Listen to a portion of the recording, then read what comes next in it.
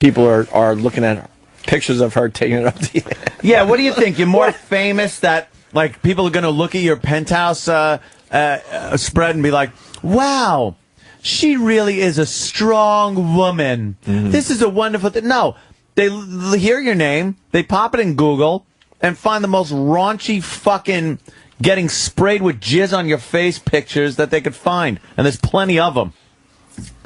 Jesus Christ, when did you start? 10?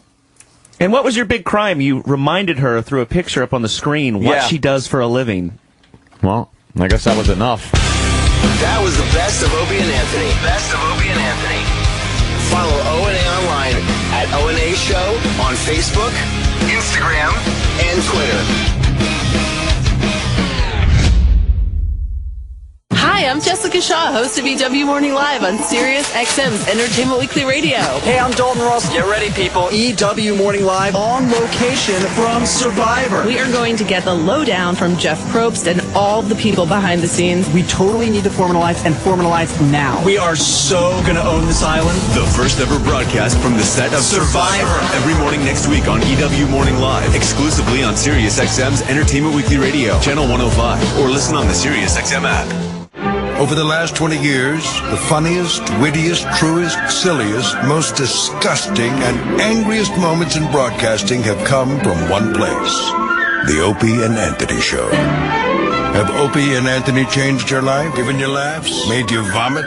Call us now with your Opie and Anthony memories. It's the O&A 20th Anniversary Hotline. 866-385-4631. 866-385-4631. Hi, it's Sam, the Financial Samurai. I show people how to slice through money's mysteries through my blog that gets over 250,000 views a month. Today I want to share with you a free and secure tool called Personal Capital that solves 2 barriers to growing your wealth. The first barrier is that it's hard to keep track of stocks, 401k, bank accounts, all on different sites with different usernames and passwords. Secondly, you pay someone to manage it and you're probably paying too much. Personal Capital brings all your accounts and assets on one single screen, on your computer, phone, or tablet with real-time and intuitive graphs. It shows how much you're overpaying in fees and how to reduce those fees. You also get tailored advice on optimizing your investments. So why wait? Signing up just takes a minute and it'll pay big dividends. Personal Capital gives you total clarity and transparency to make better investment decisions right away. To set up your free account, go to personalcapital.com/talk.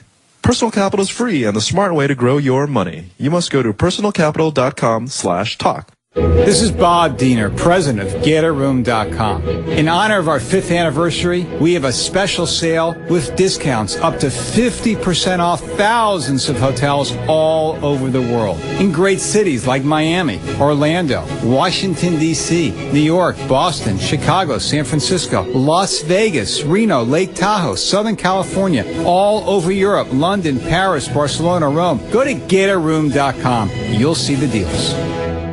Hi, folks. This is Alan Thicke. Rule number 1. Don't mess with the IRS. They're cracking down this year. They can garnish your paycheck, levy your bank account, even your home or business could be up for grabs over unpaid taxes. The experts at Optima Tax Relief will work to get you the best deal possible. And they're fully accredited by the Better Business Bureau. For tax help you need, for tax help you can trust, call Optima for a free consultation. Call 800-613-8836. 800-613-8836. Hi, Dan Heaster here. When I came to Boyd Brothers 17 years ago, I thought I would just get a couple years of experience and be on my way. Instead, I found a flatbed company that made my success a priority. With Boyd Brothers, I get treated with respect, make the kind of money I want, and still get home on the weekends to be with my family.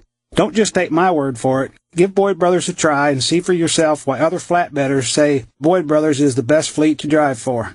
Call 800-543-8923 or visit driveforboyd.com today. I need to control internet usage in my office. Do you want to pay a fee for every user? No. Do you want to pay extra to protect remote users? No. How about a product that's difficult to install and use? No. Offshore or automated phone tree support okay? No. Then yes, we can help.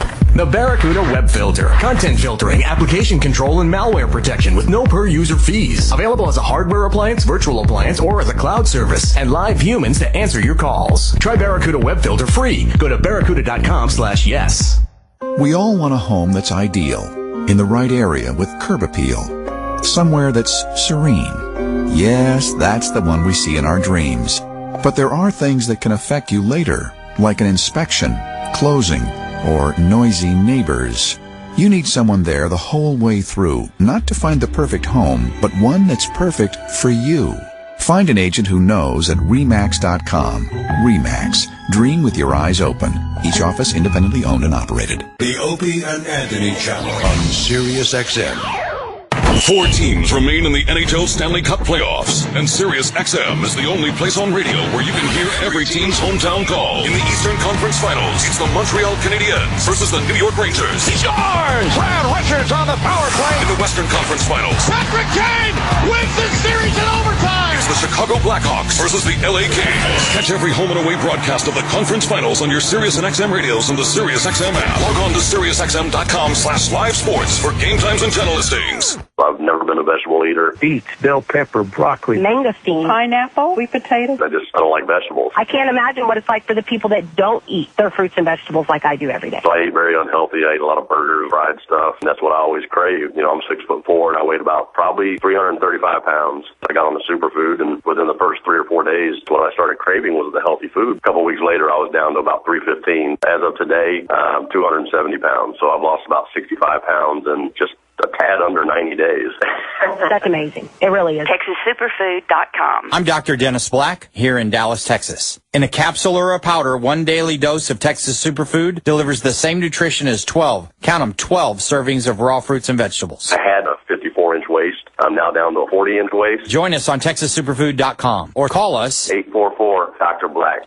844-Dr. Black. TexasSuperfood.com. These statements have not been evaluated by the FDA. This product is not intended to diagnose, treat, cure, or prevent any disease. Invest in America. Invest in oil from Southern Energy Group. Take advantage of ownership opportunities available in productive oil wells. Oil is the world's most precious commodity, consistently outperforming the broader market for decades and creating more multi-millionaires than anything in history. Volatility in public equities and historically low interest rates make ownership of oil a great alternative for prudent financial planning. With geopolitical tensions and increased demand worldwide, rising oil prices are certain, making oil more attractive than ever. Our opportunities offer long-term monthly income that could last a lifetime and extraordinary tax benefits allowing for a write-off of your entire investment. Southern Energy Group's conservative approach to energy development has no drilling risk and can average returns of 30% annually. If you're an accredited investor with at least $40,000 to start and would like more information, call us at 800-701-9830. That's 800-701-9830. Find out how oil can energize your portfolio by calling 800-701-9830. Be honest. Will owning a bigger TV help you get ahead in life? Will another pair of shoes make you a better person? Probably not. But what if you could speak another language? If that appeals to you, Rosetta Stone is letting everyone who calls try an absolutely free demo of its powerful language learning software. Do you want more stuff or a language that will last a lifetime? For your free Rosetta Stone demo, call 1-800-918-9767. 1-800-918-9767. 1-800-918-9767. Material 4X work gloves from Mechanics Wear aren't just tough, they're 4 times as tough. Material 4X gloves last 4 times longer than other work gloves and outperform leather, hands down. Whether you're on the job site or in the garage, don't just protect your hands, enhance them with Material 4X work gloves. Work faster, safer, and cleaner with Mechanics Wear, the tool that fits like a glove. Available at Lowe's, AutoZone, Advance Auto, O'Reilly Auto Parts, and Napa Auto Parts stores nationwide, or online at mechanics.com. This is your Mama Mancini half-a-minute update. You have heard Dan Mancini tell you about how he began selling his grandmother's all-natural meatballs and delicious sauce. Mama Mancini's is a publicly traded company under the stock symbol MMMB. We are now in over 26,000 spots on grocer shelves across America. Mama Mancini's is traded under the stock symbol MMMB. Mama Mancini, the meatball lover's meatball. It is not the intention to be considered solicitation of any sort. Please check with your broker or financial advisor prior to making an investment decision. So many years of radio supremacy. Highlighting bit after bit, guest after guest, and mess after mess. Such memories as Alex Jones, Ian Halprin, Homeless Mustard, Racist Gallagher, Dr. Ian Smith, Lying Intern, Mel Gibson, Ozzy's birthday, lawsuits, We Are the World. This is the best of Opie and Anthony in 2010. ready to be escorted into the room whenever you two see fit. Or 3, I should say. Sorry, Mr. Northwest. No, please. No offense taken. No offense taken. Oh, is this the room? Very cool and calm. You still use more brain resources to make up a lie. What are they talking about in there? When you do I think it's the science behind it. More energy. It's like when the processor works. The computer. Who's he talking to? Himself. Talking to the other guy's cock. He's talking to the machine. Hi, you're my friend. Yes. Hello, Joshua. Hi, did you check Joshua? All right, get him in there. Okay. Just unplug the goddamn thing. Get him in there. Who's he talking to? Please tell me he's by himself in there. Oh. Just rambling on. Like fucking Private Pile in Full Metal Jacket. Oh, yeah. Great if he just starts blurting out the worst racist stuff ever. Gotcha. Sam going in? Yeah, he just told him we're getting him. Right. There's Derek. Oh my God, it's like he's being executed. Look at him. Yeah. All right, it's time. I know. I could say he looks like a relief pitcher. It's like a finisher. Yeah. Is he talking to himself in there? No, he's got another guy with him. Oh, okay. Oh, he does? Lovers? I guess so. Yeah. Right, Derek's entering the room. This is Derek. Hey, Derek, I'm Dan. How you doing? Nice to meet you. How are you? This is Jason, my assistant. How are you, buddy? Good, good. So, why don't you grab a seat over there? I'll leave you guys. Perfect, thanks. This is never good. All right, so I can't really see you too well, so I'm going to come around here so we can chat for a little while. Casual. Hey, you know why you're here? Being a lie detector You're going to take a polygraph test test today. A polygraph. Okay, good. Yeah, so, that good-natured thing is all part of the ploy. Oh, yeah. Now, Derek? 18. 18, okay. And you in school, or what are you doing? I'm in college, yeah. In college, okay. Where do you go? Kingsborough He's Community already College. lying. Okay, sure. On his way in, I go, you ready for your lie detector Criminal test? justice. And he goes, All right, so lie detector polygraph's the perfect test? thing for you to learn. What do you mean? I know about the polygraph. Oh, do you? Yeah. Okay. I know it's inconclusive in court most of the time. Not true. What happens Not is true. polygraphs have been around for almost 100 years. So polygraphs today are admitted in court itself in 20 states. Wow. In New York, they're not, and also federal court, they're admitted. Also admitted in immigration court. There are a lot of New York State court? No, in New York State, they don't utilize them in the courtroom, but they use them to adjudicate issues outside of the courtroom. So I'll give you a quick example. He said Jew. Oh, boy. Oh. Kid was on a bus, gets robbed. Black guy Gets did grabbed it. from behind as he's getting off the bus. Somebody punches him in the face, and they take his sidekick. So the cops come on the bus, and they go, pick the kid that robbed you. I couldn't see. He says, all I know is a kid with a Yankee-fitted hat and a black bubble jacket. Well, like 14 kids on the bus had the same thing, because, all he could see was, when he turned around. Yeah. So the cop go, is this the kid? He goes, I don't know, it could be. He goes, you get off the bus. He goes, is this the kid? He goes, it could be also. He goes, get off the bus. And they take 3 kids, and they arrest all 3. Meanwhile, the kids didn't have the sidekick. So Grandma brings him to me. I do a polygraph on the kid. The kid passes. I give it to the DA. The DA drops the charges on the kid. I've had, kids arrested for selling drugs to cops, and they say, well, you know what? We don't really think he sold the drugs. We think the cop is not telling the truth. So, we get people out of trouble. Let me put it this way. All right. You go into a Dunkin' Donuts, and they have you on video and your fingerprints on the counter, and you're robbing the store, you're not getting the polygraph. But you are getting a polygraph if it's questionable. That's the way she They use works. it to get rid of any doubt. To rule out, right, exactly. Right, all right. So I've gotten people out of What is Rikers he Island. doing? I'm an expert in criminal and Supreme Court because Brilliant, I test for the district attorney. Oh, so you know your stuff. Yeah, yeah, absolutely. Yeah, I mean, I've been a private investigator for 20 years, polygraph examiner. I do it for one of the NBC shows, the Steve Wilkos show. Have you ever seen Steve Wilkos? No. Boo. Okay, so Boo. criminal stuff there, murders, rapes, child abuse, stuff like that. So the polygraph. I sure don't want to be in there. Tells me what part of your brain you're utilizing when you tell the truth and when you lie. Have a brain. We know that by the advent of MRIs. It's adult. So if I stick your head in the MRI and I go, is your name How about I stick your fucking head through that MRI? What I'm doing. B-O-O. B-O-O. How do you know you go to Queensborough Community College, by the way? How do I know? I just know. It's in your memory. It's in my memory. I Right, know. exactly. How do you know to come to work here? It's in my memory. So everything that you know is where? In your memory. It's the hard drive of your computer. Your brain does 100 trillion calculations per second. Well, no, not his. His does 4. Yeah. Right? Poorly. Yeah. But if it didn't run automatically... He's got an old 486 brain. Eat, sleep, talk, lie. When you lie, you use the area just above your eye sockets in the prefrontal cortex. Got a little Commodore 64 in his head. Yeah. DOS prompt, idiot. Something that's not true. You say, I was born on Mars and space aliens flew me in here. That's not your memory. Are you utilizing the, if you look left, you're telling the truth. If you look right, you're seeing the story. I hate how he's trying to sound like he's an investigator, too. It has no visualization and so on and so forth. It's not 100% accurate. Because people can control that, right? I can question you and you can just stare right into my eyes. So you can control that. But what Look into my eye. Control. This guy's really good, though. Because yeah. I'm testing He's shutting him down. mechanical part of your brain. So when you lie, you must use your You want to imagination. deal with this guy? No. Giving information. He's letting you know that you can't lie to him. Yeah, that's pretty much it. 2 different levels of work for your brain.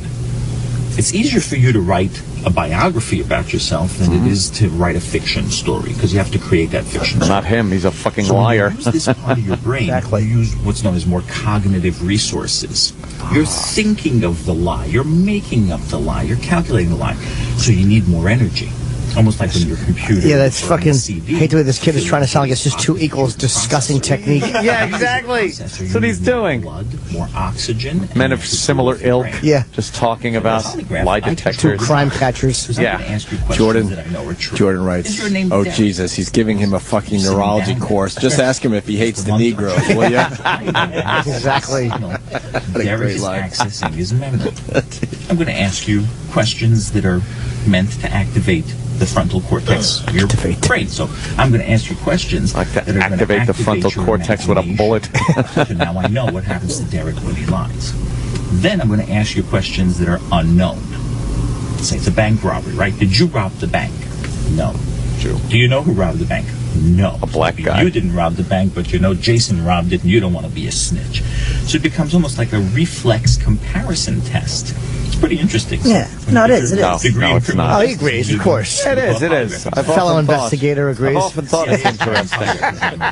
on their website for $115,000 a year. Wow. Not a bad gig. Yeah. So it's an interesting science. The federal government alone has 600 polygraph examiners on Nice. on You're their patting yourself on the back. Exactly. Steve Wilkos. We get it. FBI Secret Service. Actually, he did Oprah. It's a big, it's big. It's a big field. Big field, yeah. Yeah, big field. Yeah, big He field. just repeats what the other guy said, he- like he was coming to that conclusion. He's so bad. Everybody knows the I hate this. It's kid. a He's dead end panicking. road. This Dead end kid road. is panicking. Yeah, You think so? We don't even need to do this. It's like your brain is like a hard drive. It's like a hard drive. Yeah. Brain, anything like that.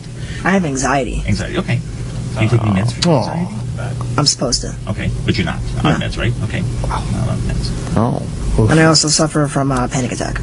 I get panic attacks. Oh, okay. So yeah, pretty much similar. Oh, nice. Yeah. You feeling okay today? I'm feeling fine. Okay. I haven't had one in a year. Okay, got A it. year? He's due.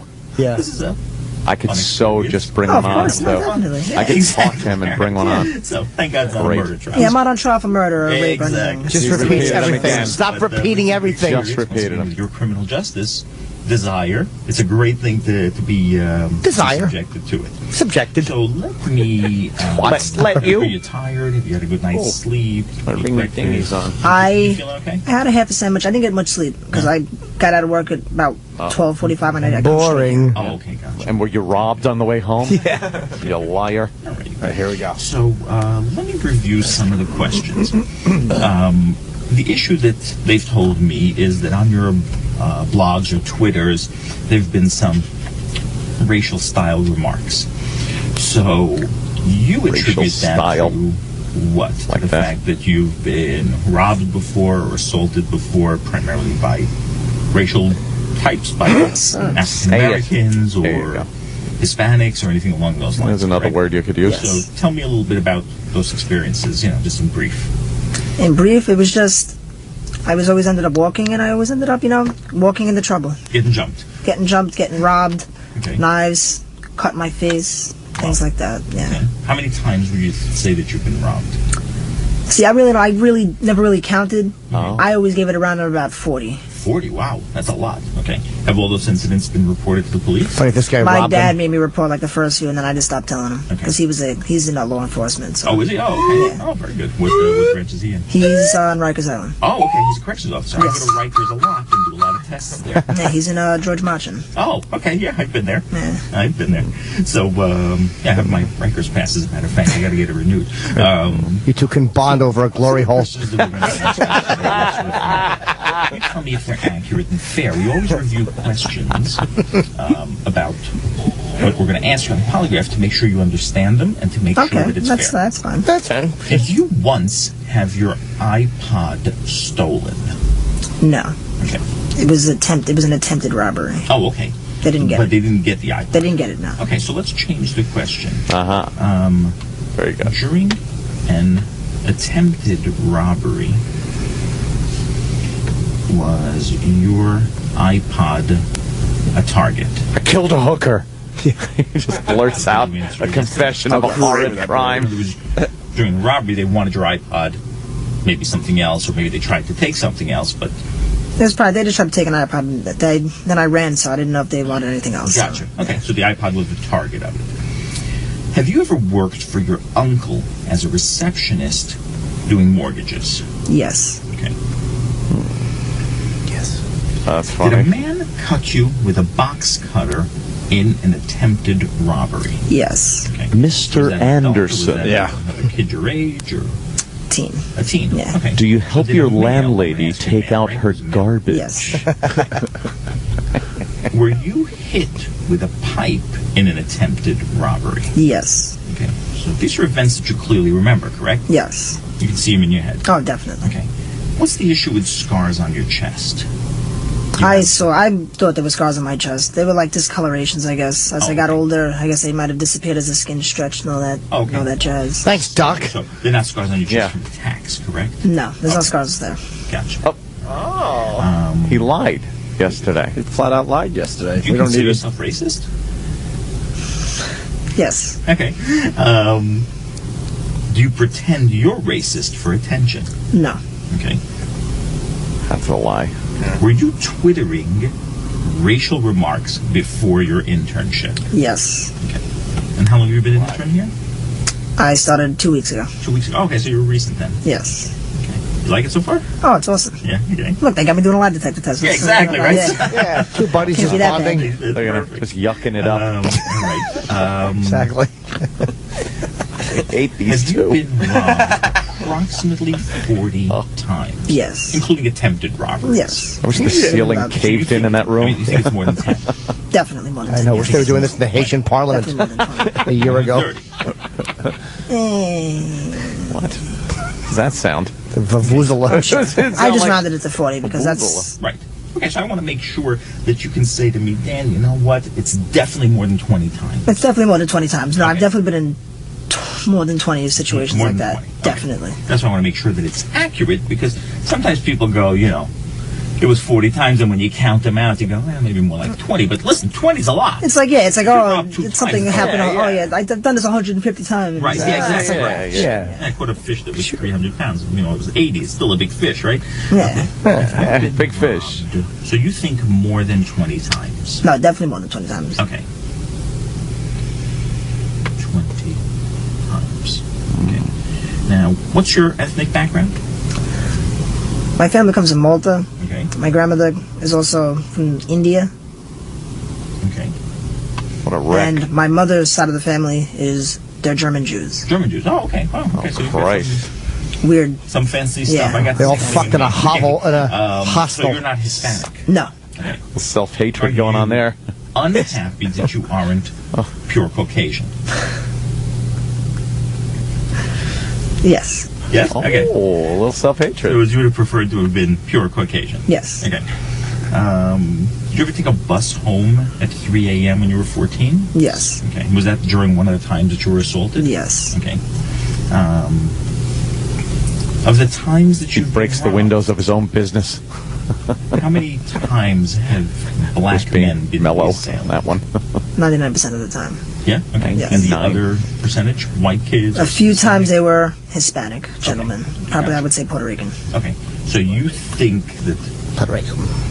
Probably almost all of your robberies, 99% of them. Yes, were I've been black perpetrated by black gentlemen, yes. And where do you live? What part of the city?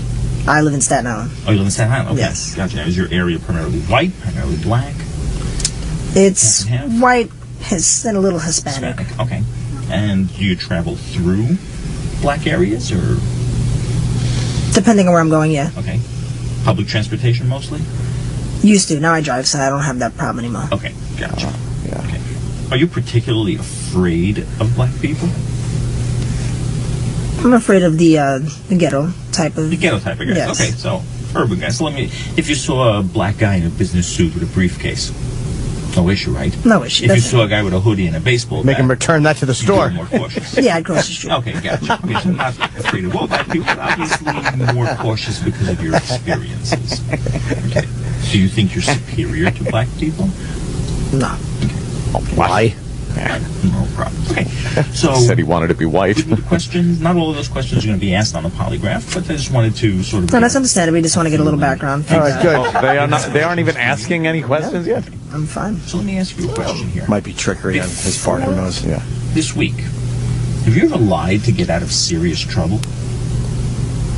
What do you mean by lying to get out of serious trouble? You know what he means, stalling? Yeah. Lied to get out of serious trouble. Have you ever Yeah, lied? I was a kid. Okay. Broke a window and I was like, I didn't do it. Oh, I hate him. Between the ages of 15 Broke a and window. What was Dennis the Menace? What did you do, you little fuck? I think criminals. Stop it.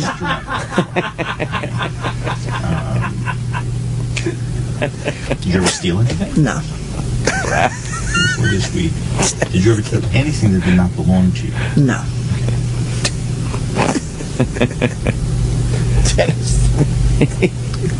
That's such a like 1950s fucking. Did you ever knock mom's vase off the shelf? The colostomy bag you're swinging. A couple of sensors, okay? And here we go. The sensors are going to monitor your breathing with 2 rubber bands. Oh, shit. Hook him up to a taser. And we're going to have 2 sensors on your fingers. And 2 on your balls that I will put on with my tongue. Right. And 1 in your anus that my assistant will administer. It has anxiety. Whenever you lie, his penis throbs. But what happens, the beauty of the polygraph is it's a customized test. Where Jason may be very cool, calm, and collected. Use your asshole like a milking He may be machine. guilty of a murder, but doesn't really care.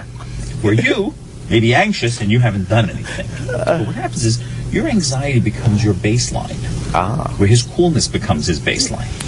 But when you lie, there's still the acceleration of your physiology over and above your anxiety. Oh, no, definitely. So, I was just going to say, watch him agree. You're nervous. People go, I was nervous, that's why I failed. I Because nervousness hate and this kid. lying are 2 different signals to the He's a polygrapher. boob. So what I'm going to do is I'll hook you up. You'll hook me up. Do a little test where Okay, it's- like I just showed you, like, you know what I mean? your palms are normally sweaty. My palms always sweat. That's normal for a lot of people. Oh, there's an electrical cord. That's normal. That's normal for liars. Of course. You This lying sack of shit. exactly. Mine, the law enforcement. Fucking greasy palmed mongrel. Was it the detective In the city? probably? Or private? No, not private. I was thinking either like detective homicide for NYPD, but it's a very long waiting list. That's probably like court authority or something. Okay. Just trying to relate to the guy. Yeah. Good opportunities out there. Yeah. Exactly. No. I never really bothered him. Well, just the guy said, just relax, this might make you come. My dad's mother didn't teach him the language. So when she talks bad about you, Yeah, then you don't know. yeah, then you don't know. Exactly. We should have set him up with that. Get a fake guy in there. That's the bit. Fuck. Which is basically a rubber band-like device. So when you breathe, it sends me a signal. Trying to convince him that it's all normal. The guy just starts unzipping his fly. Hilarious.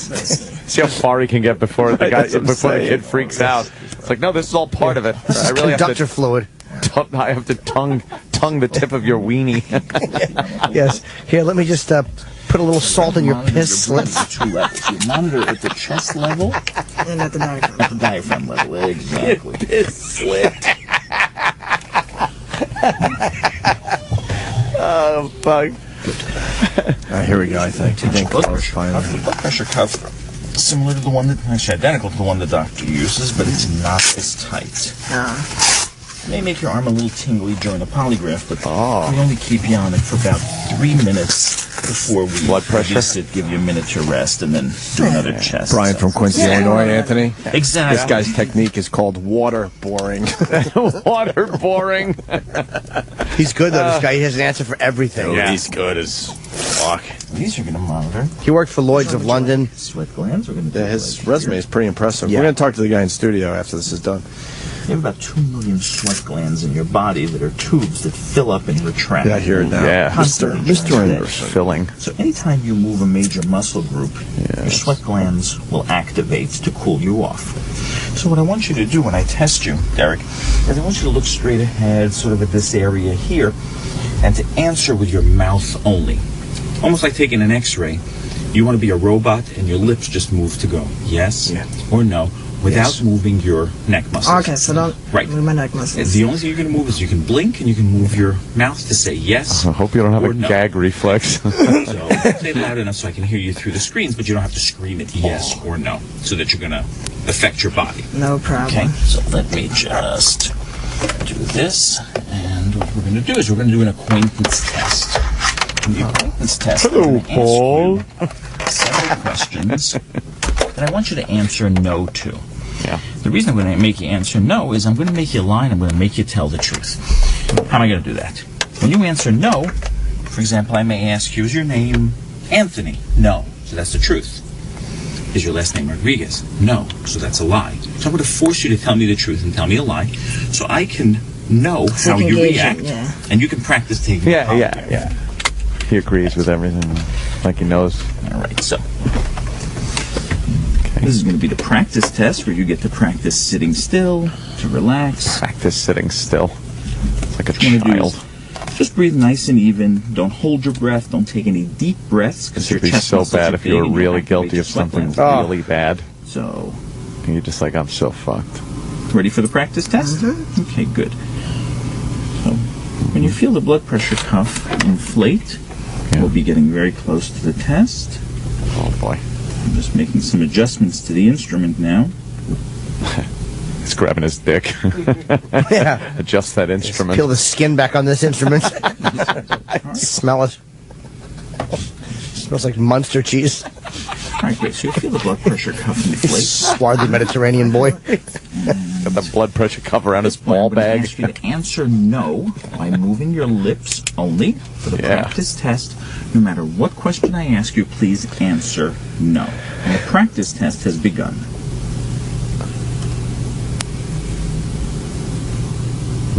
Getting a reading, I guess. Just. Are you now in San Francisco? No.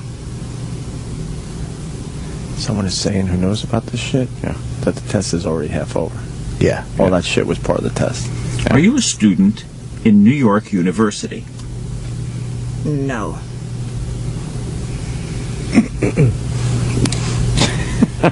People are throwing questions here. Are you thinking about my cock? How did your parents die? Are you a tattletale? How did your parents die?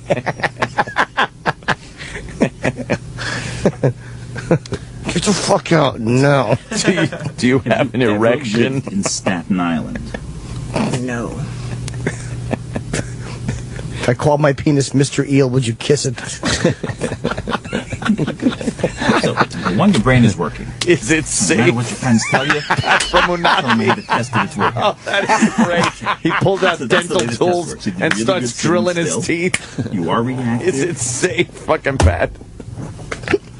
And what we're going to do now is we're going to do one chart where we're going to ask you some of the questions that we reviewed. Do you suck dick?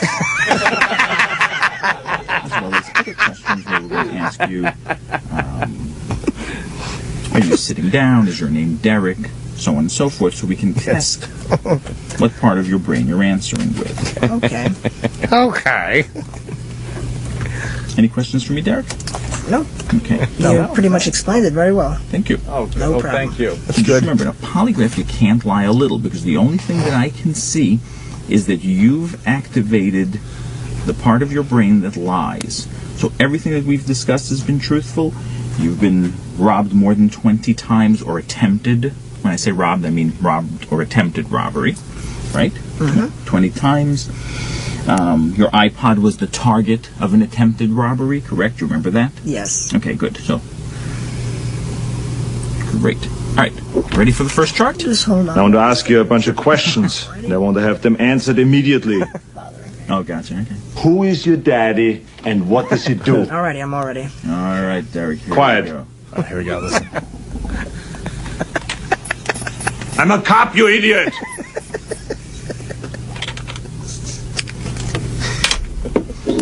Okay, so the test has begun. Please answer truthfully all of the questions with your mouth only. I'm Paul R. Nelson. Do you live in the state of New York? Yes.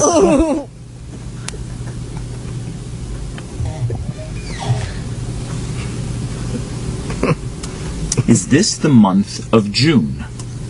Yes. Yes.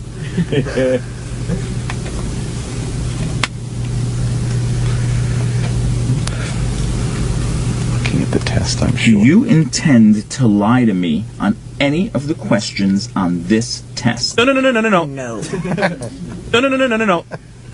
Why not?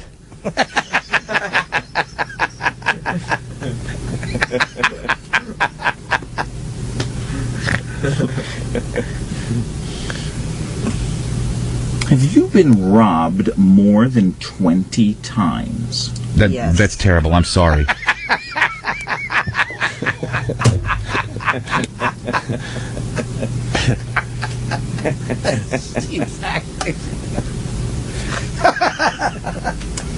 Was your iPod once the target of an attempted robbery? What are you doing in my house?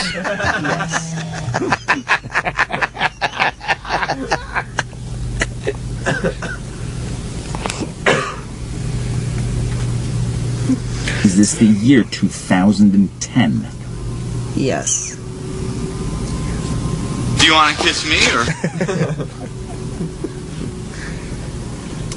Did a male cut you with a box cutter in an attempted robbery? Get the fuck out now.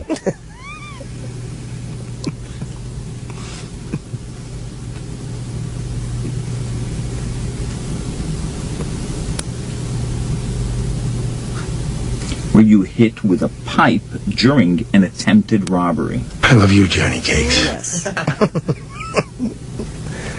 Cazzata, malanga! Are you sitting down now? Yes. No, I'm kneeling. It was all because of this terrible, awful Negro.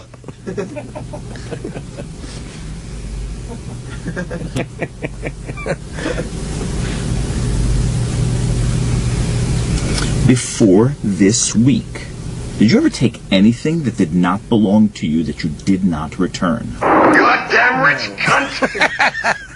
I kill rich cunt! Yes, I took cum from a man's balls. I stole it while he slept. Relax, that's the first chart. How's the arm doing? Arm is fine. Yeah? Okay, good. First chart. Give you a minute just to relax. Get the arm. Go ahead, go on, leave. I pardon you.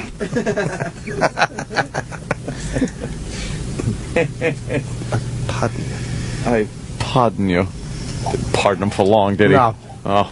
Was not satisfied with the pardoning. Of course. Killing people. He's a fag. Okay, so let me know when you're ready for the second chart. Of course there's something wrong with him. Add a chart. He's a Negro. And Is that camera videotaping me? I don't know. That's a very good question. Don't just stare at it, eat it. Very observant boy. Doesn't look like it. That may not be on. Okay, so looking straight ahead, Derek. It's not a very bright bulb. Answering yes or no.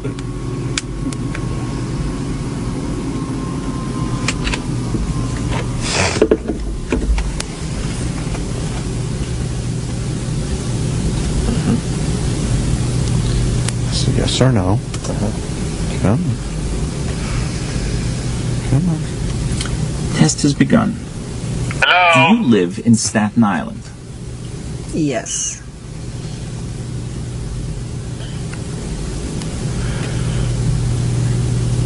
Now lick my sweaty balls.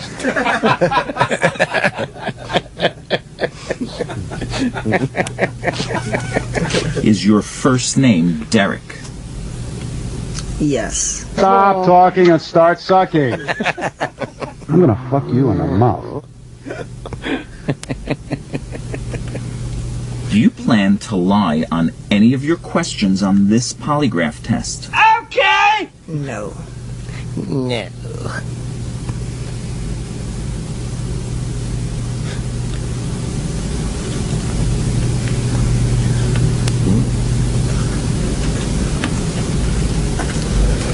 Did a male cut you with a box cutter in an attempted robbery? The Negro. Yes.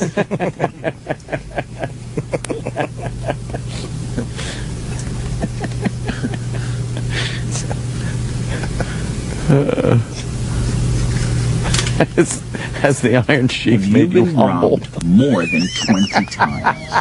Yes.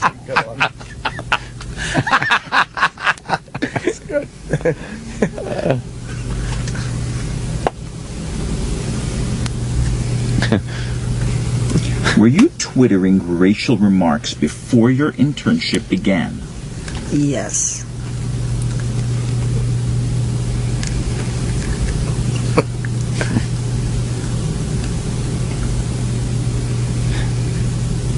Have you ever lied to Opie and Anthony?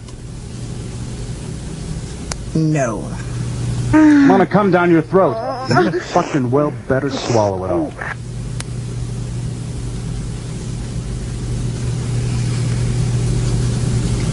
Are you sitting down now? Yes.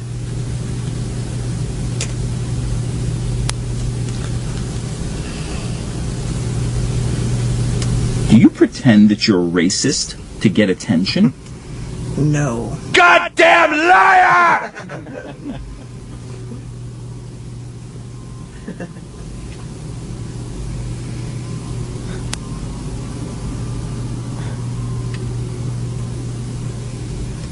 Did you work for your uncle as a receptionist doing mortgages? Yes. What we're dealing with here is a complete lack of respect for the law. Between the ages of 15 and 17, did you ever commit a crime that you were not caught for? No. You're a liar!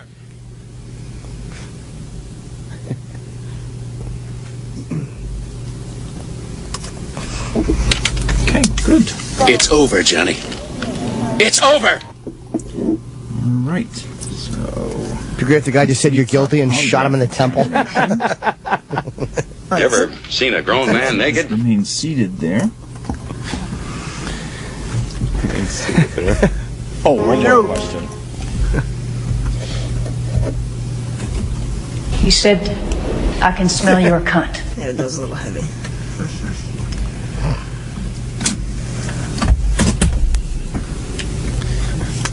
Yes, it works, seaweed. Food, all right? No. Come on. Is he coming out? Are they done? He's out? Sam, he's out officially? He's done. He's done, okay. Okay. So what do you want to do? You want to take a break and then get the guy in with Yes. Derek? Yeah, let's How, do how that. long does he need? Get unhooked and everything? To analyze. To analyze and all that. Probably not that long, right? Yeah, This is probably an easy one for him. He's a All right. pro. We'll take a break. We'll get the lie detector guy in studio with Derek and get the results of the little test he just took, okay? All right. Stay tuned. Still to come, more of the best of Opie and Anthony. 2010. This is the battle the world wants to see. 200 miles per hour. And out they go for the US. On 2 tires. Wait for the cheers. Listen to the crowd. One of the fastest sports in the world. Oh, round the outside. MotoGP, the premier motorcycle racing world championship. Sunday, 8 a.m. Eastern, MotoGP revs up in Tuscany for the Gran Premio d'Italia, live from the Mugello circuit. On Sirius 93 XM 208 and Channel 967 on the Sirius XM app. Round the outside. Unbelievable. Missed today's Opie and Anthony show? I gotta check my underwear for skid marks. Live radio at its best. Or want to hear your favorite interviews all over again? This show got me in trouble. Of course it did. Check out the Opie and Anthony show on demand. I only get up early for you guys. I quite like the casual nature of this show. Available online or on the Sirius XM app. That monkey time. I can keep going. That was terrible radio. Go to SiriusXM.com/on-demand for details. The Opie and Anthony channel. All Opie, all Anthony, all the time. It's real. I need a data backup solution for my business to replace my current tape backup device. Do you want to spend a lot of money? No. Do you want to store and pay for replicated data? No. How about a solution that's difficult to install and use? No. Offshore automated phone tree support okay? No. Then yes, we can help. Barracuda Backup. End-to-end protection for physical and virtual servers, including data deduplication for storage efficiency and replicated cloud storage for assured recovery. Try Barracuda Backup free. Go to barracuda.com/yes. But wait, I've got one more data protection problem that I need solved. Okay, what is it? I need to archive emails to comply with business regulations. Do you have an IT guy to help search through thousands of PST files? No. Got time to install a complicated product or create detailed reports? No. You okay paying storage fees to save duplicate emails and images? No. Offshore automated phone tree support okay? No. Then again, yes, we can help. The Barracuda Message Archiver lets you store and find emails fast to avoid compliance and litigation penalties. Easy setup and single instance storage will save you time and money. And if you need help, you'll talk to a live human. Try the Barracuda Message Archiver free. Go to barracuda.com/yes. A public smoking announcement from new Zoom e-cigs. Do you suffer from online dating smoker discrimination? From the moment you checked the smoker box, your inbox has been drier than the Sahara. You can picture the folks imagining a soot monster with a tailpipe kiss. Well, now you can find love without compromise. With Zoom e-cigs, there's no smoke, no smell, just flavor so bold you won't believe it's an e-cig. Together, we can help you find your perfect match. Flavor beats fire at ZoomE6.com. Hi, Dan Heaster here. When I came to Boyd Brothers 17 years ago, I thought I would just get a couple years of experience and be on my way. Instead, I found a flatbed company that made my success a priority. With Boyd Brothers, I get treated with respect, make the kind of money I want, and still get home on the weekends to be with my family. Don't just take my word for it. Give Boyd Brothers a try and see for yourself why other flatbedders say Boyd Brothers is the best fleet to drive for. Call 800-543-8923 or visit driveforboyd.com today. If you knew that in 72 hours you'd have $35,000 to cover your needs, what would you do? Pay off high-rate credit cards? Start a business? Do that home improvement project? With a low fixed-rate loan through Prosper, you can. Prosper is Silicon Valley's answer to personal loans. With Prosper's innovative peer-to-peer lending process, there are no outrageous fees, no raising interest rates, and you'll never set foot in a bank. Just go to prosper.com/radio to check your rate instantly without affecting your good credit. For a limited time, Prosper is offering satellite radio listeners a $50 Amazon.com gift card when you get a loan. Go to prosper.com/radio. That's a special site for our listeners. Amazon.com is not a sponsor of this promotion. Other restrictions apply. See website for details. All personal loans are made by WebBank, a Utah chartered industrial bank. Member FDIC equal housing lender. Up to $35,000 in just 3 days. And a $50 Amazon.com gift card. Go to prosper.com/radio now. That's prosper.com/radio. There's an oil boom going on right now, and you're missing out. Own your own oil well at oilboomusa.com and take advantage of one of the remaining successful tax shelters with up to an 85% write-off in 2014. That's right, 85% this year. Get the facts at oilboomusa.com. Invest in America and boom, oilboomusa.com. oilboomusa.com. Own your own oil well at oilboomusa.com. Accredited investors only. Individual results may vary. There's no guarantee that past performance will be indicative of future results. Invest wisely. Welcome back to the best of the Opie and Anthony Show. 2010. Well, that was pretty good, man.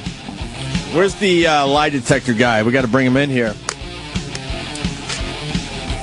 Yeah, that was fun. All right. Very good job, sir. Gentlemen. Very good job. You can sit at the big table here with the boys. You need him on mic too, or no? He's all right. He's all right? Okay. Yeah, he's all right. Well, we let you know that we were listening in, and wow, none of us want to talk to you ever. You sure? Yeah, you're fucking good, man. What are you lying about? You're a problem. Right. I think everyone lies about something. Let's be serious with each other here. That they do. Daniel, how do you say your last name there? It's just like it sounds. Ribakoff. Ribakoff. Okay. Like ribs with a cough. Founder and CEO of International Investigative Group Ltd. Watch out. Yes, sir. In-depth polygraphs.com, right? Yeah, that's one of our divisions. And that's your assistant Jason over there? Correct. Give him a plug. Good and man. you've been all over the place. Look at all the stuff on your resume. Pretty impressive. Well, Named one of the top 15 investigators in the country. Yeah. Representing Lloyd's of London for a Tiffany jewelry store armed robbery. 95% of the $2 million was recovered. Lloyd's of London is probably not looking to pay out if they don't have to. Yeah, no insurance company wants to pay, and we've done a lot of good work for insurers on frauds as well as regular recoveries. And then you got this impressive thing, Tyra. Yeah, I was on Tyra. And that's a joke, sir. We hate Tyra. Yeah, sorry. She's cute. You worked for AIG? $120 million bank fraud case? Yeah, one of the largest bank fraud cases in the United States. And you said on the 93 Trade Center bomb, what did you do? Did you talk to people in the buildings? Yeah, we actually conducted an investigation for insurers for the possibility of subrogation. Insurers always want their money back from somebody. Mm-hmm. So if I'm the parking garage company and I let the bomber in, then they're going to sue the parking garage company and say, well, it was your fault that these paintings got damaged that we insured in the building. Okay. Oh, wow, really? Wow. Yeah.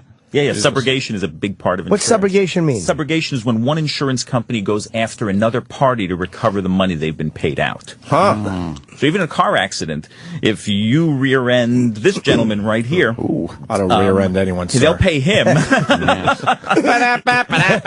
Boop. So they'll pay him, but come after your insurance company saying, hey, we paid him, but it's your fault. So it's never over. Never over. Everybody sues everybody. Yeah. Sue everyone. Just keeps going around and around and around. Hey, keeps me in business. And Steve Wilko's show. I'm Steve's polygraph examiner. He's a nice guy. We had him on when that show first started. Oh, really nice I don't know guy. if it's doing well or anything. Yeah, I don't even know where it's been on for a while. Yeah. Yes, it's coming up on his 4th season. He's up in Stamford, Connecticut now. Good for Steve. Yeah, I go up there Tuesdays and Wednesdays and do all of his polygraphs for him. Very cool. Very nice gentleman. How much trouble do you think your end vendor sleuth is in? He's got a problem. I wish I could have polygraphed him after the Holloway incident. Yeah. Mm-hmm. You don't think he's getting out of Peru to go serve his term in Aruba? You don't think they let him go? I wouldn't want to be in jail in Peru, that's for sure. Yeah, that's got to be a nasty jail. Yeah, not a good place. They have him solitary from what I hear. For now, but once he's guilty. Yeah, general population. What was your biggest, get? Actually, one of the armored truck robberies that we had here in the United States, we were involved in $8.1 million, which is the second largest recovery of cash in United States history from an armored truck loss. You should get a percentage of that. I wish, but hey, that's I'm the way happy to if go. they pay my bills, you know. Oh, really? Yeah. I hear you. So usually they do. So you talked to Derek the intern. Yeah, Derek the intern. Without giving away anything, what's your general thoughts on the kid? Impression of him. Seems like a nice kid. He's got his head screwed on straight, but he's got a nice imagination. Did you like that he was agreeing with you like two men of similar ilk? Like you'd go investigate, he would just go, investigate. Just repeat what you said. Yes, indeed. Yeah, I concur. He sort of fancies himself as someone who knows a little bit more about law enforcement than he does, but he's young and impressionable, and he'll learn. Mm-hmm. When I was 18, I knew it all also. Right. Yeah. So let me ask you, with that test, the whole part of every moment of that is got something to do with the test, even if it's just you loosening the guy up. Does the test start before you actually said the test started? No, the test starts once it starts, and as a polygraph examiner, the only thing that I utilize in determining whether a person is being deceptive or truthful are the charts. But I do need to establish a rapport. I establish a rapport. I try to make friends with the person. I try to put the person at ease by explaining the process, answering their questions, and taking the mystery out of the polygraph. It also gains confidence where a lot of people that are guilty will confess prior to the polygraph for what's known as fear of detection. Uh-oh. This guy's telling me this thing works, and he's explaining to me, and he's showing me the reasons why. You know what? Maybe I better cut a deal here. So a lot of times we'll get confessions before the polygraph even starts. Interesting, and because you're basically telling them you can't lie to the machine because it's an involuntary, using a different part of your brain. And right. There are ways to beat it, but I know it's extremely difficult to beat. I'm sorry, countermeasures are something that people will advertise on the internet or post. The only problem with countermeasures is it's very obvious to a trained examiner that you're employing countermeasures. Ah, right. So countermeasures, by doing things with your body, are not easy to do unless you've been trained by the military. So in case you're captured in Iraq, you're not a spy, but you're really a civilian contractor. But that takes years of training.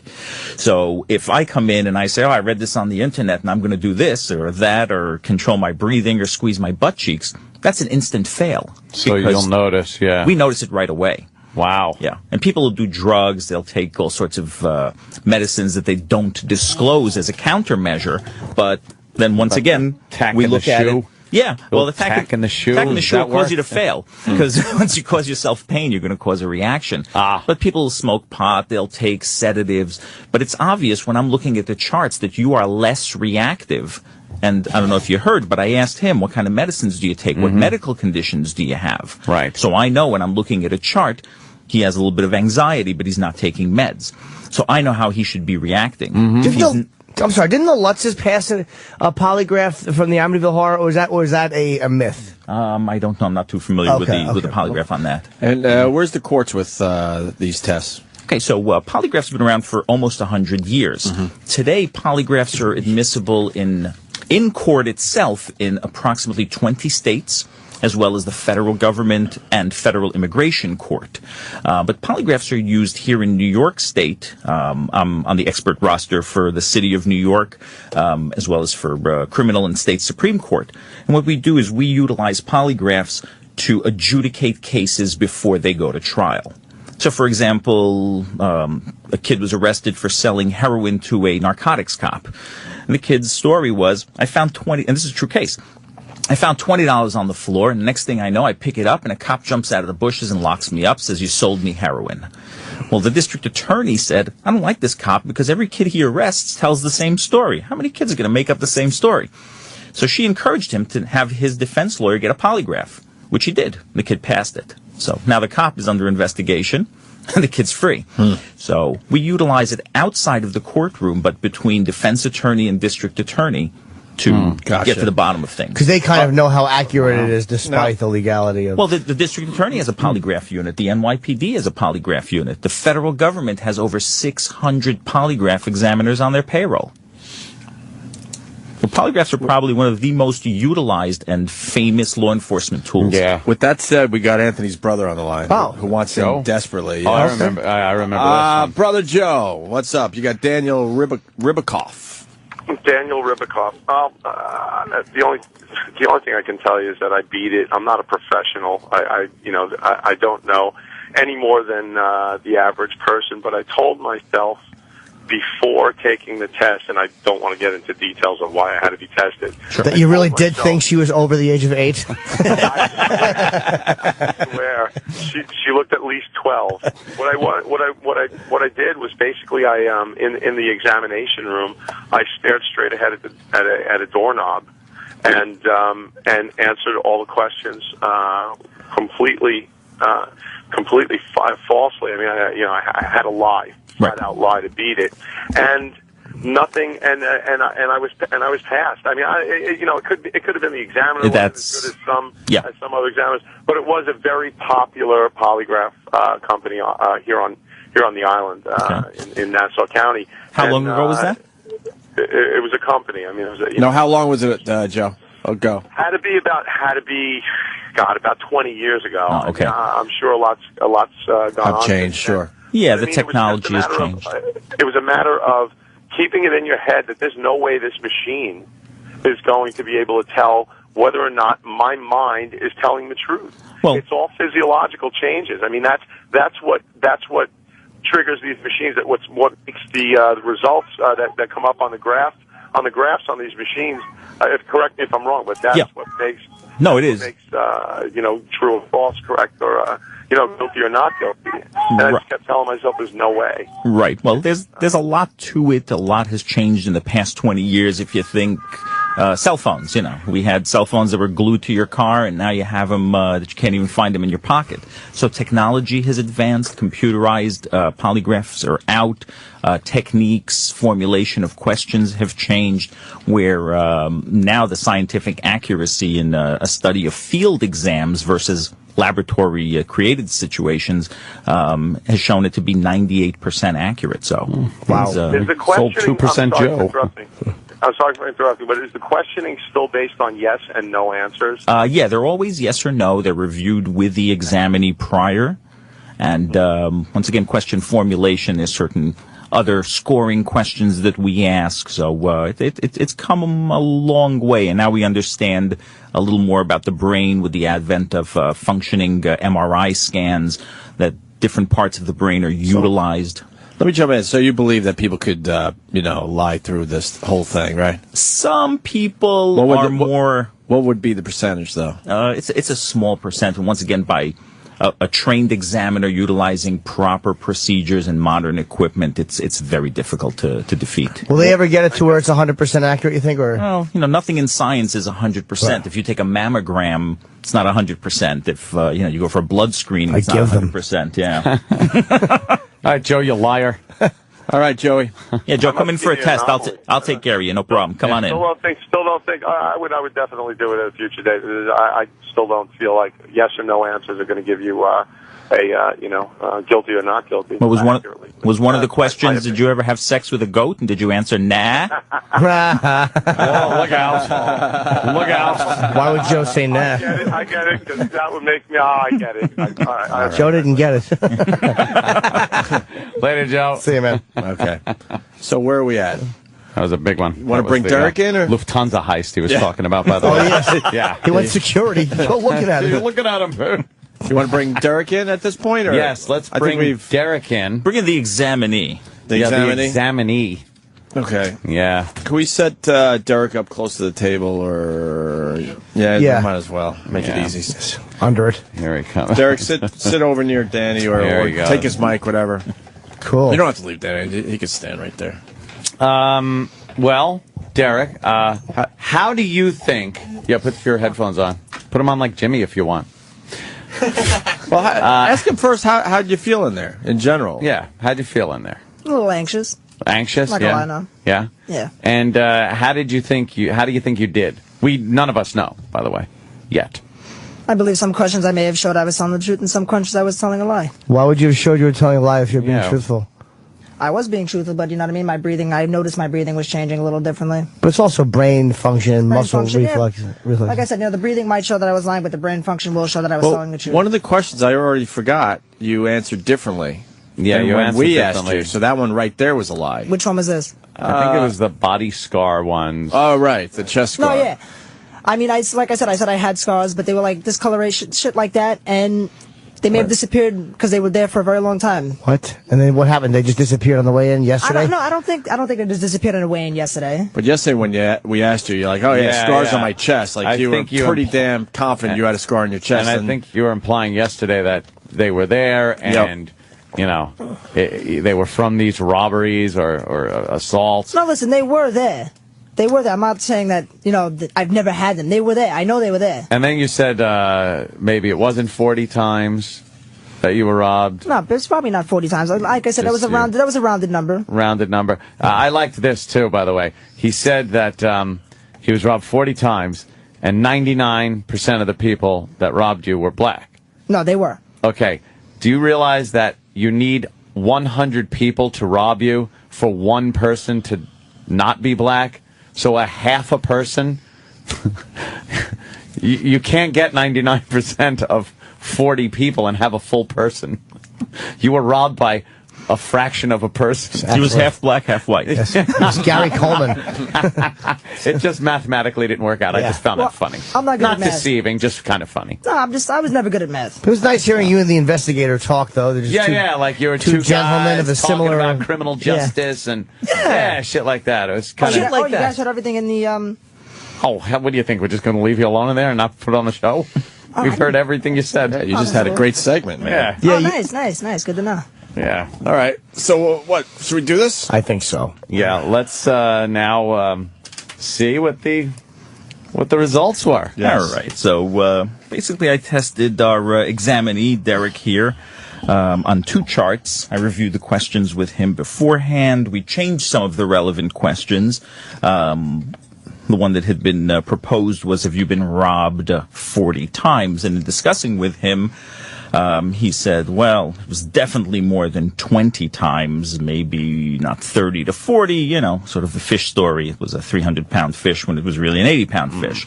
So I asked him, have you been robbed more than 20 times? And the results of that question are that there is deception indicated in both charts, meaning that the subject did not tell the truth.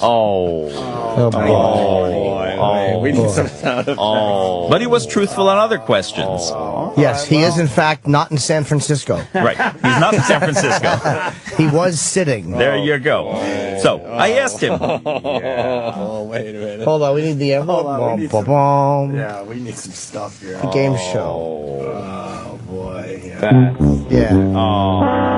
Should have had this prepared. I'm sorry. Okay. Yeah. So that's ready for the next question, wait, gentlemen. before we move on. Sure. So Derek, you haven't been robbed over 20 times. Yeah, it's okay to be truthful. Listen, I am being truthful. I have been robbed over 20 times, and that's not a lie. Why would that come out as being a little deceitful there? I don't know. And we about the were at polygraph. 40, by the way, 40 times. Yeah. Now it's not even 20 times. Everything's negotiable. Right. Yeah, seems so. Oh, all right. All right, so next question. Ready? Yes. During an attempted robbery, was your iPod the target?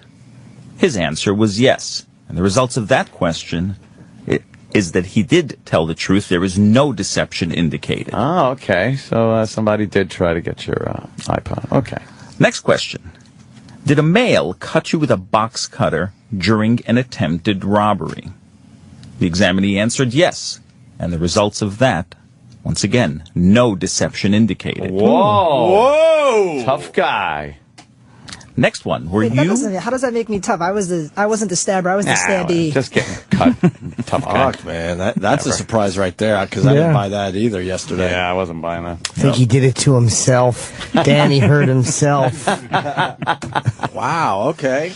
I asked him, were you hit with a pipe in an attempted robbery? And the examinee once again answered yes, and the results are no deception indicated. Oh, the pipe, the knife. All right. Fuck! He's a good victim. All right, yeah. All right, now. Were you twittering racial remarks before your internship began? Once again, he answered yes, and the subject is telling the truth. He's been a racist all along. There is no deception indicated on that. Do you pretend you're a racist for attention? The answer is no. And the results, no deception indicated. The subject did tell the truth. He is really a racist. Yeah, wow. Look at you. Genuine. And here's a good one that you guys are going to really appreciate. Have you ever lied to Opie and Anthony? Oh, shit. Answer, no. Results, deception indicated. See?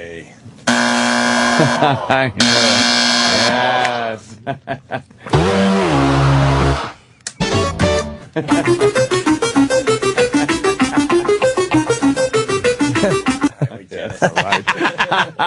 Wow. So you have lied to us. Probably about the 20 times. So I think he's an exaggerator, not a liar. And it's lying. Nah, but there's a difference between a guy who's been robbed a few times who tries to make it seem like a little more than a guy who out and out just says, I've been robbed, when he never has. To me, there's a different motive there. One tells tall tales. Okay. One is a producer. Definitely some surprises there. The thing is, though, the Twitter thing I have a question for, because they say that his racist Twitter started, they can go back and see where they were. They say his racist tweets started the day after he got his internship email. Look who investigated It was that. Love Buzz. It was Love Buzz. I mean, think about it. Wanna How get far Love Buzz back in did he here? really go? How far back did he go before his internship? Have you ever given a lie detector test to a turnip? Yeah. You want to try? Because here's the turnip. Bring him in. Hey, Love Buzz. Yeah. How far back did you go to look and see if he had any racist tweets before his internship? I went back to May 26th, so I went exactly a month. What? Well, a month. May 26th, first of all. It's not even June You fucking 26th, boob. you It's June idiot. 15th. Well, you know, exactly a month from June 26th when Steve sent us the email. It's not June 26th yet. Like, You are a Drug sorry, test. yeah. Drug test time. what are you talking about? You're an idiot. I'm talking about May 26th. I got the month We know wrong. that. Yeah. To what? May 26th to April 26th. Oh, you went back a month? Yeah, I went back a month. That's what I meant to say. Okay, all right. God. I can bring in the tweets if you want. No, that's okay. That's all right. Polygraph question. Are you under the influence of narcotics? No. He really is a boob. Say yes. Can you At tell least in people are its lying excuse. by just looking at them? As an investigator, I've been doing it for years, so some people won't submit to a polygraph exam, but during an interview, you do get a pretty good idea. You could get a good idea. Sure. What's a good way of telling? Usually if they turn red and swallow hard, then they're usually really? lying. You got kids? Yeah, I do. Oh, God, I'd hate to be your son. Holy shit. I would just act weird when I was telling the truth. Yeah. Did you do your homework? Yeah! We got Steve in here. You have to ask our producer, A, does he think he's an effective producer? And B, is he gay? Yes. And I would like you to ask him, just in conversation, has he ever held a penis in his mouth? I'm not saying he had to worship it, but has he ever had one in the mouth by either on purpose or accident? Steve's not happy. Would he be? You have to ask him some basic questions. You could just tell by his again. You could tell by his body language. If And we'll he's make it telling very the truth. clear that, you know. Yeah, it's not. You just guess. It's not accurate. Yeah, he's not hooked up to a machine. Right, nothing. He should be. You want to put Steve in the comfortable chair behind you, Jimmy? Yes. Steve, this fine gentleman has a couple questions for you. Yes, there's a couple of techniques he Or uses. how about Love Buzz? Get the fuck up. Yeah, Love Buzz, you just kind of lounging like it's fucking, fucking grandmother's patio. Get up there. Hi, Steve. Hi. This is Daniel. Hi, Steve. How are you? I'm fine, Daniel. How are you? Good. Can you raise your right hand, please? All right. So we're going to ask you a couple of questions today. Have you ever taken a hot, soapy shower with a man? No. What do you guys think? Probably he might not have. I doubt he's showered. They probably like the manly odor. Yeah. See if he's does he think he's a good producer? Do you think you're a good producer? Yes. He is telling the truth there. Which means he's a sociopath. He has illusions of grandeur. He doesn't know any better. Sociopath. Has he ever held another man's penis? Have you ever, in his mouth or in his hand? In his hand. Let's start with the hand. In his hand. Have you ever held another man's penis while it was erect in your hand? No. Oh, he's got an issue there. Usually what happens is when you laugh, you sort of stall to be able to create the lie. Or if they repeat the question. Yeah, like, you ask a question, the guy goes, did you cross the street? Did I cross the street? That's a delay tactic right there. Yep. Sure Giving you enough time. I've seen that one before on First 48. You see that a lot. Yeah. It's great. We use that for hecklers. Yeah. Someone heckles, you fucking repeat it, gives you that half a second extra time. Jimmy, to think. I kind of like this. You come up with the next question for him to ask. Has he ever looked at another man and wanted to engage in oral sex with him, but not said anything? Have you ever had the desire to perform oral sex upon another man, but never moved forward with it? No. He's telling the truth. That's right. He always sucks a dick when he wants. No matter what I say, I'm gay. He's telling the truth. Doesn't make him a bad guy. Would you rather be the top or the bottom in a homosexual encounter? Well, how do I answer that, though? I can't. It's got to be. Would you like to be the top in a homosexual encounter? Do you prefer to be the pitcher or the catcher? Yes. Would you prefer to be the pitcher? Neither. He's abstaining now. Yeah, there's something going on there. Have you ever held another man's penis in your mouth and made this sound? And do it just like that, sir. And do it just like that. Wait, does he have to ask? Have you ever had sexual physical contact with your mouth and another man's penis? No. He's telling the truth. I doubt He it. answered that question right away. Well, he kind of knew the answer he had to give. Yeah. Like, ask me a question. Ask me if I've ever held a penis in my mouth. He was prepared. Have you ever held another man's penis in your mouth? Yes! Have Have you ever held another man's penis in someone else's mouth? Oh, that he failed. Yes, I'm a cuckold. It's like, damn, he found me out.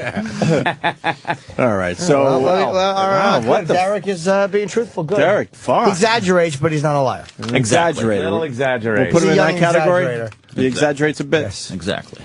He doesn't always lie, only usually when his lips move. Ah, shit. So what are we plugging? A lot today, of lie sir? detector jokes. I got plenty of them. Polygraph jokes. I'll play my polygraph joke. Knock, knock. Who's there? I'm asking questions here. All right, there you go. Oh, Chip like that. Yeah, that's a good one. You're gonna maybe steal that one, Chip. Yeah. Feel free. Yeah. I should have a lie detector machine, see who's telling the truth. I can't take you. This is the worst. What a fun stopper. All right, why don't we get the plugs in there, sir, Daniel? Yes. What are we plugging today for you? Our polygraph services. Okay. Anyone who'd like to speak to us about polygraphs for personal reasons, criminal reasons, any reason at all. If you do parties? Yeah, actually we do, believe it or not. I would imagine you would. Yeah, I did the opening for the Get Smart movie. As a matter of fact, I would imagine the bachelorette parties or something like that. Oh, it's a lot of Did you fun. ask the cast, do you think this is going to be a good movie? Exactly. Obviously, it's not a real polygraph, but for demonstration purposes, why not? Who starred in that movie? It was Steve Carell. Steve Carell, Anne Hathaway. The Rock was in there. Alan Arkin. Okay. A good remake. Does Alan Arkin have a big penis? I don't know. Let's ask Steve. Steve. Yes. Stay tuned. Still to come, more of the best of Opie and Anthony. Best of Opie and Anthony. 2010. 4 teams remain in the NBA Conference Finals, and SiriusXM is the only place on radio where you can hear every team's hometown call. In the East, the Heat battle the Pacers. Oh, right-hand jam, LeBron James. In the West, the Thunder take on the Spurs. Durant on the left-handed off the bounce feed. Oh, a laser by Westbrook. Catch every home and away broadcast of the NBA Conference Finals on your SiriusXM radios and on the SiriusXM app. Log on to SiriusXM.com/live sports for game times and channel listings. This is your Mama Mancini half-a-minute update. You have heard Dan Mancini tell you about how he began selling his grandmother's all-natural meatballs and delicious sauce. Mama Mancini's is a publicly traded company under the stock symbol MMMB. We are now in over 26,000 spots on grocer shelves across America. Mama Mancini's is traded under the stock symbol MMMB.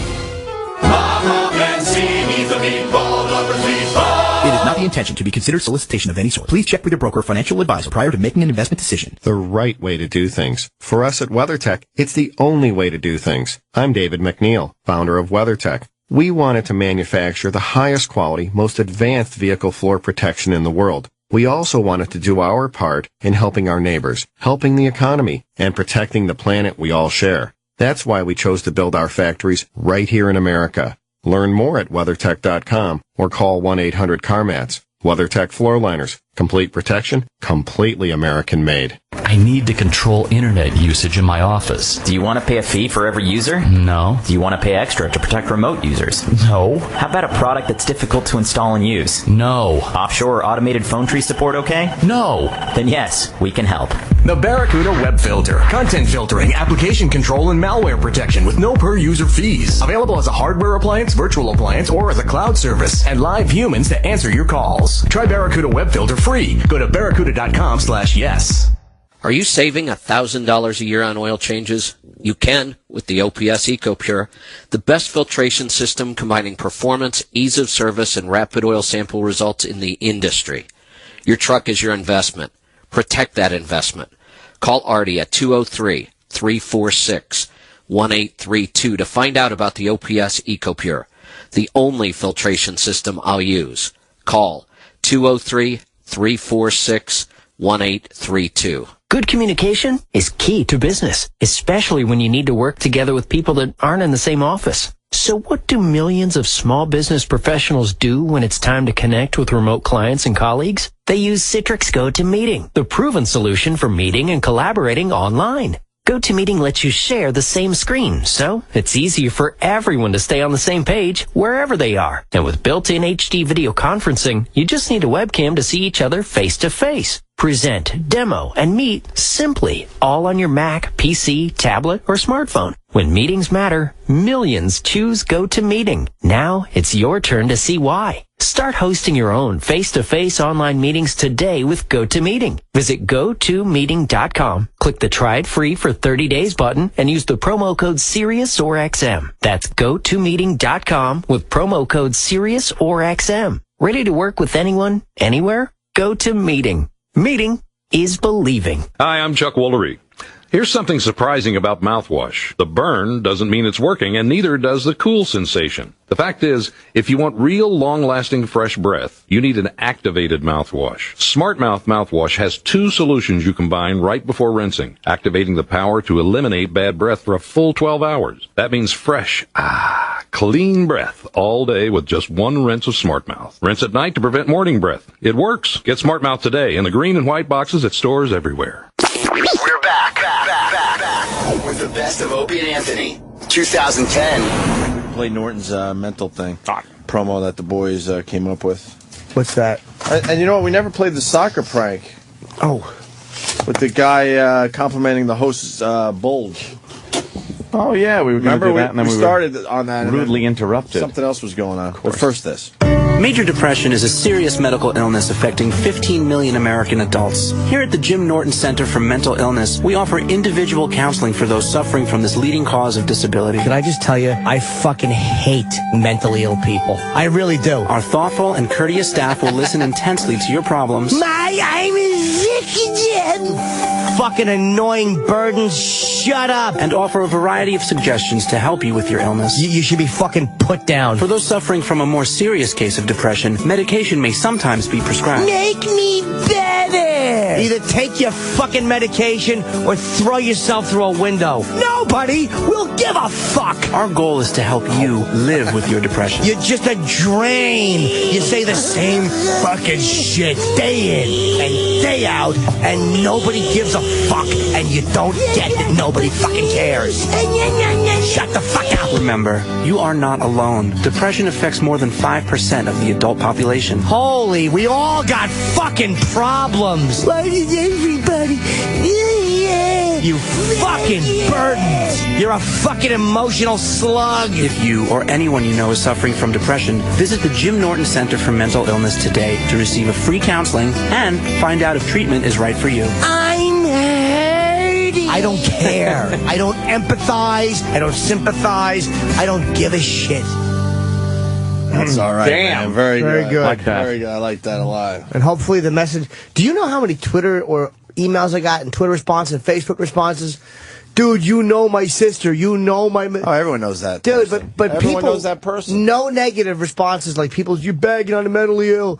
Everybody knows someone like that. Some fucking leech. Some self-obsessed, self-pitying fucking leech who you just want to fucking cave their head in because you don't care about what their problems are, and you're tired of them. Well, you have to care, though. But you don't. You get pulled in. And they won't go away. Never? No, because they're psychotic on some level. I can't tell you the disdain. Just annoyed. But yeah, it's like it's their lack of self-perception that makes me hate them so much. It's like, stop trying to be important in everybody else's life. Contribute something. Contribute something. You know? Yeah. Drives you fucking crazy, man. Sitting there. It's like in their life, wallowing. They're sitting in a white chair in the center of a room, and everybody else is just actors in their shitty play. Hey, fuck. We're not just actors in your shitty, boring fucking play. Oh, fuck.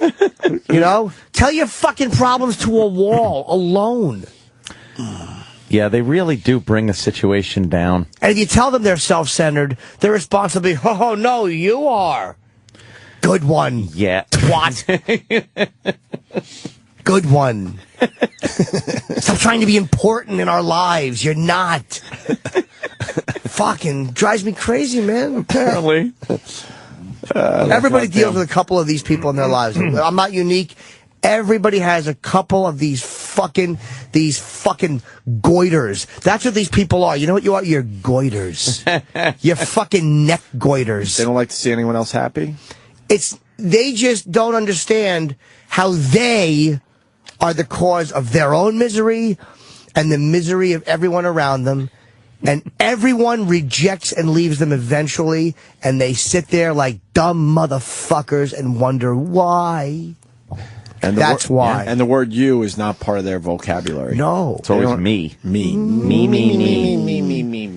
And to those of you out there like that, just take your mental illness and shove it up your fucking ass.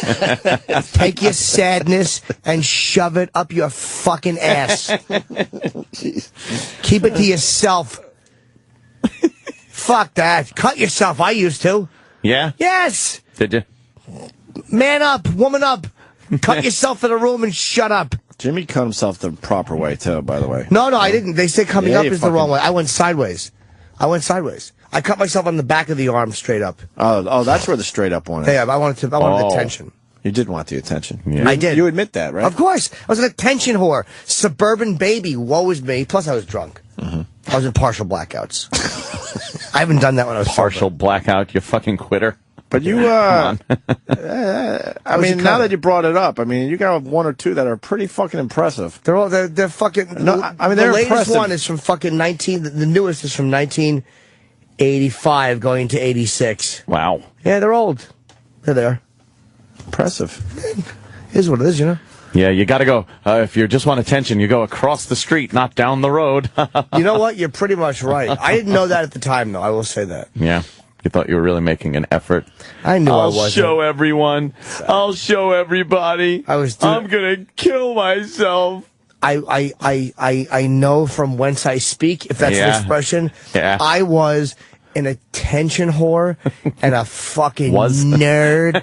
I am now, but at least I fucking tap dance for it. At least I'm willing to put on a white tux and Cab Calloway for you. Put on a little show. A little soft. Do a little soft shoe. A little soft shoe. You motherfucker. Do a little soft shoe. It's humiliating. I would like sign notes in blood. Oh, wow. God. It was awful. Yeah, my funeral, and they'll be sorry that, we won't have Jimmy around anymore. I'm gonna do it. Yeah, I'll show him. Oh, not showing anybody. No one. No. No one. Be like, oh, what's Jimmy doing? Yeah, this asshole again. Ruining our good time. This asshole again. I love how sad people tell you everyone who's left them and wounded them. Oh, God. And then this one did that. And shut your fucking mouth. No concept that they're the cause of everybody leaving, right? That there's a reason everybody fucking hates you. It's because of who you are. Yeah. No, people don't hate you by accident, stupid.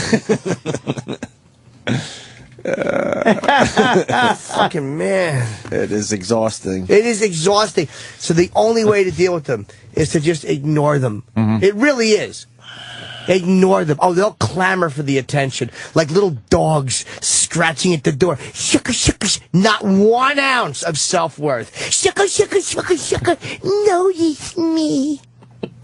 Fuck you. Piece of shit. Hey, we got DJ on the line. DJ. Hey, what's up? What's up? Opie, Anthony. Yes. Avid listeners. I've been listening to you since day one. I used to listen to Howard Stern back in the 80s.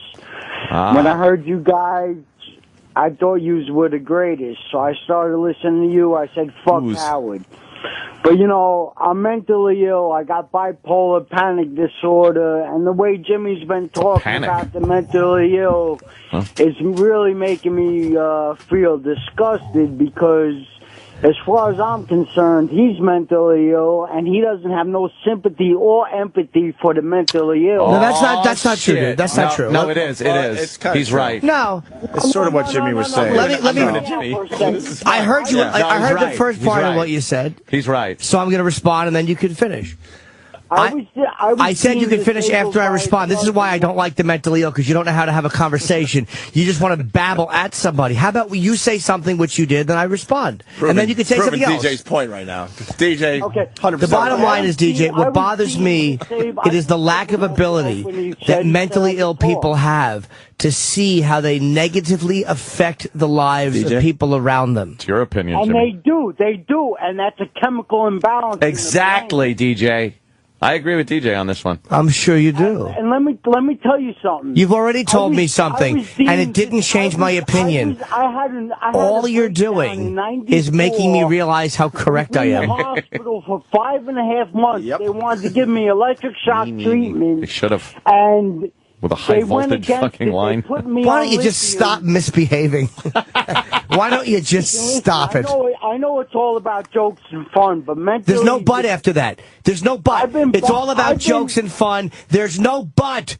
Do you understand? I don't care if you're affected with it. You didn't call up and complain when we were talking about rape or sodomy, but the one that affects you, you have a problem with. I know it hits close to home, but guess what? It hits close to home to you, too.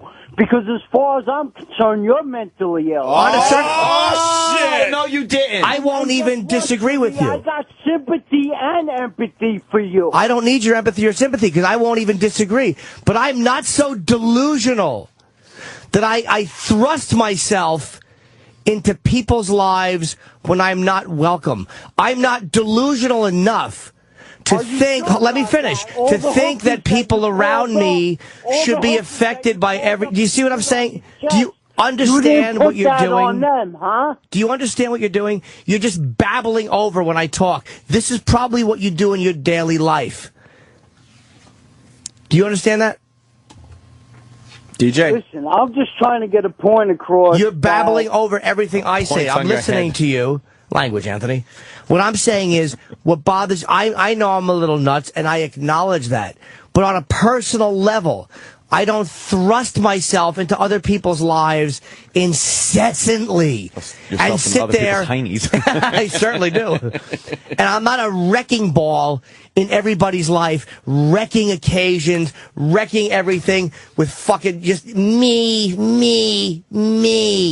That's what I'm talking about. I just want to make a point across that people with mental illness need support network in their life. I'm sure they do. And I have a mental illness myself, and I understand what they are. And I understand that mentally ill people are a lot of times start doing well. But if you need medication, take your... not you necessarily, take medication. Can I ask DJ a question? Are you fully aware what your mental illness does to others around you? Yeah, it brings them down and it makes them miserable. See, you're in a different place. I think Jimmy is talking about the people that aren't even aware how they affect everybody around them. And even when they are aware, they continue doing it. I actually have no problem with someone like DJ. No. I really don't. I understand what you're trying to say. I'm frustrated by the people that cause just fucking havoc wherever they go and don't even have a fucking clue what they're doing. No, Opie, you talked about your mother, and I understand it. Because I know. It's been a year. But it's enraging. It's fucking... You know what? You're crying, and it is sad. It really is. It's not like a fucking heart condition. It's not like missing a limb. It's fucking... It's the brain that we don't fully understand, and it's a chemical imbalance. DJ, we understand that, but you have to understand... even with treatment with right? You see what I'm saying? You fucking see what I'm saying? It's not just about you and your fucking treatment! Do you understand? Nobody talks about how enraging it is for the people around you! It's always focused on the person. Me, my medicine, I'm sad. Me. How about the family members? Nobody talks about how angry it makes them. For no reason when they should only take their own lives. Nobody talks about how fucking angry. Why do you think the response was what it was? Because it's always focused on the treatment and the person and their sadness and their medicine and the white shit in the corner of their lips. And it is never focused on the people around them. I've been mentally ill for years. I'm glad you have been. I don't want to talk to you. I want to talk to people who've been annoyed by you for fucking years. Yeah, no, from doctors that have... Oh, fuck them too! Fuck them too! All they do is pump you fucking zeros full of medication and send you home to annoy everybody. I'm fucking tired of it. I'm not Just behave. I went to work and I still fight the fight. And You see? You Look, fight. man. You do. Blah, blah, blah. You know what, Hardy? I'm tired of your bullshit. Look. Blah, blah, blah, blah. DJ, I understand. Listen, I understand you're fighting a good have fight. A good time. Ah, shut up. Mark David Chapman, all these fucking nuts. They fucking stalk celebrities and they shoot them. Fuck these nuts. Tired of them and their fucking obsessions. Fucking kooks. DJ is just trying to survive. Good, I'm right, glad DJ? you do. He's just trying to survive, Jimmy. Fucking sick of this coddling and these fucking whack bags walking around yelling on subway trains. Smother them with fucking mattresses. Hey, I'm on a train shitting. You should be killed. You fucking lump on the fucking lung of society.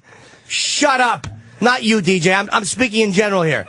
But it's the obsession they have with themselves that makes me... I empathize with a guy who's sick and trying. I really do. I've been a fucking sober person for a long time, and I know a lot of crazy fucking people. I am talking about how nobody fucking discusses the effect they have on everybody around them. And it's not all the mental illness. At times, there is a narcissism and a self-centeredness and a self-obsession which goes into it. That's the part that I'm really attacking. Right. Well, I've been contributing to society ever since I've been sick. I'm sure you have been. What have you done, DJ? How do you contribute to society? I work, I pay my taxes.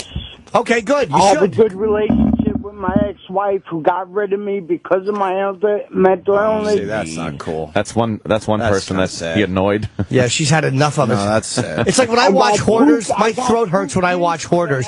I just yell, kill this thing. I really do. I can't watch Hoarders. My girlfriend's like, will you shut up? I can't watch Hoarders. Kill this thing. All I do is go, why are you fixing this? Allow this fucking lump to be buried under their own excrement and newspaper collections. No, it sounds like tough love. You got to give them tough love. Tough love. Tough love is right. Hold on, DJ. I'm going to put you on with Hillbilly Bob from Missouri, who's also mentally ill. Hillbilly Bob, what's up? You're on with DJ, and you got us, of course. Well, first of all, I love Jimmy. I think he's great, and I agree with almost everything he says. Just about this one instance, my mom had mental illness my whole life growing up. She was hospitalized several times. One time she called all of us kids together. There was 5 of us. She took a bunch of pills and said, goodbye, I'm going to kill myself. And when you grow up in an environment like that, my aunt killed herself, my mom tried to kill herself, you realize that this disease affects everybody in the house. Yes. And we loved our mom, but I determined when I grew up, I knew I had her genes in my body. I knew that I would be affected by this at some point. And so whenever I see these signs come out, I suck it up, I man up, and I make sure that I check myself because I know that if I'm a dick to my family, if I'm a dick to my wife, I've been married to the same woman for 28 years, it's going to wreck my kid's life, it's going to wreck my wife's life, and I don't want to continue this. And a lot of these illnesses, if you track them back, they're 6 and 7 generations long if you can follow it back that far. Can I ask you a question? Like, even though, like, again, with mental illness, I'm sure you love your mother and you have empathy, but on some level, somewhere back there, even though you know she was mentally ill or crazy or whatever it was, don't you have an anger where you just want to sit her down and go, you fucking selfish motherfucker, sitting all these kids down in a room and behaving in such a Jim, it has nothing to do with being selfish. I'm not asking you. Excuse me, selfish? It has a lot to do with being selfish. Do you see what I mean? Selfishness is an emotional state. I'm not talking to you. Got that right, DJ. I'm asking the other guy, not you, selfish. Find the good fight, DJ. Yeah, DJ DJ. knows.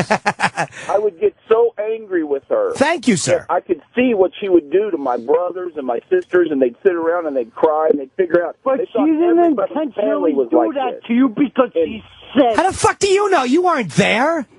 You see it, and you know. It. I live through it every day. So did he. Dude, DJ. Why? Your problem is you won't shut up, man.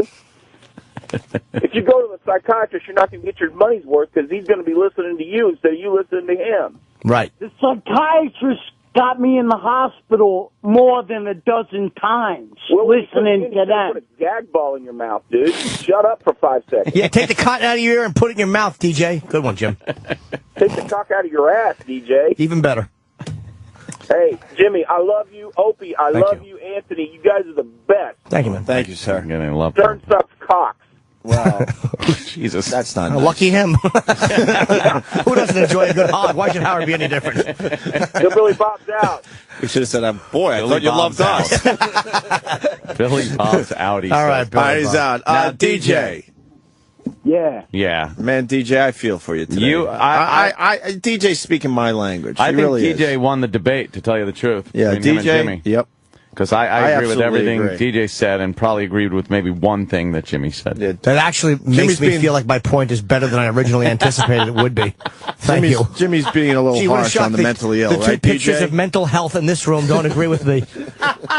Jesus, one picture of scab he's had since 1976, and one goes home and sips a Bud Light and wakes up at 8 o'clock the next morning and goes, what happened? And they say it's fucking March. Oh, go ahead, talk right over the punchlines. Good timing of Prozac in the ninth inning. See how I changed that from diarrhea to suit you? It's all about you. My name is DJ McKay, and this is my best friend, Bear. Oh, Jesus Christ. Do you not hear the fucking monotone way you're barreling through everything, DJ? For the love of Pete. DJ, tell him how it is, man. Yeah, come on. Ask me to sign a copy of Catcher in the Rye and then shoot me in front of the Dakota. Fucking loon.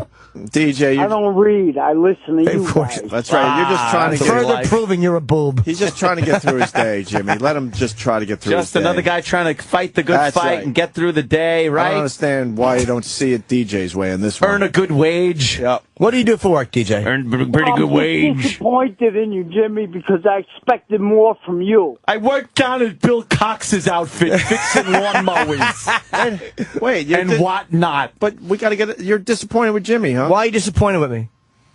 Because I thought he would be more understanding and sympathetic and empathetic to people with mental illness. I have been for a long time. I have been, but it gets to be too much. Jimmy, you all right? Yeah. DJ, I think you might have got to Jimmy a little bit. Nah, he's being phony. He's just being No, if you remember, cynical towards me because I'm upset. No, DJ, I'm telling you. Remember about a month or so ago, Jimmy cried over Roger Ebert, and we're having that same thing is happening right now.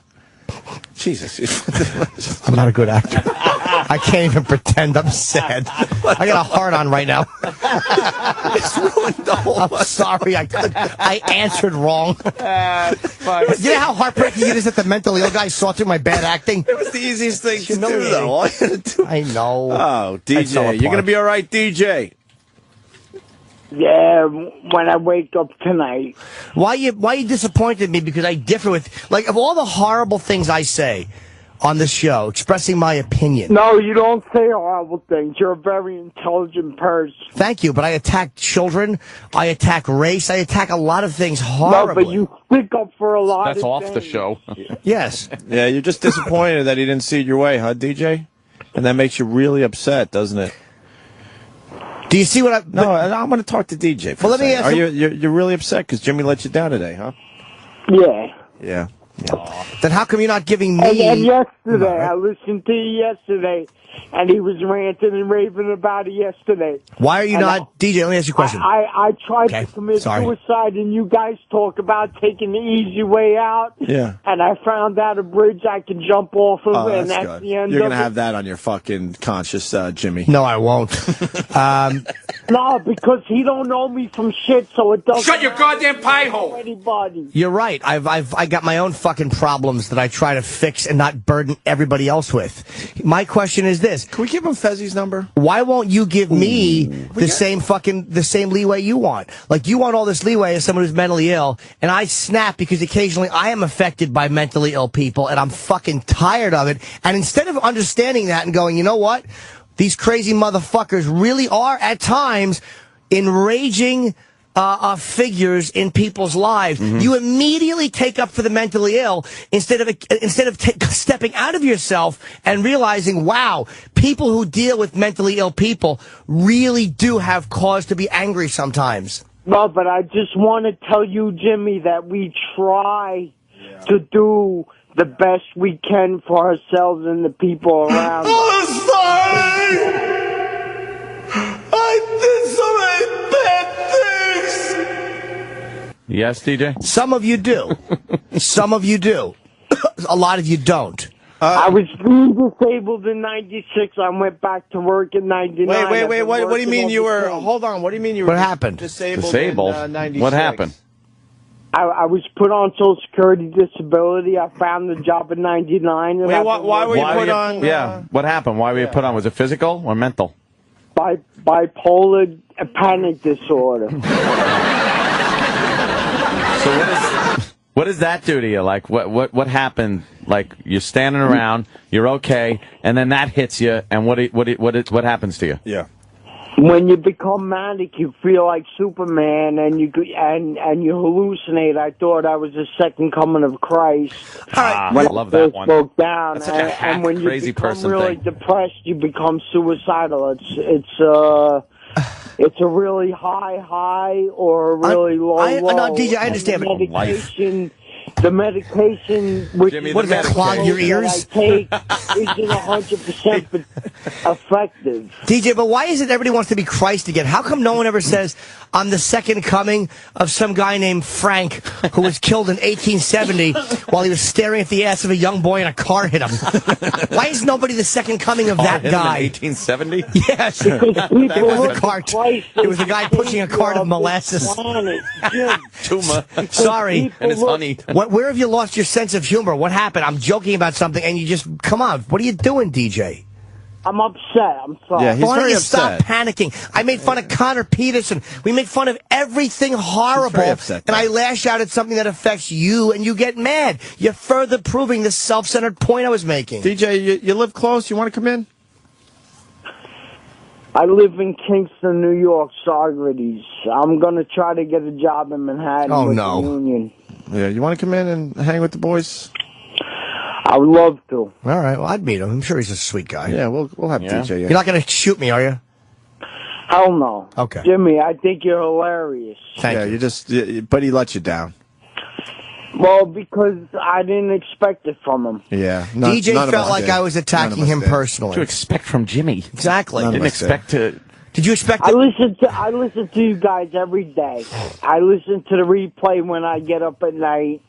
I work the 10 to 6 shift.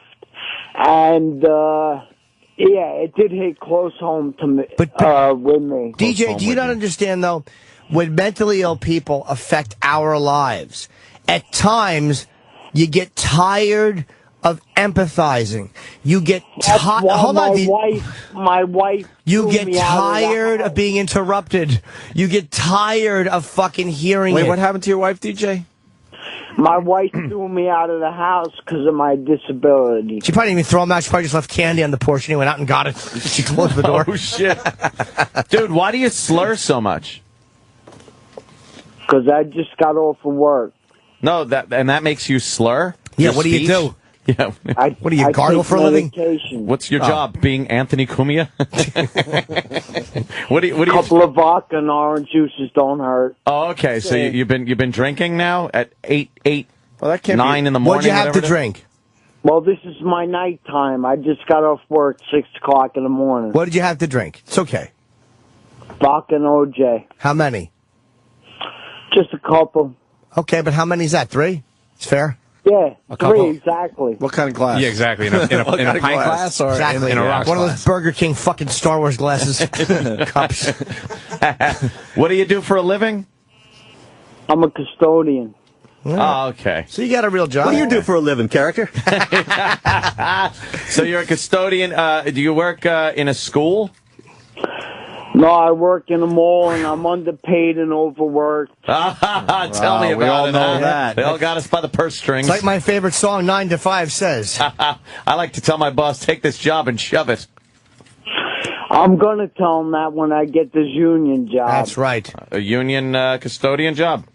Yeah. All right, let me go to Allison in Jersey. She works with the mentally ill. Allison. Could be the saddest. Hi, I used to work with the mentally ill when I was in college, and I think that TJ, like, really, even though he doesn't stop talking, he doesn't really understand that Jimmy is saying something completely different. Like, he's not attacking him. He's, attacking the people who are affecting his life, and TJ's just taking it personally, and he sounds like he probably does have... Taking it very personally. That's right. No, because you know what bothers me is I know that I'm affecting the people around me in a negative way. Then cut the bunk. How about you just this? How about you just cut the malarkey? Man up. Yeah, why don't you get a little fucking moral strength and just cut it out? Because Just there's no cut the such thing shit. as morality, and therapy is bullshit. No, it's not. It's not bullshit. Yes, it And is. there is something as morality. There is such a thing as morality. Yes, there is. Bullshit. There is no morality. Really? So it's okay to why wouldn't we fuck children? We don't fuck children because it's immoral and sickening. Relax. All right, let me How do you define rephrase. children? Come on. All right. Yeah. Some of us don't fuck children. Some of us don't race mix. The only innocent is unborn children that haven't. Oh, Jesus. Here's the Jesus Christ thing that's coming through. That's idiotic. The unborn children, saving the unborn children, thinking they're Jesus is a very dangerous thing. You're dangerous. Well, I don't believe in abortion. That's why I have No, it's real. Oh, believe me, I do even more Yeah. after this call. I could show you a few dumpsters. You'd believe in it. All right. I don't know. All right, DJ, just keep enjoying the show and realize we're not always going to agree. We're not perfect. You're going to agree to disagree? Let's Jimmy? just agree that you're crazy. I'm crazy. Something shocking you right now? What does that sound? Yeah, little He's having dab will do you. Electroshock therapy Right on now, the phone. he's on a cell phone riding fucking Bancini's back around a basketball court. Where are you going, Martini? You threw the ball into the fence. Fucking idiot. All he wants to do is play a little basketball game. All he wants to That's do all is he play wanted. basketball. A little pickup game. And Martini throws the ball to no one at the fence. Just throws it at the fence. And Harding is so bad, he's going, come on, to me. And he starts dribbling sloppily, and the fucking black guards steal the ball and score. Mr. Harding was a terrible dribbler. I'm not talking about my wife. I'm talking about my life. God, the devil, hell, heaven. Do you understand? Finally.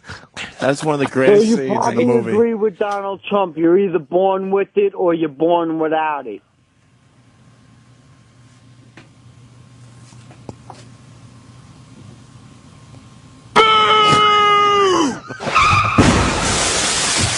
Okay, faggot, what's next? Fuck's sake, man, you're amateur. Be more funny.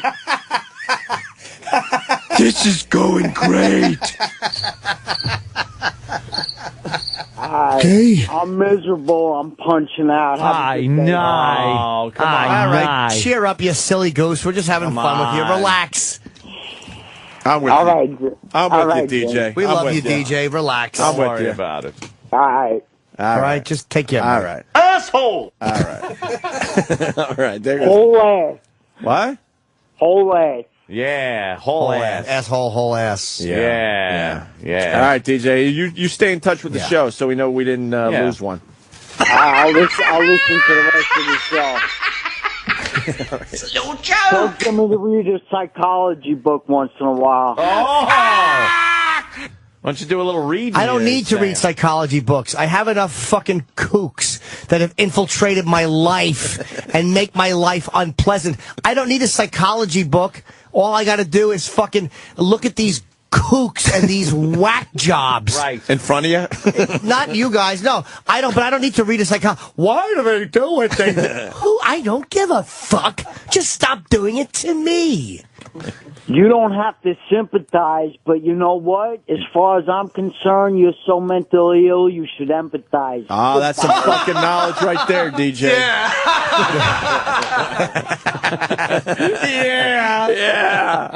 Oh, DJ hung up on that. Oh, did he? That was his fucking Part of his right self-obsession. DJ wanted to get the last word, and he's probably rehearsed that conversation a few times. Let's go to Brad in DT. Brad. Oh, great. Suffering from the DTs. This ought to be interesting.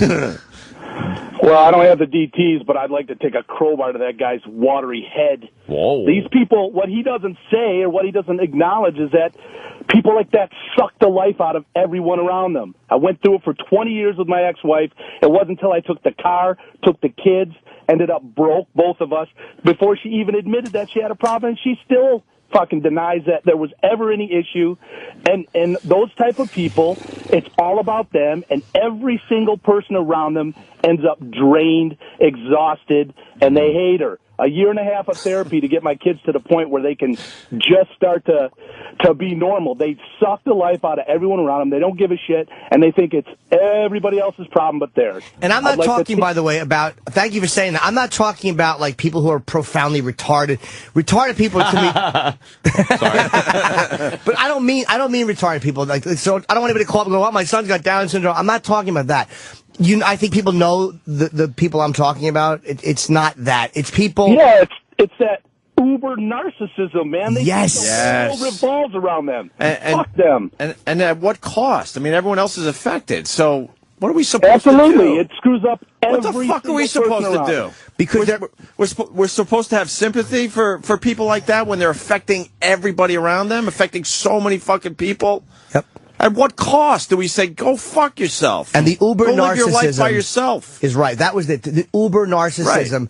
That's not addressed enough. It's like too much about their sadness and their woes and their helplessness, but not ever talking about the narcissism that does play a part in it. Which makes everyone else sad around them. Absolutely. Why is that? Why do we have to deal with that? Because one person in our family is mentally ill. That's a very good question today. Well, and you know what? At what fucking cost? Well, in my case, my marriage, my freaking finances to fight for custody of my kids, because those people can turn on the charm. They're all wonderful. And then the next minute, it's, oh, my God, nobody wants me. It's all about poor me. Nobody understands what I go through. What do you mean, what do you go through? You fucking take everybody's emotions and you throw them up in the air, and then you kick them to the curb, and then when everybody says finally, fuck you, then it's, nobody understands me. Yeah. Well, I understand you. Hit the fucking road. That's what they need to do. All right, Brad, I got to give... Thanks, Brad. There's way too many people want in now. Jesus. Hammerhead in Alabama.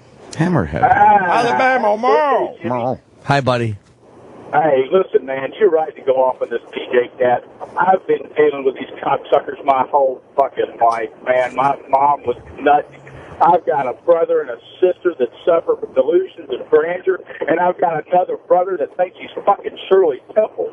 My first wife had so many goddamn personalities, they had their own fucking softball league. I'm telling you, man, and it'll fucking kill you if you don't get away from it.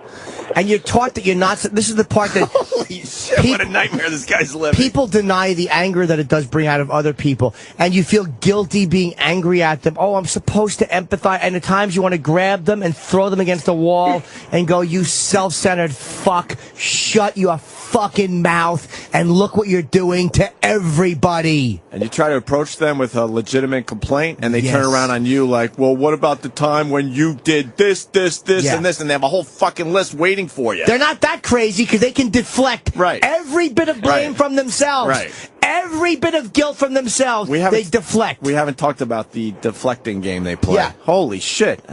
Stuff I did when or this person did when they were like much younger. Yeah. They're ready with a fucking list. Are you kidding me? But it's amazing, right? They deflect. They're not that crazy that they don't know how to deflect. Yep. They're amazing. You throw something, pow! now. They fucking shift it. They're brilliantly manipulative to shift things off of them. They're not nuts. Some therapists would say that's their defense mechanism. Aw, well, how about you cut the fucking mechanism, cunt? How about that? Some therapists would say that. I'm funny. Jimmy. That's my defense mechanism. Yeah. I make people laugh. Let me go. We all have them. Let me go to. Thank you, Hammerhead. Greg in Indiana. Greg. Hey, boys. Hi, buddy. Hey.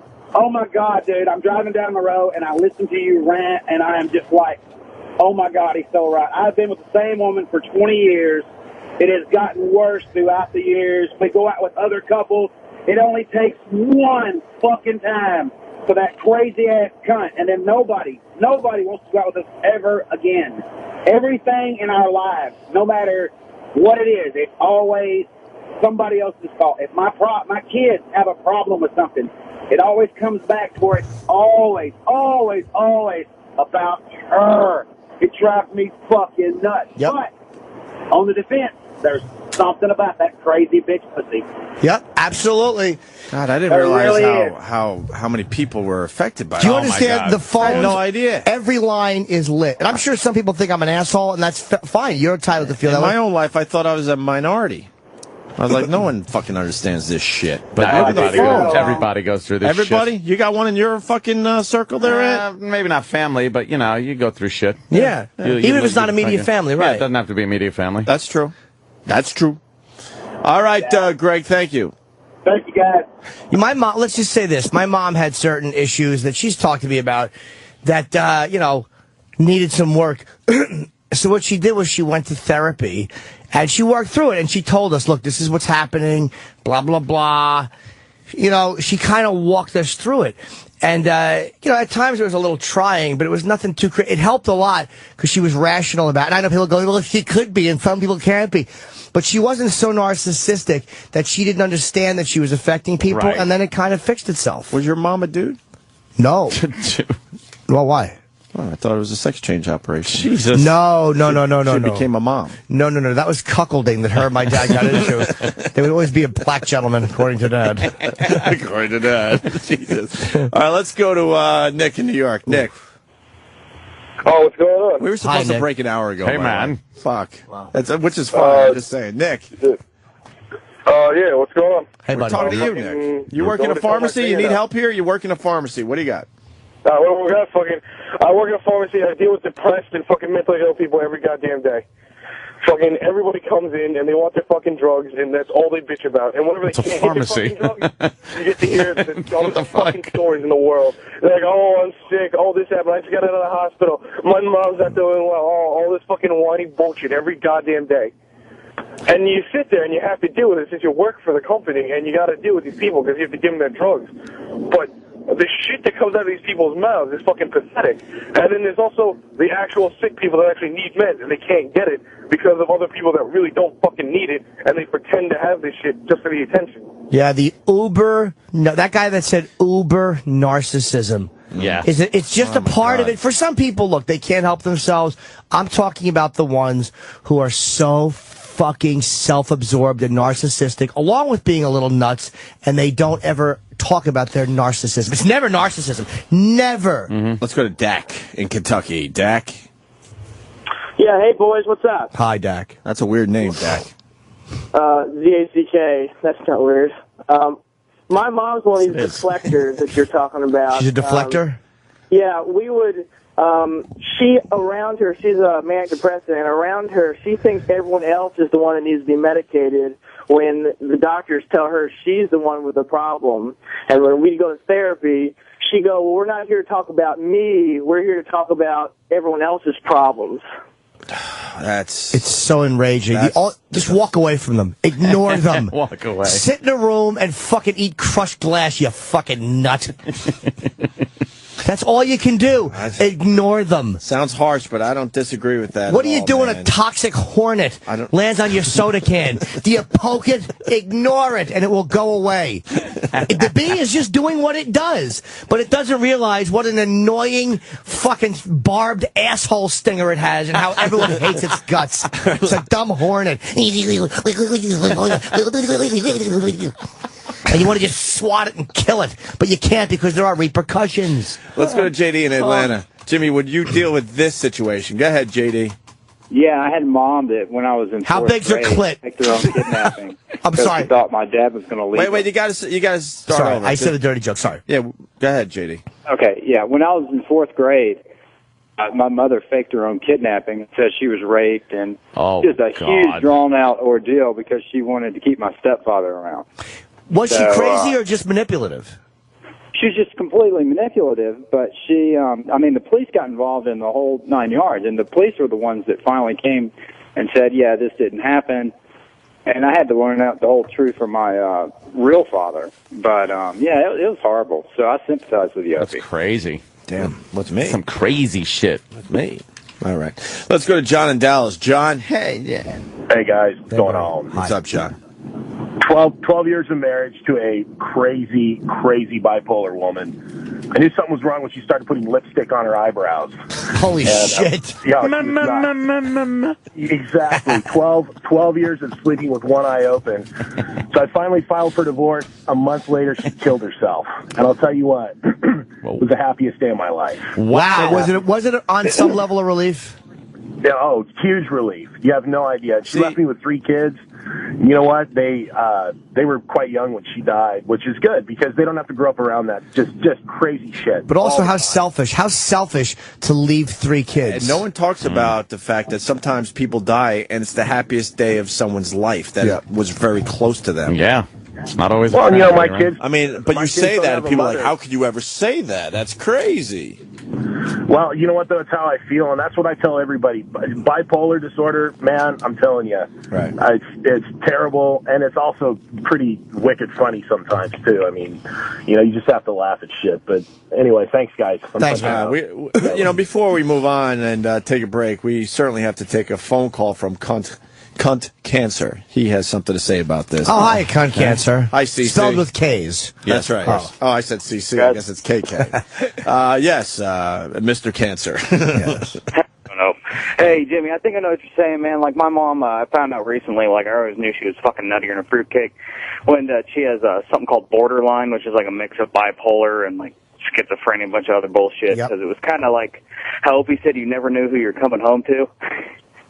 Yeah. Like you knew, it could be fun mom or hit me in the face mom. And I think there's a responsibility, some of that shit goes through genetics, and I deal with it, and my fucking girlfriend, I feel terrible for it because she deals with my little fucking infanities here and there. I think there's a responsibility to the mentally ill to, kind of take care of themselves and govern themselves. A little bit, yeah. You can know you're affecting somebody, but you have to kind of sit back and go, I'm being a fuck, stop it. And, my girlfriend, every once in a while she'll have to fucking smack me around and tell me to shut the fuck up, and I think you need to realize that. Yeah. And the fucking mentally ill piss me the fuck off. I'm a paramedic and I have to deal with their little bullshit every day. Incidentally, not that anyone thinks this, but my mom is actually not the person. Not that it matters, and my mom wouldn't call me and go, it was not her. Well, I could say my mom is. So yeah, some people it is the mom. That's even harder. I deal with a lot of the stuff that's being discussed. For some people, it is. And it's fun when it's your mom and your dad's an alcoholic. Well, you know what the problem is? They always have something else to say. They need to be heard. They don't know how to just go away and shut the fuck up and leave people alone. They don't know how to do it. All right, sir. You're too intelligent, by the way, to have the name Cunt Cancer. Exactly. At least cunt polyp. Or how about cunt melanoma? Because I'm sure you would have caught it earlier. I guess we could take a break. Yeah, I gotta pee. The phones are fucking every line. No. It's crazy. My grandmother tried killing my uncle and grandfather because she suffered from depression. That's good when they take out everybody else with them. Of course. That's just wonderful. More narcissism. More fucking mirrors that they yell into and talk to themselves. Fucking wackos. Mikey, that sounds like a fucking horror show, man. What do you got? Hello? Yes, sir. Hello. Gave you the great setup, too. Mike, what do you got, buddy? Actually, my grandmother she suffered from she was bipolar and depressed, and she was the one that my grandfather and my uncle were taking her to South Oaks Hospital, and she grabbed the steering wheel and tried killing all of them. So, Jimmy, actually, I wanted to thank you because I think it's a hereditary thing because my family suffers from depression. I think I have it, too. Right. And it's not what you say, I guess it's how you said it. I felt that way where I wanted to, walk up to my grandmother and kind of shake her and say, snap the fuck out of it. You know what I mean? Yeah. I understand what you were saying. I guess, it kind of made me realize that, yeah, it is a selfish thing. And, I think you helped me a little bit, to be honest with you, seriously, because it's the way you said it, Well, thank you. I appreciate that. And it's, again, that's what I'm talking about. It's the idea. To me, anybody who's rational enough to go through daily life and to know better than to just shit in the middle of the street. If someone shits in the middle of the street, that person is certifiable and there's a difference. But people that understand they have to pay the phone bill and they understand a lot, anyone that would grab the wheel of a car and try to kill everybody in the car is a selfish, narcissistic, give a fuck about no one but themselves person. Yeah, I didn't think about it until, what you said earlier. It makes a lot of sense, so. Right. Seriously, it helped me out. I appreciate it. All right, take care, man. Thank you, buddy. That. All right, brother. Thank you, man. We're helping. We'll be right back with more of the best of Opie and Anthony.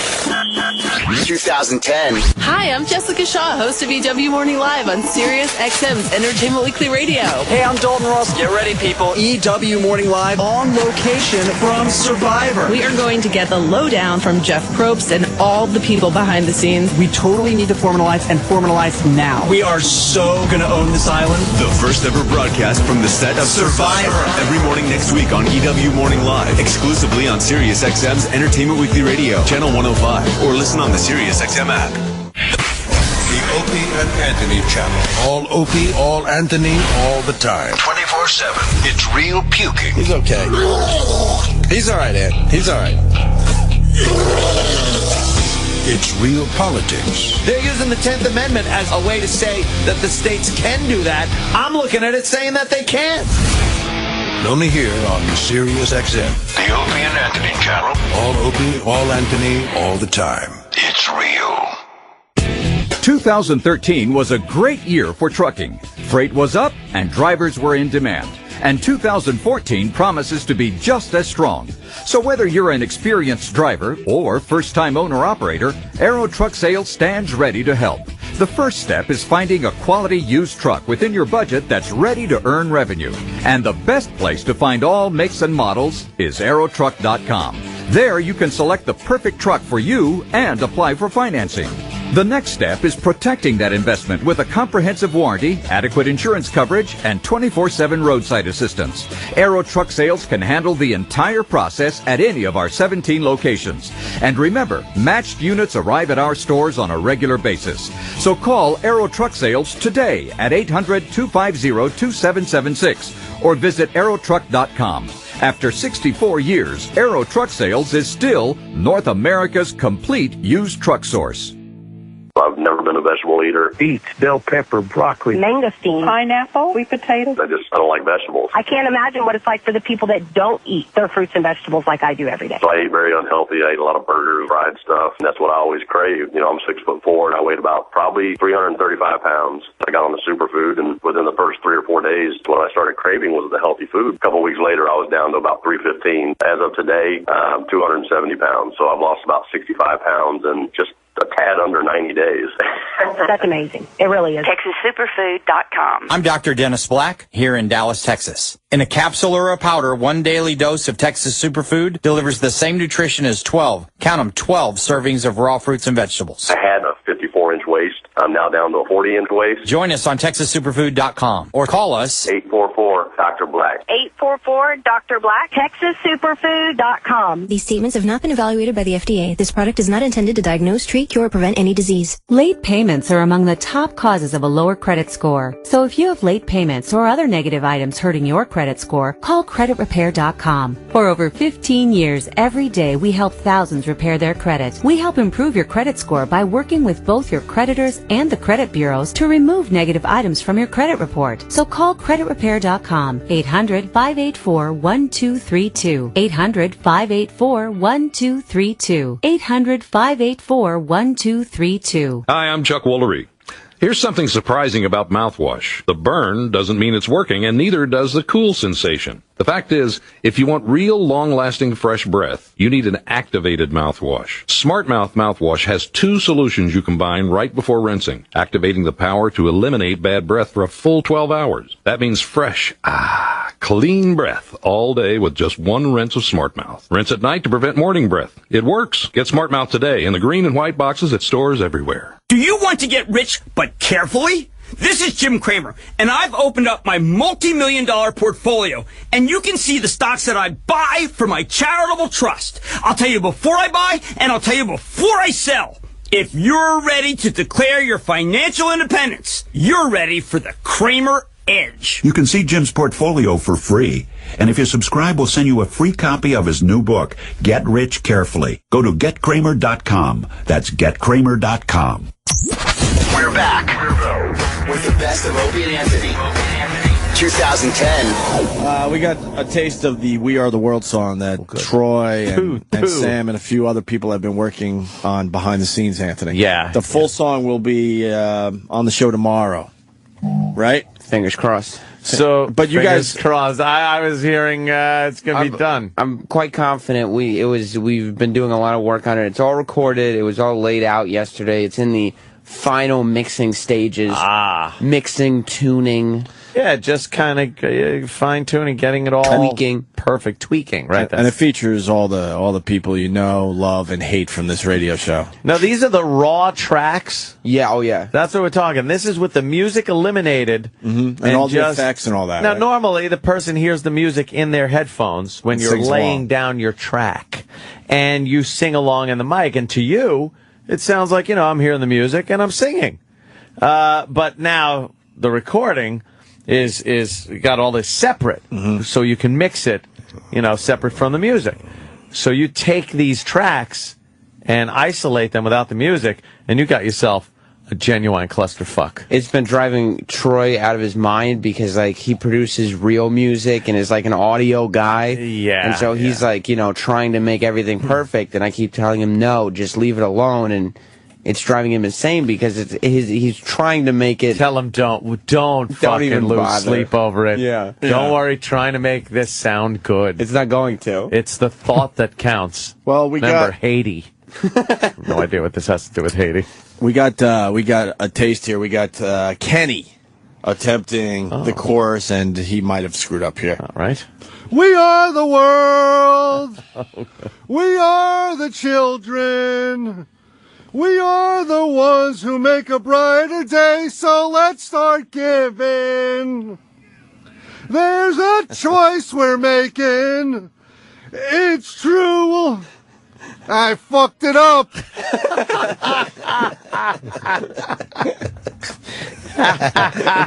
What a dope.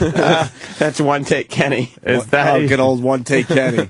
Oh, I thought he was talking about everything in life. I fucked it up. And then Mustard is part of the song, so we got a little taste of how Mustard is sounding. Yes, Mustard is the one guy who's trying to sound really good. Yeah, he's trying. Yeah. With the affectation on his voice and the whole deal. A choice we're making, saving our own lives. It's true, and I got out of day, just you and me. We are the world, we are the world. We are the children, we are the ones who make a brighter day. So let's start giving, let's start giving. There's a choice we're making. We're saving our own lives. It's true, we make a better day, just you and me. It's not bad. No, Why it's you guys actually making not. faces? Because I don't like the Grab your lunch out of the dumpster. the affectation. Yeah. But he actually did sound good there. Steve from Bay Show sounds like he's singing with an anvil on his chest. There is kind of a... But you got a good version of Mustard. He wasn't all fucked up, right? No, when he came in? Mustard was sober, and he's actually very concerned because after Troy explained what happened with his album on the air, a lot of fans started contacting him and telling him how bad he fucked everything up. Yeah. And so he's like, shit, yo. Good, he should. He's really trying to make an effort. He says he's not going to bring that guy that he brought with him back, and he's going to come in clean. And he was sober when he did that. I'm still in, man. I want to help him out and try to get this album out there. But the first session with Troy was a disaster. It really was. And then he comes in for the We Are the World recordings, and he was sober and sounded really good. He was way easier to work for. I was worried that he wouldn't want to work with all the non-professionals. I have an idea. Yeah. Is it possible? No. You're right. First of all, most artists don't get a chance to be told they're fucking up. Like, they usually just fuck up and that's it. At least he's got a chance. Is there any way... We very much wanted to see Grey Wolf. Yes. That you could take Mustard and get an extra verse out of him and somehow combine him and Grey Wolf and perhaps get a fucking song. That could be something maybe we add to the album. Two homeless guys singing But see, a the song. problem is we can't get Grey Wolf to redo what he did, so we would have to use what Grey Wolf did already. Absolutely. Yeah. Absolutely. Because we've already tried to get Grey Wolf to reenact what he did, and it's just not happening. You get him to get... Because that goddamn Grey Wolf song, I'll say it every time, that's a masterpiece. It's a minute short of a classic. Oh, we were so close to a big fucking That's all right. You try to maybe get or have him and fucking Mustard do something together and then see if you can blend it in or just get Mustard. There's a way to do that where you could probably get something out of it. Drew Boogie is screaming at his radio right now. Why? Because he tried to get some more out of Grey Wolf. He couldn't get anything out of him. Well, try again. He Maybe spent a whole day in a studio with the guy. And what was Grey Wolf not doing? Just not sounding good, or was mouth teeth in the way? What happened? I think he wasn't sounding right, and he kept insisting on playing the flute. Yeah, it's just it's just nonsense. Prima donna. It's just nonsense with Madonna these homeless guys. It's a flute / weapon. That's why they're homeless, by the way. Yeah. They're not good at taking direction and shit like that. Well, we should rip the flute out of his hand and beat him to death. Until he fucking sounds right. Be? Treat yourself. That's why you step on cakes. Yeah. Let's say hi to Bud the trucker. Exactly. Bud. Congratulations, Jimmy. You're going to make a great father. This is perfect for Mustard. He's trying to make this piece of shit sound good, but he won't get off the toilet for his own career. True. Trying to make this piece of shit sound good. Right? That's true, but it's his own stuff, and he falls asleep with a log hanging out like a fucking oxtail. This piece of shit We Are the World thing that we'll play like 3 times and then throw away. Shit. You're right. And his fucking CD could be out there for a real long time to come. Dash in Syracuse. Dash. Oh, yeah. Boys. Hey, Dash. Hello. I got a birthday announcement for you. Yeah.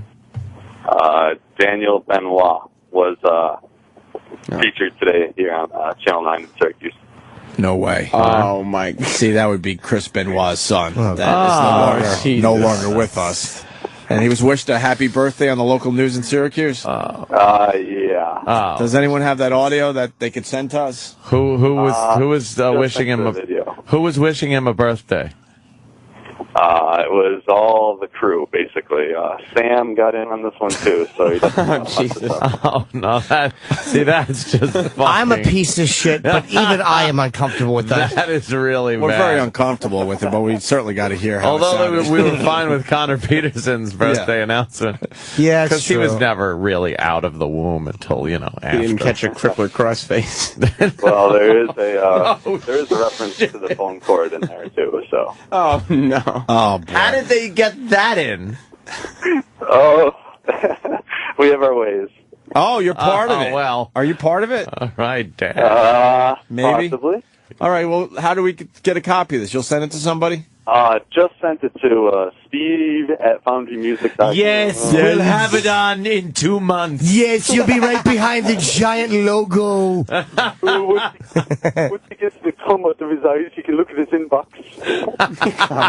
That's funny. I now own your creativity. Yes. Large capital inbox looking. Okay, boo. The inboxer, as I like to call it, my anus. Yeah. I'm going to continue sending you messages saying you have a private message on Foundry. No spam filter will stop me. All right, Dash. We'll have that on the air in a few minutes. Thank you for all you do. Enjoy. You sick fucks. Yes. Dash in Syracuse. We'll have to see that one. That sounds fun. One more. We have a lot of these raw tracks from the We Are the World recordings, but we'll play one more now, and then we'll play a few more later. Might as well. We'll break it up. Pepper them through the show. Yeah, we'll break them up a little bit. You might know this person from the show. That's all I'm going to say right now. We are the world. Some people as children. We are the ones who make a brighter day. So let's give something. Flashlights or something to make it brighter. Oh, shit. Did that make the song? Oh, yeah. Yeah. But that was also, that's one of the things that we have to work out in mixing because Paul Hargis and Chip Chipperson. Yes. All changed the lyrics during the chorus. So that's kind of, you know, so that's driving Troy nuts, right? Everything. So they may get actually raised in bring the them mix. up in the mix and bring the chorus down a little bit so you feature these stars. They ad-libbed a little bit. I by the way, was laughing my ass off last night at the fire hydrant factory. The dog was, had a fire hydrant factory or something. So I wasn't sure. Fire hydrant factory. Where would a dog be happy in nowhere? Of course he would. That's why I was laughing so hard. Sure. Unless you made him something like a castle out of milk bones or something. It's Joe, Omega, Saturday. Yeah, night. We are the one. We are the children. We are the one who made bad. Just to make that. Right. Fuck, what are you doing? You're getting annoyed. Holy shit. Mustard's starting to... Maybe it sounds good on the plastered walls of a shelter, but holy fuck. Jesus, Anthony. Enough. Trying to help a guy. We are the chance to make it. We're saving our life. True, we'll make a better day for you and me. Fuck. Stop it. You're turning the corner on Mustard. Fuck, I'm done. You had it. Done. Why? Put it down. Bring in ketchup. I've had enough with mustard. Why have you had it? Back to the fucking shelter with you. Holy shit, that affectation, that affected fucking technique. He's trying to show people that he's very talented. Yeah, even though it's a shit project he's involved We with. are the children. We are the one who made a brighter day. Let's start giving. Trust will make way. We're saving our own life. Sure, we'll make a better day. Just you and me. Hey! It's making me uncomfortable. Oh, I hate it. Fuck. What's wrong with you? Let's It's be Mustard. behind Dunkin' Donuts and get some breakfast. Just will make it. Saving our own lives. It's true, and I got out of day. Just you and me. My. Who's my? We are the world. We are the world.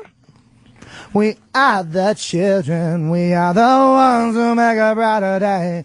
So let's start giving. Let's start giving. There's a choice we're making. Yeah. Roof over your head or no roof over your head. You made the wrong one. To make a better day, just you and me. Why are you turning on Mustard? That's actually not bad. Fuck. Why are you turning on Mustard? I just, we are the world. We are the world. We are the children. We are the one to make a brighter day. So let's talk it all this time. There's a chance to make it. We're saving our own life. It's true. We'll make a better day. Just you and me. Shit. Are you saying enough? Oh, back to the gutter. Back to Skid Row. What the fuck is wrong with you? Stop it already. When Ant has had it, he's had it. Oh, I have had it. Go fight someone for a heating grate. You don't even have a hint of a heart. Oh, God. Enough. Just fucking find yourself a sleeping bag, a heating grate, in a box. I hear him inside. What's coming out of that box? Sounds coming from a box. Made the wrong one, didn't you? Jesus, happened? Anthony. Right. This guy's down on his luck. Fuck. Oof. Oh, here he is. Saving our own lives. It's true, and I got out of day. Just you and me. My. We are the world. We are the world. We are the world. We are the children, are the ones who make a brighter day. So let's talk it, so let's talk it. There's a choice we're making. We're sitting on lives as to make a better day. Just you and I. Shut it! Fuck! Hate it. Wow. Jesus. I don't know. And it's a goof song. Who cares? Fucking singing it like it's the Star Spangled Banner. Like it's the fucking fucking seahorse song. You got that down in 3 takes. You perfectly had that. I fucking love it. What am I kidding? Saving us. It's true. Make a better day. Just you and me. We are the world. We are the world. We are the children. We are the ones who make a better day. So let's start giving. Let's start giving. There's a choice we're making. We're saving our own lives. It's to make a better day. Just you and me. Right? That fucking rat nest beard. Enough. Holy shit. Well, he lives on the streets, you know. Obviously. Where the fuck do you shave a beard? Obviously. Like Please put that in the song, by the way. The next fucking superstar right there. There he is. Here's Bobo. Oh, great. A raw track from Bobo that will be featured in the We Are the World song that debuts tomorrow. This ain't my law. We are the children. We are the ones to make a brighter day, so let's start giving. Obviously, Bobo will be taking on the role of Wyclef. Oh, is that it? I had to coach him on the Creole. Oh, no. But did he pick it up? That was it. That was him. That was the sounds that he made in the beginning. Then I guess the answer is no. He didn't pick it up. Yeah, correct. I got an update from Jimmy. Unfortunately, not that bad. Sitting on plane, hopefully back out soon to de-ice. Now, this flight was supposed to take off at 9:40, 9:45 at? Yeah. So they're already, 45 minutes late almost? Yeah. Almost 45 minutes late already. Now, it's going to take a while to plow the fucking runway. Yeah. And then he doesn't like, Jimmy hates de-icing, especially when they de-ice and then leave you in the on the runway for a little while, because then Jimmy starts going like, we got to go back and de-ice again. Yeah. It's going to freeze up on us. And I'm getting a report from Cleveland. Joe in Cleveland. Joe. Hey, man, what's going on? Hey. Hey, I'm sitting about 2 miles from the airport, so let Jimmy Norton know that we're supposed to get 6 to 10 inches today. No. Oh, boy. When is that? When is the snow hitting up there? It's right now. There's like 2 inches on the ground right now. He's so not leaving. Yeah, so they got to take into consideration landing. Yeah. Oh, my God. Poor Kenny. Poor Kenny's going to have to hear it. Because Kenny doesn't even know.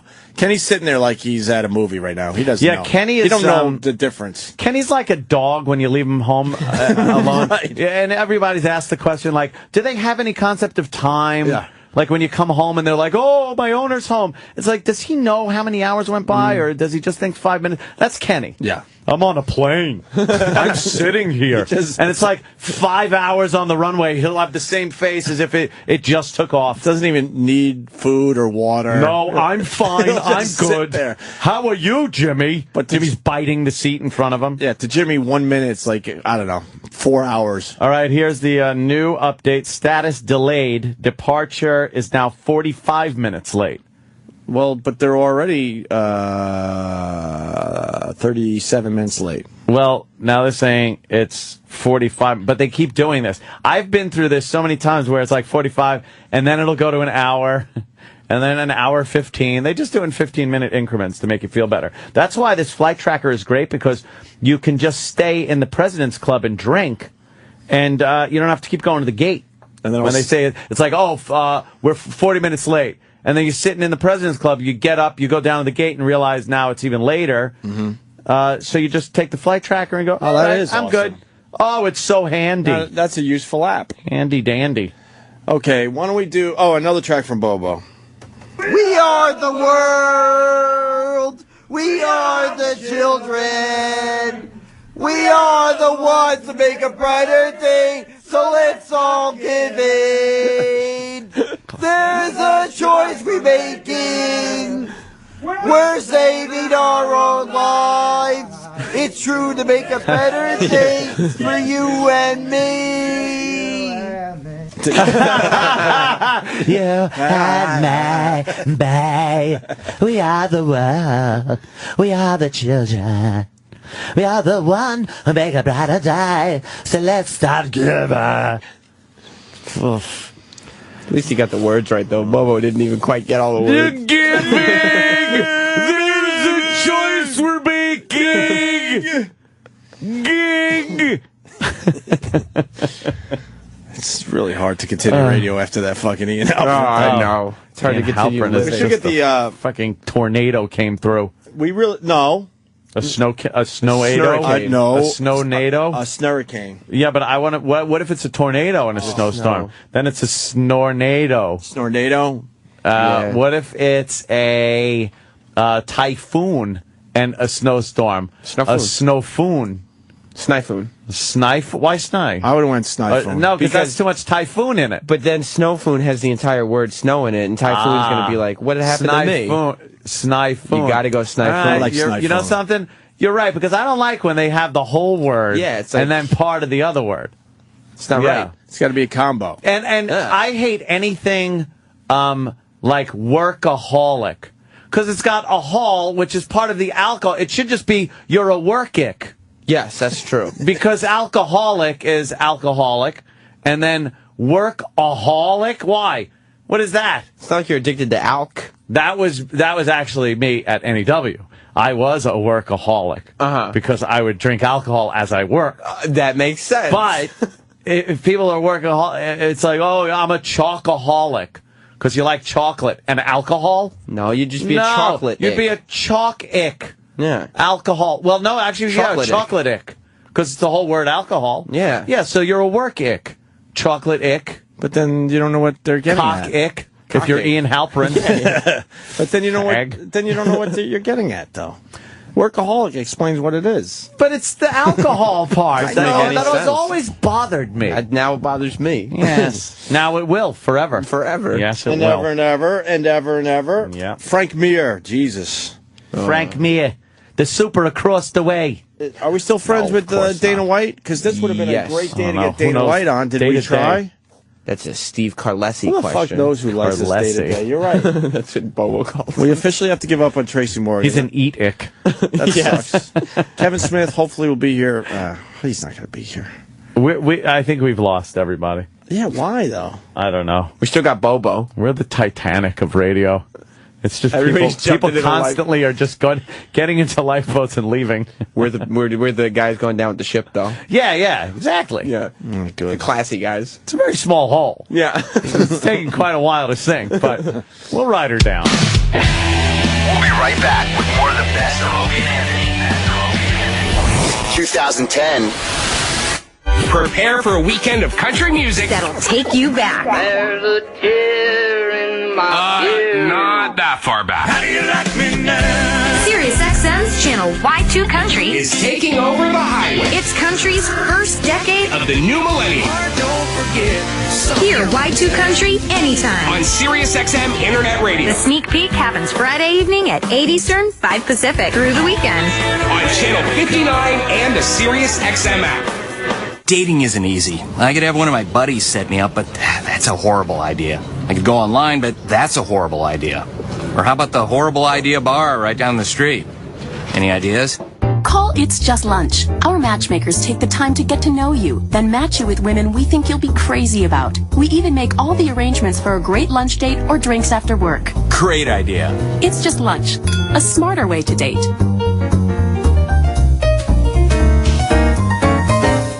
There's an oil boom going on right now, and you're missing out. Own your own oil well at oilboomusa.com and take advantage of one of the remaining successful tax shelters with up to an 85% write-off in 2014. That's right, 85% this year. Get the facts at oilboomusa.com. Invest in America and boom. Oilboomusa.com. Oilboomusa.com. Own your own oil well at oilboomusa.com. Accredited investors only. Individual results may vary. There's no guarantee that past performance will be indicative of future results. Invest wisely. You know that great idea you have? Not the yoga for dogs one. The other one.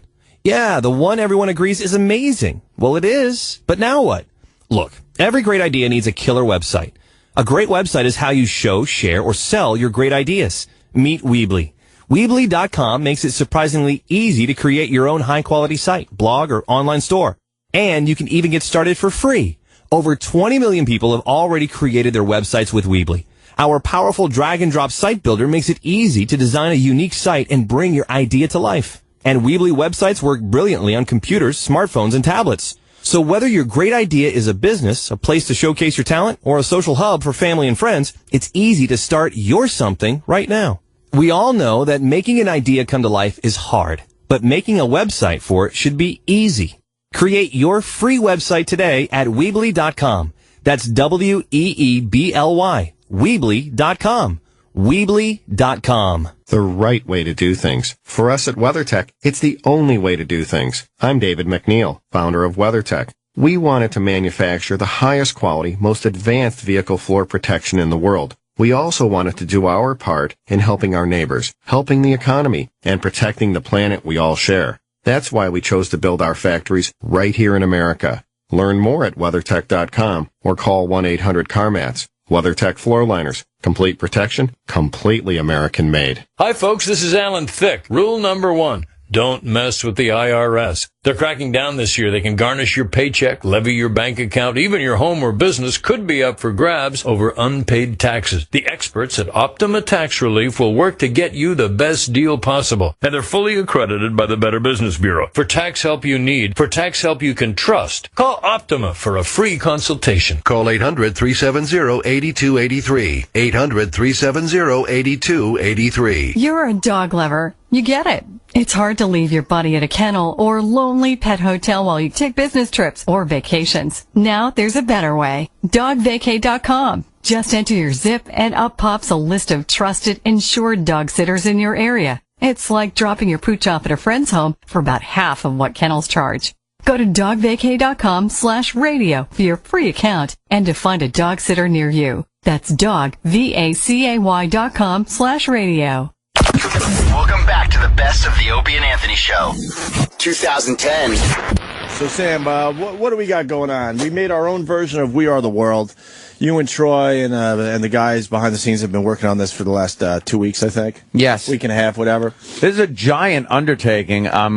The initial We Are the World, of course, you know, that was back in, 85, something 25 like years that? ago, yeah. 25 years ago. So for the 25th anniversary, they got together a whole new group of the stars du jour and some classic stars, got them in the studio and did a new version. And we listened and went, ha, are you kidding me? We could do better than that. Mm-hmm. So we gathered up the various lunatics, psychopaths, losers, loners, homeless, and, of course, just some of the characters from the show. And did our own version for the 25th anniversary. And this song is historic for 2 reasons. Ooh. Oh, okay. Number 1, we still have to confirm this, it may be the longest produced bit in O&A history. Ooh, which means we like it.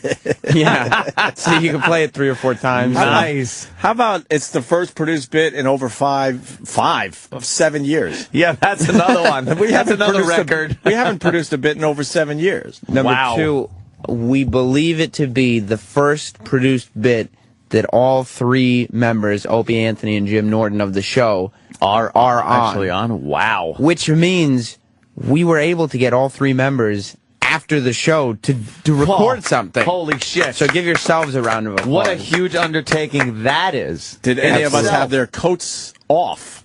Okay. No. Yeah, that's true. We all did our parts with our coats on. I was actually holding my bag in my hand. Yeah. Well, my scrotum, not my. Of course. Yeah, because I sing better that way. There will be a video. Really, all parts were filmed.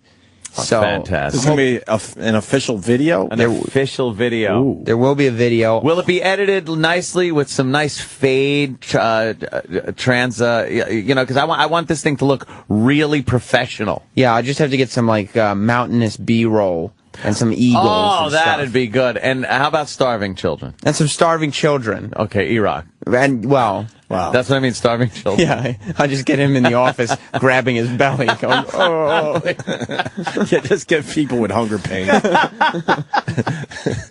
Wow. Well, so now this was weeks in the making. Yeah. I mean, we had the idea as soon as We Are the World 25 was announced, we started brainstorming. Yeah. We decided to wait until the release of the song so we could get a feel for it. Once we played it on the air here, we knew it was time to start working. Do we have a list of the participants, or can you, off the top of your head, name some of the giant celebrities and stars from this very program that participated in this historic event, I would call it? Well, I mean, you'll hear Anthony and Opie, of course. Wow, yes. Uncle Paul. Ted Ted Scheckler. Must have been hard getting him in. Yeah, Lyle Chipperson is on it. Oh, Lyle Chipperson. Homeless Mustard, Stalker Patty. Yes, we heard that. Yeah, Big A. Big Bobo. Roland. The Virus. Wait a minute, the Virus? The Virus is on it. Tank Hankerus is on it. Isn't that redundant? Well, Tank Hankerus and the Virus appear back to back on the song. So that's awesome. All right, I'm gonna really have to keep an ear open to see when the change happens, because I've noticed. Can you say one trick pony as far as voice impressions go? It's just a different voice with the same material. And if you keep your ears open, there's some voices from the past. Towards the end of the song. I think people are going to have to listen to this a couple times to pick up on everybody that's in this. Well, Opie, absolutely. Wasn't that the fun of the original We Are the World? Is like on. I think that's Steve Perry. There was nothing fun about it. No, nothing at all. What am I saying? Hopefully ours brings a little fun. And I've listened to it several times already. And what's fun is the way it's produced in the chorus. Yeah. Everybody's separated, and some people pan to the left, some to the right. So you can hear the separate voices. So every time you listen, you can listen for someone else's voice. Are you trying to tell me that this is a stereo? Yeah, oh yeah. Sorry, Pal Talk People, you're only getting right. So you miss you're missing half the song. You'll miss some voices. Yes. Well, let's listen to it on man. satellite. Go fuck yourselves. Yeah, exactly. Help us out. Get a little satellite. Are we ready for this? I am. Do we have the big production piece to tell everyone once again how great we are? Oh, good. Because we tell everyone how great we are every morning, right, Ant? That's what we do. Go listen to Opie and Anthony. They say how great they are. I like that. That ought to be a promo. Yeah, I think it should be a promo. Yeah. But we're not allowed to play other people's audio, unfortunately. Well, we'll just make it a promo for ourselves.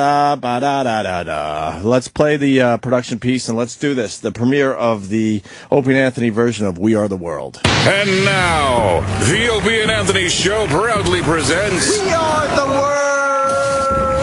The world premiere of Opie and Anthony's We Are the World. That's it? That's a bit, and then you guys go, whoa, yeah. It should but no kick lasers. in right there. There's explosions. There's some explosions. I like explosions, but no lasers. There's some reverb on the voice. It should have been a little more over the top, I'm thinking. A little more lasers. Sounds like someone threw that piece together last minute because they didn't really want to do it for us. Yes. Somebody didn't want to do it. Yes. Really? just was annoyed. That we were bothering them. Yeah. Here's the song.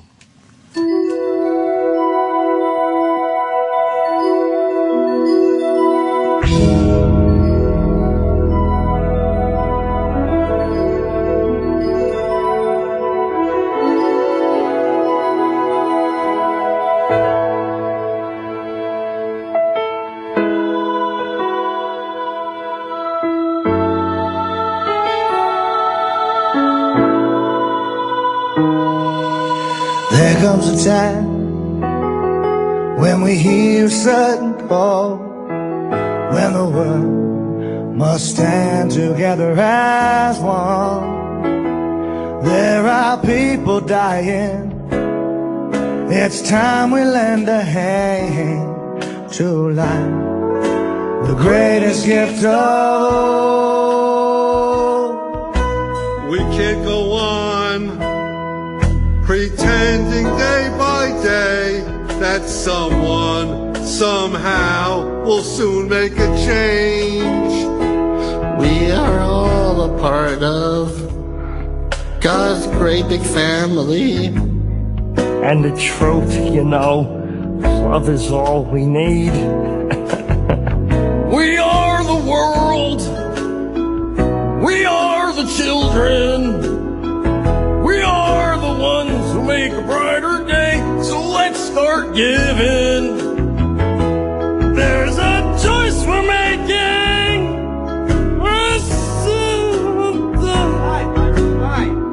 You know, you think I know the lyrics to this already.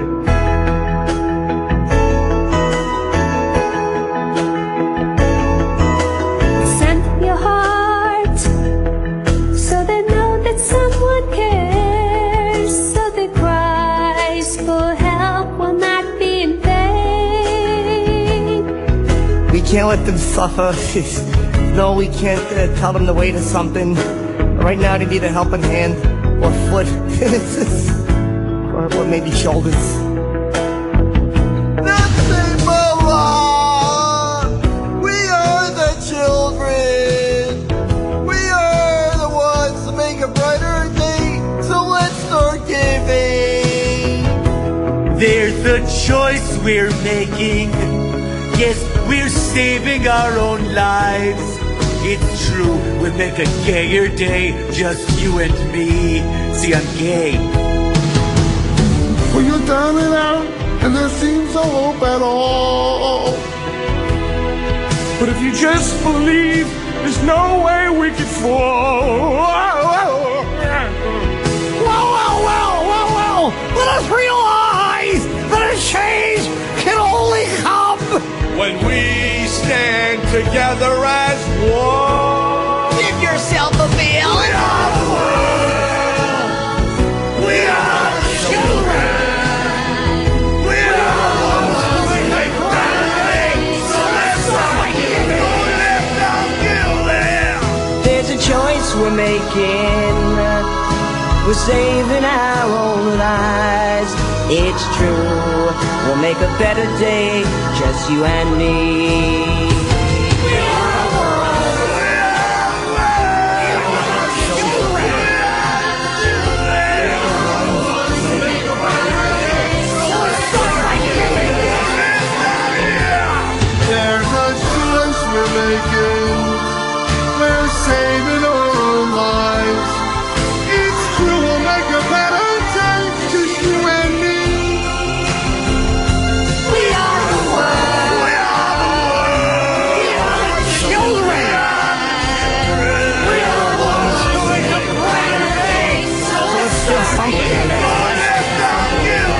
There's a choice we're making. We're trying to save our own lives. It's true, we'll make a better day. Just you and me? Come on now, let me hear ya. We are the world. We are the children. We are the ones who make a brighter day. So let's start giving.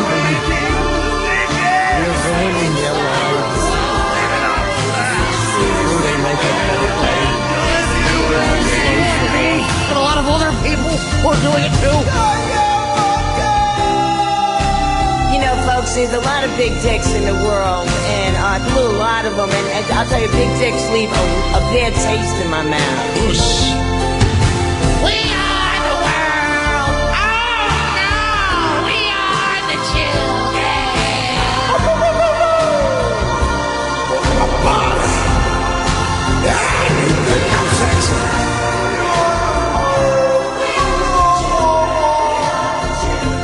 Come on back and let me know.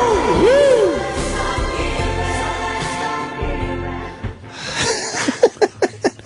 Wow. I'm stupefied. What do you think? What do you think? I'm tearing up here at the beauty. Well, bravo to Sam and Troy and everyone else. What a production piece that is. And the funny thing is, Club Soda Kenny was really, really mad that you were auto-tuning him. But that could be the best part of the whole fucking song. I love the auto-tune part. Yeah. It's fantastic. Yeah. Oh, wow. Well, we're going to have to play that a few more times. Epic. We have to make it available for download somewhere. Yeah? Yeah. Yeah? Yeah, but only the difference is we will pay you to download it instead of the way it usually works. Well, fucking greatest fucking song fucking ever. That's from Awful Me from Wagbag. Of course. Blue Healer, it's not the clusterfuck I thought it would be. I don't know if that's good or bad. I think that's a good review. I want an iTunes link now. Yeah, we got to get that That's up. Coco in the D. Please don't play that again. I'm ashamed for you. It sounds like a Zoo Crew when you fabulous. I don't know. All right, Punching Out sounds like the Muppet Show. Kind of dead a little bit, a little Muppety. Hey, what's wrong with that? That's what they sound like. Yeah, it's just what they sound like. Sound like Muppets. Let's see. Thank God you guys don't do bits anymore. How many guest Muppets did you get from Sesame Street? Wow. Redding says that's a piece of shit and the funniest piece of shit ever. Oh, good. Kenny with the auto-tune was funny. Mm-hmm. So you're gonna have to hear it again. There's a lot of people in there. Like I heard Tim at the end. That has to be a little bit of a surprise from our K-Rock days. You know, the no guy. A simple 2-word review coming in. Shit sandwich. Shit sandwich. Again, I don't know if that's good or bad. Yes, E-Rock. There's one point towards the end of the song where everybody's in the chorus. If you listen real closely, right after they sing We Are the World, Uncle Paul goes, let's take our clothes off. See, it's those little I didn't hear moments that. you got to notice. There's also Uncle Paul. He has another line. If it's hidden in there, but he says, there's a choice we're making. We're ruining all their lives. I didn't hear that either. It's in there. See, that's fantastic. We'll play it. We'll definitely play it again in a little while. We're going to play it 2 more times during the show just so people could listen to it. Of course. Bill in Texas, what's up? Whoa, Bill. Hello, O&A Party Rock. Awesome, guys. Awesome. I want to know, where do I send the check? Yeah, I know. People just hear that and they just want to donate to something. Yeah, that is the best piece of work I've ever heard, guys. You know, as a goof, we wanted to put it online and make people, like, download it for, like, whatever. Yeah. And really send the money to charity, but we found out we're not allowed to do that. How come they don't want our money, I guess. How come we're not allowed to do that? Once again, a charity doesn't want our money. I wonder why we're not allowed to do that. Just as a goof, we put it up on iTunes. It would, people would download it just to help the damn Haiti thing out, or maybe we do it, for help out America or something. Homeless or something. Why not? But they said no because why? We can never help. We don't own the rights to the music. Yeah, but get fucking Quincy Jones on the phone. It's charity. That's what I would think. I mean, we're not keeping and it's the money. parody. It's parody charity. Yeah. So parody you Parody can do. charity. Parody's like protected, right? What? Yeah. Hello? Yeah, hold on. Stephen S. from Bayshore, exactly how long is that song? It seemed to last about 19 minutes. Wayne in Boston, Bobo was just excellent. Give him the nod. Oh. Sounds a lot like the retarded version of Hungry Eyes. That's good. Keith from Philly, I heard Uncle Paul scream children. Yes. I love how brilliantly it was edited for the chorus. It sounded like everyone stepped all over each other. Fucking hilarious. Yeah, it really was just a clusterfuck. When are you going to play the O&A version? Where's the video? This guy just writes blink, blink, Humpex. Bravo, boys. Those fuckers can produce. Yeah. So I don't know. I don't know. A lot more positive than negative coming in on this one. If you ask me, I say it's a hit. I think it's a hit, and I think the people that are bitching about it are haters. Well, yeah. They're just haters. And Evan from Fort Drum, the small change in E-Rock's voice with Tank Hankers and the virus was fucking hysterical. Yeah, that, my favorite part right there. Yeah. Is the virus and Tank Hankerus. and the absolute impossibility of distinguishing the two. But that's the beauty of a song like this, is everybody's going to have a different favorite part, and your favorite parts are going to change. Yes, and then you'll notice things that you missed the first 18 times. People picking up on. Yes. Poe got in there with us. A little us was in there. I wanted to laugh, but I cried. It was that touching. What happened to Super Affected Mustard? Mustard sounded fucking great. Yeah. I guess we got a nice version of Mustard this time around. He was our Bieber. He didn't do that, though. He went straight in the forward. chorus. Okay. Yes, hidden in the chorus. Great job, Troy Quan and Sam. I love the. We did that one. Tippy Tom made it. Yeah, what was Tippy Tom was in the end. I just pulled him. I put him in singing "If You Want My Body." See, I didn't even notice that part. See, I really got. I'm gonna have to listen, and I didn't notice Tippy Tom in there. A tribute. He was the last voice. Instead of an official video, Blue Healer, I think everyone's thinking this. Coke Logic's got to animate that. That would be a motherfucker. Oh my god! Yeah, that would be quite an undertaking. We could put up a video of the recording to give Coke Logic some time to animate it. Yeah. Okay, we'll do that. Oh, would that be amazing? Listen to the words, man.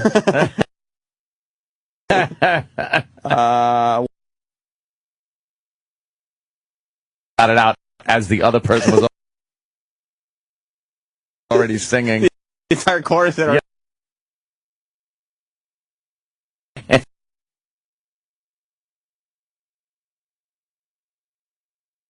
Finally, something that ranks lower on Rotten Tomatoes than Cop Out. Okay. Well, we don't have time to talk about Cop Out today. I hate when I just want to see what it ticked up a notch. All right, it's up Went to from 14% positive 14%. reviews.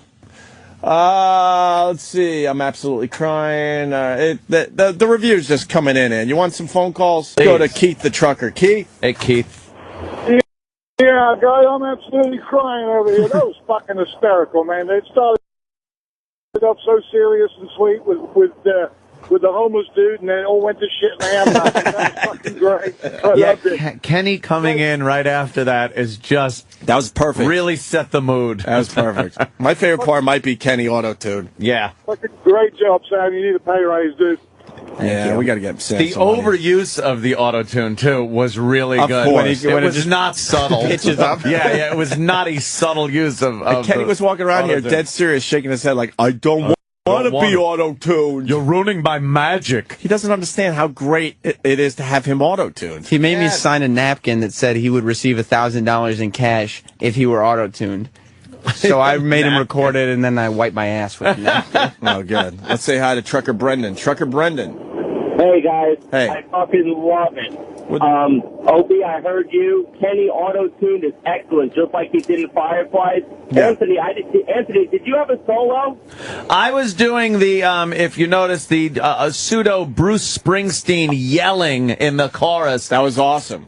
We are And he also did Steve C. Yeah, that was not the actual Steve C. Yeah, Anthony did Steve C. Steve C. voice, yes. I got you. See, everyone's saying they would definitely pay, like, whatever, $1 or $2 on iTunes. And we wouldn't want the money. We'd fucking make some money for some dumb charity. Well, I'll see. Charity. I'll talk to the lawyers and see if there's any way to get it up. The lawyers. Well, that'll be great. They'll probably make it so we can't even play it on the air. Yeah, matter of That's fact. what they'll do. As a matter of fact, don't play it on the air. Destroy any copy of it and kill everyone involved with it. Thank you. They're still deciding if we could replay the homeless Charlie bit, by the way. That's what the lawyers have been up to for the last 2 weeks. Knocking that one around like it's a fucking trial of the century. It's just a throwaway. We're like, you know what? It's time to replay Homeless Charlie that got us almost fired and suspended for 30 days. Yeah. And they're still batting it around, deciding if we could replay something that already aired, by the way. You know, so many people are saying they would absolutely pay 99 cents for it if it goes to charity. You know something? We got to figure out a way. We should. We put can look that like up. good guys for once. There was No one ever wants our charity money. I know. There was one. Get the black homeless minority fucking minority Vietnam vets. Yeah, get them. They'll take our money. There was one person who had a chance to be on this recording and said no. That flaked out. Who? Shitty intern David. What the fuck is with that guy? He just no-showed and stopped responding to emails. Wow. And that was actually Club. He was supposed to follow muster, and Club Soda Kenny got his line. Someone better go to Central Park. He might be dead like Boner's dead. Oh. Maybe he's a Cohen and or a Cohen or whatever it's whatever called. Ian said yesterday. We tried to get a sax solo from Ian Halperin. Oh, how great would that have been? He said he was on location. He's living out of a suitcase. We wanted one part of the song to go, ladies and gentlemen, Mr. Ian Halperin. And then a sax solo. Oh. Yeah. Let's go to Reed in D.C. Reed. Maybe next 25 years anniversary we'll do that. Reed. Gentlemen, that's part of the song. Big A getting hung up on. Nobody waited for him. Nobody waited. That really is funny, man. I can't wait to hear it again because I got to pick up on some more shit. Yeah. Brian, Connecticut. Guys, I loved it. Favorite part? Give yourself a bill. See, I missed that too. Really? Wow. Yeah, they didn't know what. I'm listening to the chorus. There's so much going on. It was pretty sad when they realized they didn't know what I could do for the song. I'm like, oh, all right. There were no characters. Yeah, I do characters. Mike in Buffalo. Mike. Yes. Uncle Paul can sing. And when did Ted Sheckler get out of the shower and start singing? You guys should give Ted Sheckler a record deal. That's true. Ted, really powerful voice on Ted, by the way. He does. He was actually, he had to be brought down in the chorus because Ted was overpowering everybody. Yeah. That Ted Sheckler does like to sing. Well, I'll tell you this much. A lot of people are commenting about the damn thing. Yeah. It's a newsmaker. Love it. I know. When's the news going to pick this up? Can we give it to another channel around here? Any channels? This is willing to play our version of We Are the World? What about the morning mashup? They should play it. The morning mashup probably would play it, except for that Sandy Kane line at the end. You know, folks, there's a lot of big dicks in the world. We have to get a radio edit. Yeah. Where it's beeped. Yeah, and I've blown a lot. Then they have blown a lot of people. Why did she have to tell that story? Why did you just come out and tell that story? I just went around the room and I was like, all right, guys, just give me some ad-libs and stuff. I was like, Sandy, give me like a dick joke. Give me something. And she just starts going, you know, folks, there's a lot. I suck a lot of dicks. But she sells it perfectly. She's great. Really does. She does. She's great. You know. Of course she does. Oh, what the fuck? We missed. Oh, Ron in Toronto. Ron. Yeah, it's Ross from Toronto. I was waiting for my toodly-doo solo. Yeah, what happened to the toodly-doo? I thought that was going to make it in there. Yeah, we never got a toodly-doo. I just thought it would be too much. Yeah. Tell you the truth. There was a lot that we had to leave out because there was so much. Just so much in there. It would have been buried and just mishmash. It's just a perfect mix of the talent and the music. Yeah. I think you hit it right on the head. And we can always remix it. Yeah. And you never were going to get me twice to go into that fucking studio. That was the main problem. When I was racing toward the elevator. We almost got blown off the first time. We were not going to get a second time. That is true. That is true. Chicago, what do you got today, buddy? Hey, that was brilliant, man. I loved it. See? Cool. I was wondering if maybe you guys could put a list out of like who's on there because there's like so much stuff going by. Sam, can you give me I'll put it on my Twitter. We'll put it on all our Twitters because I don't know who you guys are following. Some are whatever. Give me a list in order of who appears, and I'll at least tweet that before we play it again in the next. We'll play it again like real soon. Okay. We'll play it again at 9 o'clock. How's that? That's huge. I was not in the room with Sandy Kane and Mustard at the same time. No, we all kind of did it separately. I did my parts alone. There was only one recording where you had about 6 or 8 guys in the fishbowl, and then after that, it was everyone just doing it individually, and then they kind of did a little copy paste action. I didn't check my ego at the door. Mm-hmm. You, Opie, Anthony, Jim, and Kenny all required solo recording solo sessions. performances. That's right, Sam, you tell them. In that, I'm not a fucking seal. Right. I'm not Mr. fucking tap dance boy for you. And Tim Reed was sent in because he's not allowed on premises. Oh, was that what happened? Yeah, it was. Allowed on premises. Let's say hi to Q in New Orleans. Q. What up, boys? Hey, buddy. Q. First of all, I got to say, Quincy Jones, that's how you produce. Yeah. All right? And this is you guys' Star Trek, all right? The hardcore fans will love it. They'll get all the little tidbits, but it's very accessible to the common person on the street listening to it. Yeah, right on. You don't have to be a fan to appreciate the brilliance and beauty and majesty Safe of that to say, song. I think we have the second best version of the We Are the World song. I think so. And a lot of people out there are doing their own versions. Yes. I think this beats there's the first version, there's this version, and then there's the 25th anniversary. Yeah, which is forgettable. Yeah, this one though, wow. People asking where was Larry King, like Sam said, and we can't fit it all in, unfortunately. I mean, we could have done We Are the World with just Anthony doing voices, which we still could do. That's a very short walk from the studio to the elevator. It would take a while. It's very difficult. Yeah. Well, Corinne has something on this. Corinne in Jersey. Corinne. Guys, I laughed, I cried, I threw up in my mouth a little bit. Yeah. That's the feeling everybody's This getting. is what we try to do, is get people to react. I don't care which way you react. Just react. Emotions. Tim, Toronto. Enough of these Toronto calls today. Jesus, you have anything to do up there today? Amazing. Well, we're stuck in a big pile of snow, so all right. The club. I call in. But, Chip Triverson gets a lot of shit on the show for, lame-ass jokes and whatnot. Dude has the funniest line in the whole song with the whole lend a hand, lend a foot. A shoulder. Some shoulders or something. Fucking stopped me on my tracks. Perhaps. It came out of nowhere. It was hilarious. Awesome. All right. That was ad-lib, too, by Chip. That was not written for him. Wow. Yep. Yeah, I don't think Chip does much writing. I think everything he says is ad-lib. So, no, it was great. The whole song, everything was fantastic. All right. Good job, guys. You know what? Let's not get crazy, though. Let's not all of a sudden start producing bits for this show. That's, Yeah. We don't need to do that. We were thinking that maybe we would start bringing you guys in a lot more. Like, you and Ant could start being in a lot more. We have a formula that's worked over the years. I wouldn't want to fuck with it. Where you guys just go home? Exactly. Okay, we come in, we do the minimal possible, then we leave. See, that's a formula that's worked for years. I mean, you're very successful. It's hard to argue that. Yes. Why fuck the whole thing up by, producing bits, coming in, late. I'm saying late. Early, late. Early, late. And how funny is it to look at Sam and see that he has to really work hard? Oh, I know. I know. Look at him. You're in that stage. It's He fun. works hard. Enjoy it. Ew. Ew. Troy and I were sending versions of this song back and forth until like 9 o'clock at night last night. Oh, wow. Jesus. Making sure it was just so. I was so bored. I was trying to figure out what I could do last night. I was just so bored. Stay tuned. Still to come, more of the best of Opie and Anthony. 2010.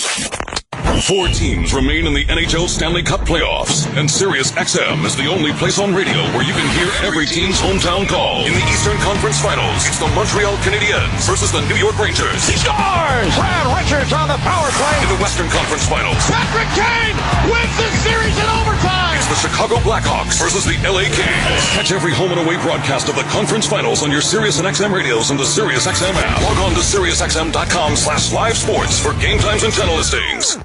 Stay in touch with the O&A Show. Follow our hosts on Twitter.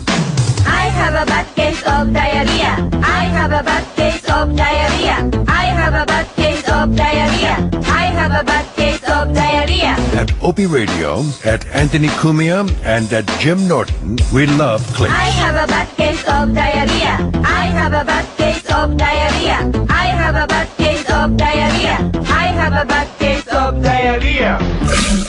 I need a data backup solution for my business to replace my current tape backup device. Do you want to spend a lot of money? No. Do you want to store and pay for replicated data? No. How about a solution that's difficult to install and use? No. Offshore automated phone tree support okay? No. Then yes, we can help. Barracuda Backup. End-to-end protection for physical and virtual servers, including data deduplication to significantly reduce storage requirements, and replicated cloud storage for assured recovery, and live humans to answer your calls. Try Barracuda Backup free. Go to barracuda.com/yes. Material 4X work gloves from Mechanics Wear are just tough. They're 4 times as tough. Material 4X gloves last 4 times longer than other work gloves and outperform leather, hands down. Whether you're on the job site or in the garage, don't just protect your hands, enhance them with Material 4X work gloves. Work faster, safer, and cleaner with Mechanics Wear, the tool that fits like a glove. Available at Lowe's, AutoZone, Advance Auto, O'Reilly Auto Parts, and Napa Auto Parts stores nationwide, or online at mechanics.com. If you're overwhelmed by debt and thinking about going to a credit counseling company for help, think again, because the majority of those companies actually work for the credit card companies, and they make the credit card companies a lot of money from people just like you. But there's another way out of debt, and it's not bankruptcy, a way to reduce your debts and save you thousands of dollars. Even better, you can find out how for free by calling 1-800-508-1037. At Freedom Debt Relief, we're not a credit counseling organization. We're not a debt consolidation company. We offer a unique alternative to save you the most money possible to resolve your debt in the shortest amount of time. If you're thinking about a credit counselor, ask yourself this. Are they working for you or the credit card companies? Reduce your debts and save thousands of dollars by learning the secrets to settling your debt. For free information, call 1-800-508-1037. That's 1-800-508-1037. 1-800-508-1037. Business owners, listen up. Give me an L. Give me another L. Give me a C.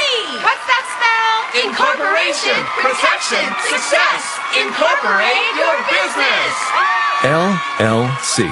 If you're about to start a business, these 3 little letters can make the difference between making a fortune and losing everything. Because if you're not incorporated and someone sues your business, you can lose it all. Your home, your car, even your life savings. That's why LLC.com is now giving away a free incorporation guide to all business owners. So you can incorporate in just 10 minutes. Protect your home. Protect your car. Protect your life savings. Call 1-800-915-3528 for your free 10-minute incorporation guide from LLC.com. They don't provide legal or financial advice. They just make incorporating or forming an LLC quick and easy. Incorporation, protection, success. Incorporate your business. Call now for your free guide. 1-800-915-3528. That's 1-800-915-3528.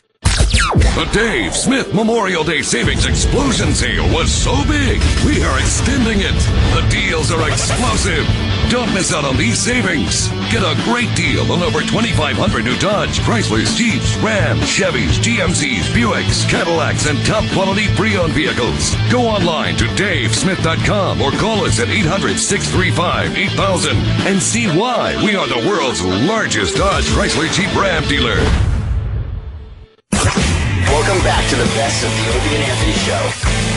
2010. What's up, Bobby? Oh, what's up, man? Yeah, Bobby texted me. He's like, I'm coming in. I'm like, well, yeah. One of your friggin' interns called my house at 7, and they don't even. It just comes up 469 on the caller ID, and he didn't leave a number. He goes, "The guys want you to call in." Click, and I live 4 minutes away from the studio. Yeah, there's no way I'm calling in when I can walk up here, and I have nothing else to do anyway. I am a little upset. You are? Because I heard some. Yes, because we're all upset, Bobby. I have a good friend that I work with on a daily basis named Jimmy Norton. Yes, I'm well aware. And there seems to be some type of movie production going on. If you want to call it that. You have something to do with. Yes, I'm one of the producers. Yes. The producer, yes. And Jimmy Norton was not even asked to participate in said movie. Right. What is he, a piece of shite? No. Now, you need... Yes. This better be a good excuse as to why he isn't being utilized. Well, you know what happened, and this is what I found out yesterday. Oh, this is never... Is that... this is not good. You know, we all... You know, me and Joe DeRosa and Billy Burke came up with this idea. All right. From reality, Joe wanted to cheat on his girl, and I sat with him for a couple hours giving him all my advice on how to cheat on a bitch. Did you tell him that he should fucking slide into the room and sing, I go from rags to riches, with his fucking big ragu hairdo? Ragu. Or did you tell him that he could probably crawl into something the size of a quarter because he has no shoulders? Yes, he just slid there like a garden snake. And then, whatever. Billy Burr got involved. We were like, there was a lot of funny shit said. We were like, why don't we just film it? Because we have nothing going on. At least me, I have nothing going on. So why don't we just film some of this? Just do it. And then it got to the point where, Comedy Central bought it and they were going to do it and blah, blah, blah. And then we took it back because Comedy Central wanted to own everything and do everything. So we took it back and said, we're going to pay for it ourselves. And Joe had asked, I want to direct it. And we were like, you know what? Go ahead. You guys, the little rascals. Well, we're putting on a show. Exactly. And we let him direct it and get everything together because he wanted to. And I'm literally I got treated on the... First of all, I didn't cast it. Joe cast it. Right there it was. Okay, hold it. Yeah. After all the talking you just did, I finally heard you just pass the buck to Joe. But wait a second. There you go. It was basically, I was thinking of this, call-in for the thing. Okay, fine. You know what I mean? Because there's only like 6 rolls in the whole. It's 15 minutes long. There's 6 rolls. You have 3 of you. Yeah. So you needed 3 more people. Yeah, we needed. Oh, this gets even better. Colin and who else? Colin and then Bonnie. Okay. Because we needed And Voss. we needed a mediocre chick that Joe could maybe fuck. Oh, fuck. Jesus. And then, which is great casting, if you ask me. And then we have Jessica, the girl from the cell, the hot waitress, who's the girl that Joe wants to fuck. Right. Which is, never fucked him in high school, and now saw him do a comedy show and wants to fuck him. Which is totally believable. All right. Okay. All right, and then we another got Voss is a doorman. What? He's the doorman. Can't play doorman. What? Because he wouldn't He's not smart enough or tough enough. Right. He wouldn't allow Bonnie to be in it unless he was? Was that No, it? because Attell, Joe originally wanted Attell. He had Attell to play the doorman, but Attell's a flake and didn't call him back or whatever. Doesn't call anyone back. Now, what's wrong with Jimmy Norton being the doorman? Abso-fucking-lutely. But at the time when we were casting this, Jimmy is, first of all, one of my only friends who's probably working all the time. Look at Jimmy in the eye. Jimmy's one of my. Look at me, Jim. Jim. Jimmy's making sad pouty face. He can barely look at you. He's the sweetest boy. Jimmy. Jim, look at me, Jim. Look at me. Okay, just look at me. Look at the acting. Yeah, look. Actually, you can't be acting. I would love to have you in the movie. I really would. I want to be in the movie. But and I just didn't think you had the time because you're very busy going back and forth from LA and the TV in this show and all the other things you do. But nobody asked. Yeah, no one even asked about his schedule or anything. That should be up to Jimmy to decide. How come Joe would think that Dave has the time? He has a better career than I do. He's more famous than I do. Why would Joe think that Colin Quinn has the time? Because he does. This to me sounds like a bunch of lies. No, Colin, first of all, the decision was made. Colin Quinn has the time. He does. I mean, you don't, Jim, huh? Jim, I love you, man. But you left him out of the whole fucking production. I'm not. I'm a producer. You know what I am? I'm money. Well, the producer's technically in charge. Yeah, that's what I thought until yesterday. I almost got into a fight. I had all my rage, all that respect shit. I have respect. You don't respect me, I want to stab you in your fucking eyeball and fucking rip your Finally, I'm on a movie set where I should be treated nice and not be fucked with. Treated like a piece of shit. Yeah. I almost got in a fight with the guy yesterday. He little passive aggressive little fuck. He wanted me to sit in at this thing. To sit, for camera. But now, who is this? The fucking assistant director. He fucking this motherfucker. He's got more power over you, the producer. It was there was 2 things that happened yesterday that fucked me up. I was looking at the monitor and he turned it. I was like, "What is this? What is that?" And he goes, "Just don't look at that." And I almost got up and went, "Don't you I fucking bought that fucking monitor, you." But because I'm a psycho, so I just said, "Just chill out, Bobby, chill out." Yeah. And then there was another thing where Billy has to open a door, and I said, "Billy, just give me 2 beats," because it's a big steel door, and I didn't want to get it in the face.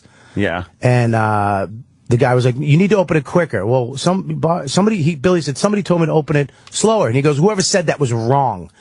He knew I said it. Oh shit! And I was like, "He don't like you." Well, I go, I was like, dude, if he opened the fucking door, it would have hit me in the fucking face. So who's wrong?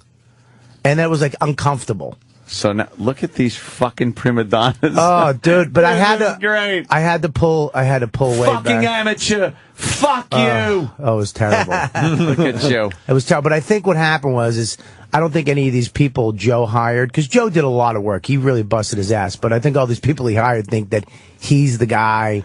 And he's the. I think they just answered to one guy. It's his project, right? Yeah. Well, yeah. I guess. What kind of equipment? What is this being put down? It's a 15-minute film. It's being put on the. It's a good camera. I mean, look. I was surprised yesterday how good it looked. Is it digital or is it film? It's digital. But if it's 15 minutes long, could it be called a film? Short film. Yeah. It can only be 15 minutes long to get in festivals. Any over, you won't get in any festivals. What a prick that DeRosa is. Yeah. See. Let's get DeRosa on the phone. Now DeRosa gets called out, and guaranteed he passes the buck to Burr or something. Nah, he won't. I don't think DeRosa will. Get DeRosa on the phone. He's not smart enough to pass the buck. Yeah. He'll try to, but he'll give it to himself. He'll go, come on, man. I just thought, look, I was going to do it, but then I realized I didn't like you. I'd say he had a chip on his shoulder, but... I'd probably slip right off. Oh, chip. He didn't have a shoulder on his shoulder. I was on a bunch of shoulders one time. He's actually doing a good job. I mean, I saw it yesterday, some of the footage. Joe, I really fucking surprised the shit out of me. Now, is he really directing, or is he assistant director, or do you have a DP? What do you have? A director has to think of the whole movie beforehand, put it all together, sit down with everybody, his crew, and then say, this is what I want, and figure out how to get it. So he... the shots and all this crazy shit he's putting in there. And, like, the opening shot, I was like, fuck, this looks kind of good. I mean, the content isn't, you're not going to be fucking, let's just not get carried away. It's not like everybody's going to be like, this should be a movie. It's not going to happen. It's going to go to a couple festivals, maybe win a couple things, little things that mean nothing. Not have Jimmy Norton in it. Nah, why would it? Yeah, what have I ever done for DeRosa? Exactly. I didn't host an HBO show that him and Burr were on. No, I tried to get Bob on, but I couldn't because of Comedy Central. And you know what? When you were out, we never had him sit here so we could plug gigs. No, not at all. I had nothing to do with that. Stuff. No, I found I wasn't on the HBO special because of the Torgasm thing. Oh, was that it? I think there was a lot of bridges burned in HBO for Torgasm and all that shit.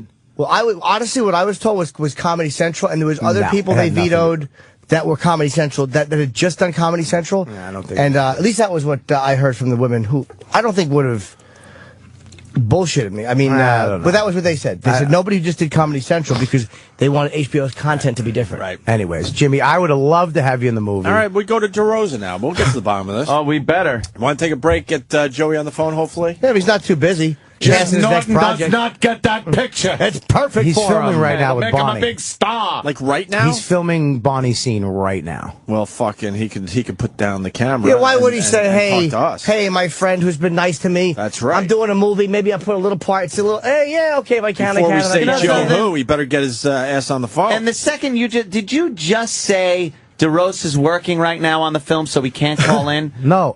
Oh, I just let you know what he's doing. No. I didn't have any. But you said he's busy? No, I said he's Well, I mean, I'm just letting you know what he's doing. Let me just let you know something. Okay, Anthony. A little director by the name of Kevin Smith, who did put Jimmy in a couple of fucking movies. Why not? Can you say real movie at the end of that, was though? able to call our show during the time he was working. So I think Joe Scumbag Fuck DeRosa can maybe get away from his 1988 camcorder and fucking call the show. Exactly. He's actually making it on tape. I want Ant to be my agent. That rocks, man. No one kicks around our little Jimmy. Ant's like an old school agent. That's it. Joe DeRosa went to voicemail. We tried to call him, so...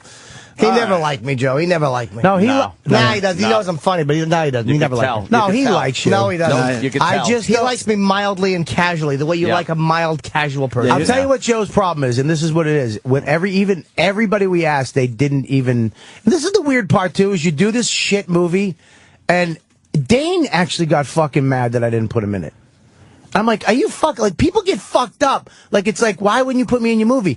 Because it's such a when you make it, you're like, this is bullshit. I don't even want to insult somebody. Honest to God. Didn't you say, hold on. What? You just said it might win festival awards. Hold on. We don't pick up on everything, unfortunately, on this show. Greg on Long Island, go ahead. Hit Bobby with some knowledge. I want to make sure I heard this right. Yeah. Bob, you said that it's a 15-minute film and that Jim is too busy. You didn't want to ask Jim. He's too busy to make a 15-minute film? Yeah, it's not like you're fucking making Avatar. It's going to take up the next 4 years of everyone's lives. I could have stopped it first of all. Be done by 6:15. First of all, you know that. Thank you, Greg. Dude, 2 minutes to make 2 minutes of film.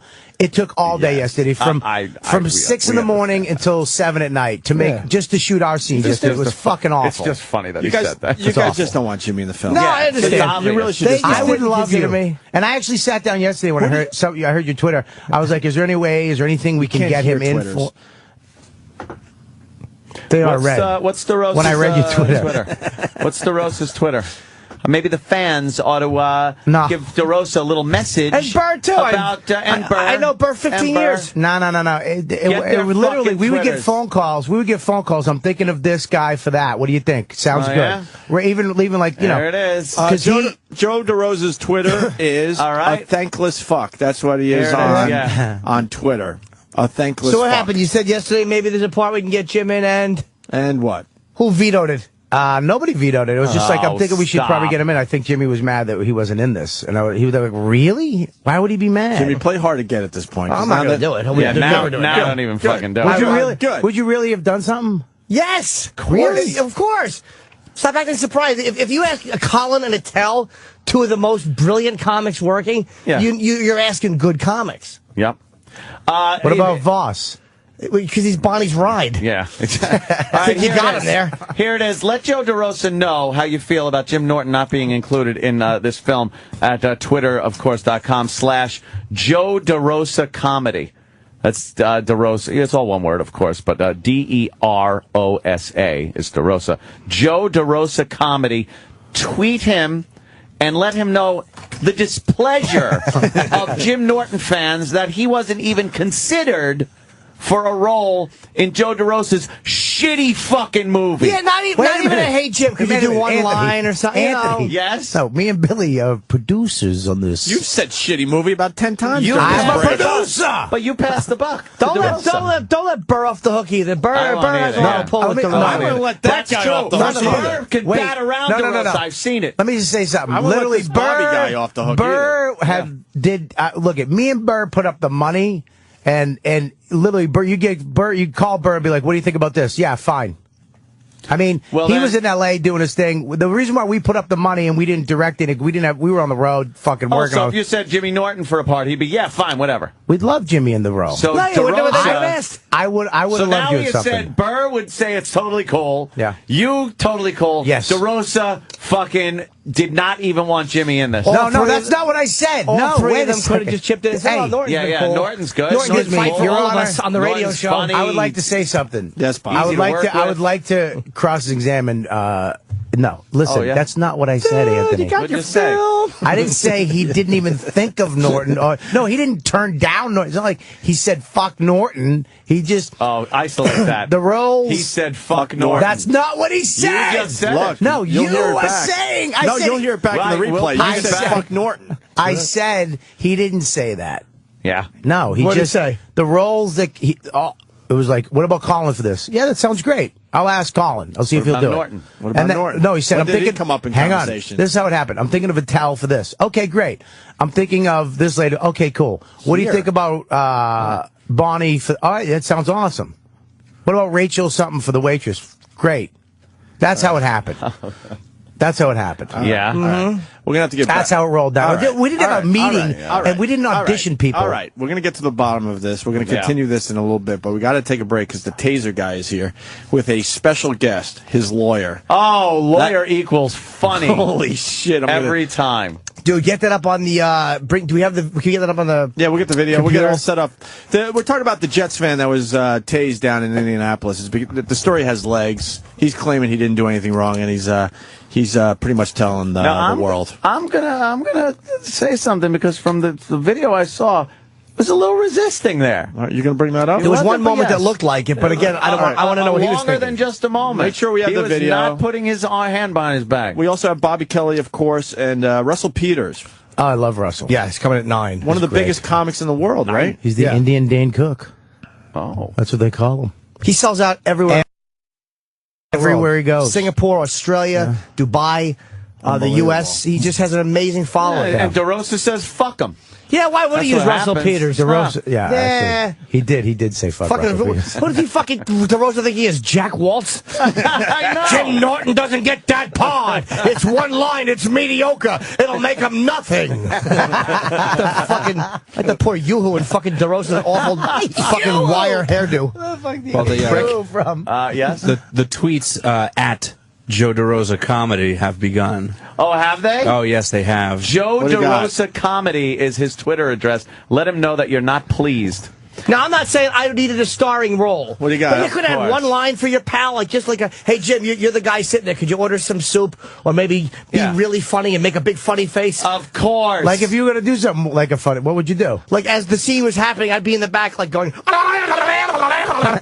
that's hysterical. With my hands over my head. We're all laughing. Or I'd be What are they saying about Joe DeRosa? Well, this person says, why didn't you put Jimmy Norton in your piece of shit movie, huh? Anthony, you faggot. It's not a piece of shit movie. That's the listeners. No, you said it. You said it first. Hey, shit dick, why the fuckity fuck isn't Jim Norton in this short bus film of yours? Hey, you Egyptian shit dick. Exactly. Fucking rotten bastard. And there's been 17 more tweets since I started talking. How dare you not even consider sweet, adorable little Jimmy Norton? Oops. Sorry. Yeah, my bad. And then it says something about his horse-faced boss. I don't know. That's great. Exactly. You think he's actually going to bring up the fucking value of your movie? He'll come in here to plug it. I'll spit in his big dumb teeth. I'm telling you, I'm really good at this. No, you're not, dry teeth. God, I want to boss in now. We got Bill Burr on the phone. What's up, guys? Hi, Bill. Bill. Hey, Billy. Hello, Bill. Yes, I got word that Bobby Kelly is throwing our wonderful director under the bus on your great program. Completely throwing both of you is pretty much under the bus. Not Billy. Me and Billy are producers. You said Billy is pretty much like, I don't know, I don't care, whatever. So when Jim Norton, I found out that little Jimmy Norton was not going to be part of this project and wasn't even asked. I wanted to know from Bobby why and what had happened. Was there any dialogue that included Jimmy? And he said Joe DeRosa's fault. Pretty much just... It's not what I said. You threw DeRosa Be under specific. the bus. What you have to understand about Bobby. Bobby Kelly is a survivor. Thank you. He looked at the odds in there, and he's just like, well, I'm not taking the hit. I'll just dump it on DeRosa. He went on for... I was in Los Angeles during all of this, so I missed... All I have right now is I'm actually a messenger here, bringing the official statement from Joe DeRosa. Oh, is this the official... Yeah, well, we gave out his Twitter account, so I guess he found out. Come down here about him and to Bobby, and Bobby said, dude, fucking Norton's not going to do it if he doesn't have a bunch of lines, dude. Don't waste his fucking time. Oh, Bobby goes back to Bobby. All right, let's get it back. So you're saying that what Bobby is saying then is that Jimmy is incapable of improvisation. No. And just taking this is what's going on. Like what I stated before. Is Bobby Kelly's a survivor. And the second Joe DeRosa brought up having the wonderfully talented Jim Norton in the I was like, there's no way I'm going to be sitting across such a dynamic stage presence as Jim Norton. So he cuts his legs out there, and then he goes on the radio, and then he cuts DeRosa's. A-Train 11 hit it right on the head. Bobby equals Jay Leno. See what you're doing? apparently Bill's a survivor, too. This is a fucking great... Yeah, I think Jim Norton's a really talented guy. He just wasn't getting the ratings. So, okay, it's back on Bobby. Did you get that doorman hat and coat yet? We're going to need it at like 12. Yeah, it's 10:15. The doorman. That would be Rich Voss playing the doorman, right? Yeah, Rich Voss. Rich Voss would be a good What we're doorman. dealing with here is it's nobody's fault. It's really a budget thing. All we can afford is guys like Rich Voss for free, and Bobby to work for free. That's what's really going on here. There's no reason to trash people there, Bobby. What are you doing? We're trying to get good press here. It's true, Bob. I didn't say anything. Way to go, Bob. I was just trying I to said Joe's doing a great job. He shaves his goatee I said off and Joe's changes. doing a fantastic job, Bobby surprisingly. Kelly is a cancer on the set of a movie. I would just say he's a polyp. Do it in 3D. Thank you, It'll Russell. fucking be huge. It is in 3D. Oh, yeah? Yeah, no. In Avatar Voss's 3D. teeth would scare everybody in 3D. What are Voss's lines? What are one of Voss's lines? Go ahead. I have no idea. Oh, stop. You do. I You're swear, the producer. It's He plays basically an annoying doorman. Yeah, he says, "I'll get that for you." There's very minimal lines. I'll get that for you. What, you think I couldn't do that? I'll for that No. No. If you're going to be in a movie, you're going to be in a movie. I have one line in every. I'm a one and done guy. Yeah. It's in my contract. I can do nothing that will get me recognition or further my career. One line in Spider-Man, one line in Zack and Miri, and 3 or 4 or 5, maybe 5 lines in in Cop Out. I thought you co-starred in Spider-Man. No. I actually was the Why didn't you linchpin. want Jim in the movie? Yeah, what happened? Yeah, what is your beef with Jim? Now it's on you again. I didn't. Yeah, listen. There you go. Wait, listen to his fucking creepy, evil laugh. Did you put Dane in the movie? He put you in a movie? Yeah, and then he cut me right out of it. I don't think DeRosa wanted me in either, though. DeRosa never liked me. No. It had nothing to do with that. I think that at the beginning of this movie, we couldn't. It was literally like nothing in there for him, and. Was there nothing in there for There's him? nothing in. What are you going to do? Give him one man. fucking thing and be nothing, like a background player? Be a friend at least. What? He's going to sit in the background? Hey, it's New York. I could sell peanuts in the movie. Fucking Voss Louie Bean. You've seen him act. It's horrible. Well, I couldn't be there while you guys are talking one time and do one or two lines and then get out. Yeah. Like when I walk out, the audience applauds. Like when fucking Tim Conway would walk out on Mary Tyler Moore. Yes, exactly. I say, Billy, I say we actually put Norton in something. No, I wouldn't do it now. My feelings are very hurt. Billy, would you? He's a sensitive man. What do you say, Billy? I feel terrible that we've somehow ruined our relationship with Jim Norton. Jim, this is, I swear to God, there's like 5 parts in this. I know. Yeah, well, 4. I don't think we should. Why don't we just fire Voss today? It's showbiz, dude. We fire him and we throw But Norton Jimmy in. Jimmy ain't taking. What are you, his agent? Let me talk to the really fucked client. up. Fire Voss and hire Bonnie. He might do it just to see Voss get fired, Anthony. All right, now you made a good point. now he had some controversy to the film. Survivor. Now he's putting it on Voss. Look at it. No, I'd actually like to see Norton play it more than Voss. Be a fucking way better hit. You know, more people would fucking want to see this movie. I know. How do you not want a built-in guy like Jim Norton, who has a built-in audience here on this program, talk about the film and everything? It even makes bad business sense. Hey, never mind fucking a friend over. I agree. I didn't fuck. Let's not downsell Last Comic Standing here. That's what you say. That's how you put it. I didn't put it that way. Oh, you're the worst. DeRosa's always been very anti-Jim Norton. No, he loves you. No, he doesn't. Norton loves you. Jim, what really happened is we had too much respect for you. No, that's true. No, because he has to tell. Jim, we weren't going to come to you and go, can you do half a line that's going to take an hour and a half to shoot? Because we're trying to be all artsy-fartsy with the angles of the cam. Dude, you're a busy man. It really had nothing to do with that. Billy's absolutely right. I would have been honored to do something with my friends. I said that to Opie. It's you just want to be asked to be in it and then turn it down. Sometimes. And then turn it down. I don't get asked. It's like when you didn't get asked. I don't get asked anything ever. Exactly. I don't even get phone calls from you, Robert. I call you all the time, dude. Dude. Jesus. Guy lives in L.A. for a month and he's duding me. No, I've been duding my whole fucking life. Apparently you don't know me on the radio. You know what, dude? So what? Russell sells out everywhere, dude. I got my friends, dude. I got my family. People love me. That's Bob. But yeah, he's absolutely right. I really feel bad though. No, why should you? I really do. I just wanted to call up because I know Bob's not exactly the greatest delegate to send out to your show. But Jim, I'm actually flattered that you'd even want to be in it. But it was we just didn't want to waste your time, dude. We're having you come over there doing a line and a half, like I said, that was going to take an hour and a half to shoot. You were in Spider-Man, for Christ's sake. You're not going to do our little shit movie. I certainly would with my friends, who I like to be a part of creatively. Certainly do your shit movie. I certainly would.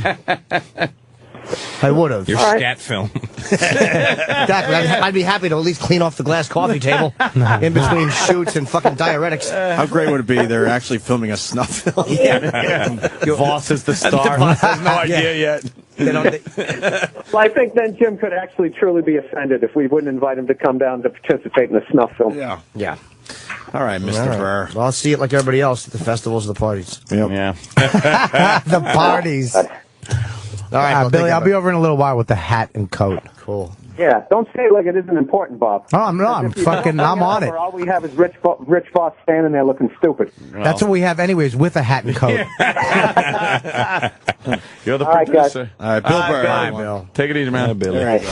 What's Joe DeRosa calling for? Joe. What? Joe. What's up, Joe? It's the traitorous Joe DeRosa.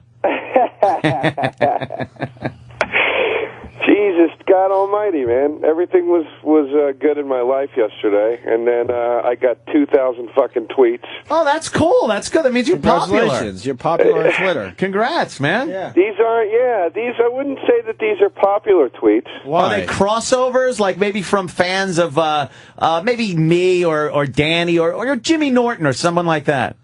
I don't know. Would one of your fans say, "Go fuck a camel, you Egyptian camel fucker piece of shit"? Oh, okay. I could see that happening. Is that something like a follow of yours might say? Yes. Actually, yes. Yes. That means they love you. You just don't know the translation yet. I thought I could read you guys some of the best tweets that I got. Oh, cool. Yeah, well, let's catch people up here, get people up to speed. You are doing a film. Are you doing this without a talent coach, Anthony? This is amazing. Yes, I learned this fucking from Opie. Amazing. You have to reboot the audience. And it's going to be doing what's called a about. reset. Right. This is something Nick Cannon will eventually learn with his talent coach. Yes. Oh, Joe DeRosa is making a film, and Bill Burr, the lovely and talented Bill Burr, is in it. Rich Voss and Bonnie will be appearing. Joe DeRosa will be in it. Robert Kelly will be in it. And something happened where Jim Norton wasn't even asked to be in it, which insulted Jim Norton, insulted me. And to the point, Jim just walked out of the studio. Jim just doesn't walked even want out. to talk to you. He looked, he said, he mouthed DeRosa. I nodded my head yes. He got up and walked out of the fucking studio. So you're not going to hear Jim Norton. Are you kidding? Jim walked out? He walked out. He is not sitting. Listen to the here replay. He anymore. was on the show the entire day, and he will not out. be talking to he said, you, Joe DeRosa. He mouthed DeRosa and then took his headphones off, threw his eyes up, and left. I was gonna. Let me just say this. Okay. We spoke with the lovely Bill Burr. We spoke with Robert Kelly, who was trashing the movie, by the way. Yeah, and you. We could send you the tape if you like. Yeah. And he put the blame on you. Bill Burr kind of said, "Hey, I'm out here in L.A. I don't know what the fuck is going on." And you pretty much have the blame now for saying, "Well, we're not even going to ask Jimmy." Okay, all right. Well, I mean, it's so unlike Bobby to throw another guy under the bus completely. Well, that's true. To save his own ass. So it's just recently that Bobby can fit under a bus, so give him some credit. That is true. Yes. That is true. Bobby could not fit under a fucking bus. Yeah. I could still do older Bobby was fat jokes, which I like. He's not exactly thin right now. He's entering into, I believe, his 6th fatness. Yeah, he says he's got 7 fats. He's got 7 fats in him, he said. This is his 6th one. He's going to get back in shape, and then he says he has like 1, maybe 2 more fats left, and that's it for his life. I would I describe him right now. Right now, he's Dom DeLuise on the Dean Martin show. He was Dom DeLuise on Cannonball Run. So he goes through phases of Dom DeLuise. He's down to the skinniest Dom DeLuise, which is still kind of fat. Yeah, the skinny incarnation. Now, what happened? Why isn't Jimmy in your film? I'll tell you why. Because we didn't have a part, and then Bobby said we had this doorman. Don't talk like I don't know everything about this situation. Rich Voss is playing the stupid doorman, and I think just because Bonnie is in the movie doesn't mean you got to trail that guy around and put him in the movie. Well, from the lips of Bobby Kelly to my ears 6 months ago, dude. Norton, we shouldn't ask Norton to be in it, dude, because it's really not a huge part. So, I don't want to, fucking waste his time because he's doing a lot of big shit. And, it's not really a huge part. Like, if there was something bigger, we would ask Jim, but it's not that big, so we shouldn't ask. Passing the buck back to Bob Kelly, who's going to be in tomorrow. The ball now in Kelly's court. That's exactly what he said you said. He is so full of shit. He had the idea initially to ask Jimmy to be in it. He said first, we can get Norton if we want. And I said, okay. And then when I said, dude, Like, what's up? Like, do you think Norton might want to do this part, or do you think it's too small? Like, what do you think? That was what he said to me. You know, dude, it's kind of small, and it's not really a big part, and that was his exact fucking words. But don't you think though, like just because he's a friend and hangs out and like just to even be asked would have been nice for little Jimmy. And that's why Jimmy's not talking to you right now. He's outside the studio, and we can't get him back in. I've been waving him back in, and he flips us the bird. Nothing. Can you tell him, please? I feel terrible. I can't. I got to be honest with you guys, and this speaks to my low self-esteem. I'm shocked that Jim even cared. No, to be honest with you, he's not talking, and he just gave. We all seen the face. He just gave the nah face. Nah. But it's just like being asked would have been like he just wanted to be asked. But also, too, you guys... He's nodding his head and giving a thumbs up to that, by the way. And I would think for you guys, like, obviously, all right, we're not, the next best thing since sliced bread. But, I mean, to have Jimmy in there, it would have been promoted a lot more and stuff. I don't know. It seems like you really went on an effort to not put him in this movie. Jimmy just pulled his pants down, pushed his fucking ass against the glass, and opened up his asshole for you. He left a sweaty pucker mark on the window. No, it was fucking Jimmy. You guys, did Bobby also explain fully that this is not my movie? Now he's disavowing any knowledge of the movie. I think Bill Burr, who was actually brave enough to call yesterday when all this was going down, said that this was your movie idea. Yep. No. That you had the initial idea. Yeah, it was like your movie. No. Bob, Bill, and me were equal partners in this. We created this, the three of us. So if any heat's coming down, it should fall on the three of us equally. Bobby said he's a producer. You are the director of this movie. You're the one that really grabbed the ball. He said you were in charge of casting. Oh, well, let me ask you gentlemen something. Yes. Who's usually in charge of casting? Not a director, a casting director, which falls under the producer umbrella. So where was Mr. Kelly producing? The producer's the guy that comes along and goes, here's what we need this part to look like. We need a guy like this here. That's a producer job. Did Bobby do any of that? No. He did show up with water yesterday. That was a nice producer duty he fulfilled. But did he step in and be a producer and say, I want Jim Norton in this role? No, he didn't. No, he fucking didn't. What do you do for a living, character? Character? Did the suit make it? Did the doorman's suit make it on time? Because I know it did make it on time, only because Bill Burr had to yell at him about it on the air. You know what? Because that was part of Bobby's responsibility, too, I believe. And, Joe, you got other problems, too, man. Because Ant and I are ready to do movies. And this would have been a nice place to start, a little 15-minute independent film. I got some acting chops, and let me tell you something. I'd have been willing to maybe contribute into the production cost myself for a small part. That's right. We're not asking for much. I want to just walk through a scene. That's it. Mr. DeRosa, I will not do that picture. It's out of the question. Out of the question. Opie, not to correct you on your own show, but it's not a 15-minute film. According to some of these Twitter feeds, it's a 15-minute piece of shit fuck film, and I should get AIDS for it. All right. Well, that leads into, let's hear some of the tweets from our fine fans to you. I believe they were tagging it "Fuck Joe DeRosa," by the way. Just want to remind you that was going down, Joe. Let's read off some of your favorites there, Joe. Nice pick, you faggot. Your mouth looks like it's all blown out from taking uncut meat sticks.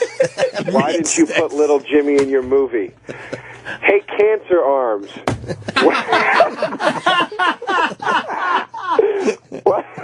Why didn't you, Bill Burr, and Robert Kelly put Fancy Jim Norton in your 15-minute waste of film? I searched a dumpster at the clinic to find that abortion of a new movie that you won't put Jim Norton in. Shit. I think they let you off easy, to be honest with you. Yeah, really? No, they get worse. Oh, really?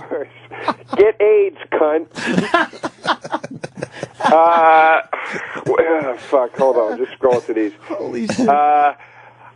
There's all this shit in here about hats. Taking off your hat. I don't know what that means. Well, there's a hat removal service that you should be calling up. There's a large gentleman of color that would go around to elderly women and punch them in the face. Yeah. And the news said to rob them, but we all knew it was just a hat removal service that he was giving. The old lady didn't pay for the hat, and the guy needed the hat back. Yes, needed hey, to remove. Bob Kelly's on the phone. Uh-oh. So, please work today. Bob? Yes. All right, you were just completely thrown under the bus by Joe DeRosa, who is on the phone also, and he said that you're the one that said, let's not ask Jimmy Norton because he won't do the part, or whatever the reason is, but you're responsible. Yeah, you're responsible for Jimmy not being in the movie. And, Bob, just so you know, Jimmy walked off our show. He doesn't want to talk to Joe. Well, this is the thing, is I can't believe on a little independent film, you guys have fucking got into it and ruined it. We'll never work together again. Wait, what, Jesus. Bob? You've caused controversy on our little fucking happy project. I caused controversy. You're the one that went on the radio yesterday and started all this. I want to hear. A nice day, and then all of a sudden I'm getting called a fucking camel mooly on my fucking Twitter on my iPhone. Camel mooly. That had nothing to do with what we were talking about yesterday. That was just somebody randomly tweeting you. Bobby, I want to know. I want to know your response to the fact that Joe DeRosa completely turned around what you said yesterday. He pretty much said the exact same thing you said, only turned it around on you. Okay, well, I think what basically happened was I wanted to put Norton in the movie. I suggested Norton, and there was one part that had like one line. I was like, no, we need to give Norton lines. Norton needs to say something. He can't just be in the background. He has to say something. People want to hear. They're not going to see him. They want to hear him say some shit and be funny. They're comics. You got to allow them to be funny. Yeah. And I don't think there was anything for him to do. So now you didn't answer my question. Are you agreeing then with Joe? Are you agreeing then with Joe DeRosa that you were the one that said no to Jimmy Norton? No, I didn't say no. Someone said no to Jimmy Norton. His name was brought up. He's not in the movie. At some point, someone had to say no. His name up. Bobby brought his name up. Bobby said, and I said he needs to talk. Bobby said what he just said, which is a reiteration of what I said that he said, so we're on the same page. And here's what everybody's missing. Here's what all these fucking Twitter cocksuckers are missing. We didn't ask him out of respect for his time. Oh, that's good. Yeah, don't ask him out of respect. You just fucking alienate him as a friend. It's too bad you can't tell that to Jimmy personally, but he doesn't want to talk to you guys, so. He's making the universal signal of, because he's listening, but he's making the universal signal for air jerking off, which means bullshit. Is that what that means? Yeah. Yeah, it does. When you jerk off in the air. I want to know what else he said about me. What? I heard he said some other shit about me. He was trashing me. He said I wasn't. He said you're not a producer. Yeah, you were in charge of casting because you're the producer, and then he called you fat. And he also said all you did was bring water to the set or something. Yeah, you brought water to the set, which was just about all you do. This is how serious Joe's taking himself. Yesterday he yelled quiet to everybody, and Colin went, nobody was talking. Oh, Colin's involved too. I forgot. Yes, Colin Quinn's involved too. Yet Jimmy Norton sits out. Anthony, on the QT, can you shoot your scene on Monday? Is that good for you? Yeah, that's fine. What time, though? Okay, great. It's got to be 12 o'clock after the show. Right after, though, because I got to get out of New York. You got it. Let's get down to the bare bones of what happened yesterday. Bobby, my good buddy, Bobby Kelly, one of my good, tight fucking friends, went on the show. The night before was sitting there with me going, we're partners, dude. We're good buddies, dude. I love you. I never said buddies. I don't even talk like that, dude. It sounded exactly like him. Like that. And he went on the air, and you guys started fucking with him, and he grabbed the weakest guy in the room and slid him right under the fucking front tires of the bus. Guy in the room, that's true. You're gutless, Kelly. You're gutless. Yeah, you're gutless. You guys just, I can't see the out of respect thing for Jimmy. It just seems like you could have at least said, Jimmy, we got apart. It's not much, but all of us are together doing this thing, Colin and everybody. And just for the guy to be completely alienated, not even know about this project, have to hear about it on the streets like that, it just was a little insulting to Jimmy. I feel terrible. You should. Jimmy, you want to come in? He ain't fucking coming back in here. He's still saying no. I want to be Bill Burr's in the background yelling, all Jimmy wanted to do was turn us down. Fucking Burr rules. Yeah. Yeah. Our feelings are hurt. Yeah, our feel. Yeah, sure. Turn it down. Yeah, Bill's got a point. Bill's saying our DeRosa, feelings are hurt. stop your Tyler Durden talking for you in the background bullshit. We know you're the weakling. Tell Brad Pitt to shut up. Yeah, tell Brad Pitt. We're talking to Edward Norton right now.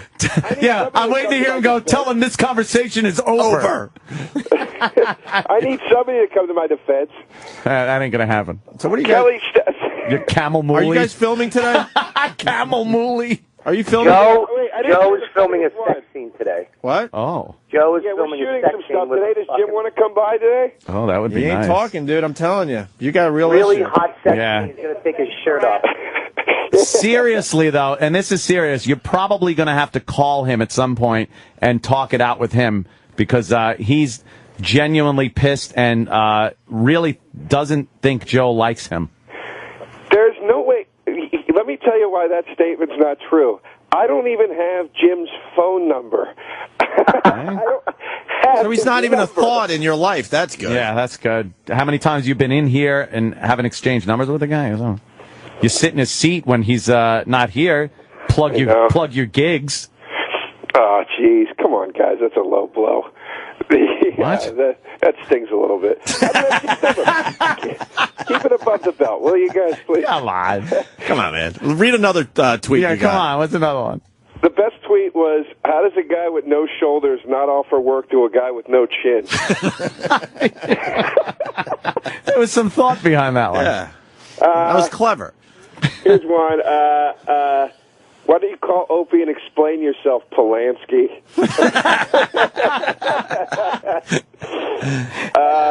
You sucked the balls of a 6-year-old boy. Oh, that was nice. Well, that's just pleasantry. Facts shouldn't make their way into this argument. Oh, wait, here's what Voss fucking Voss over Jimmy.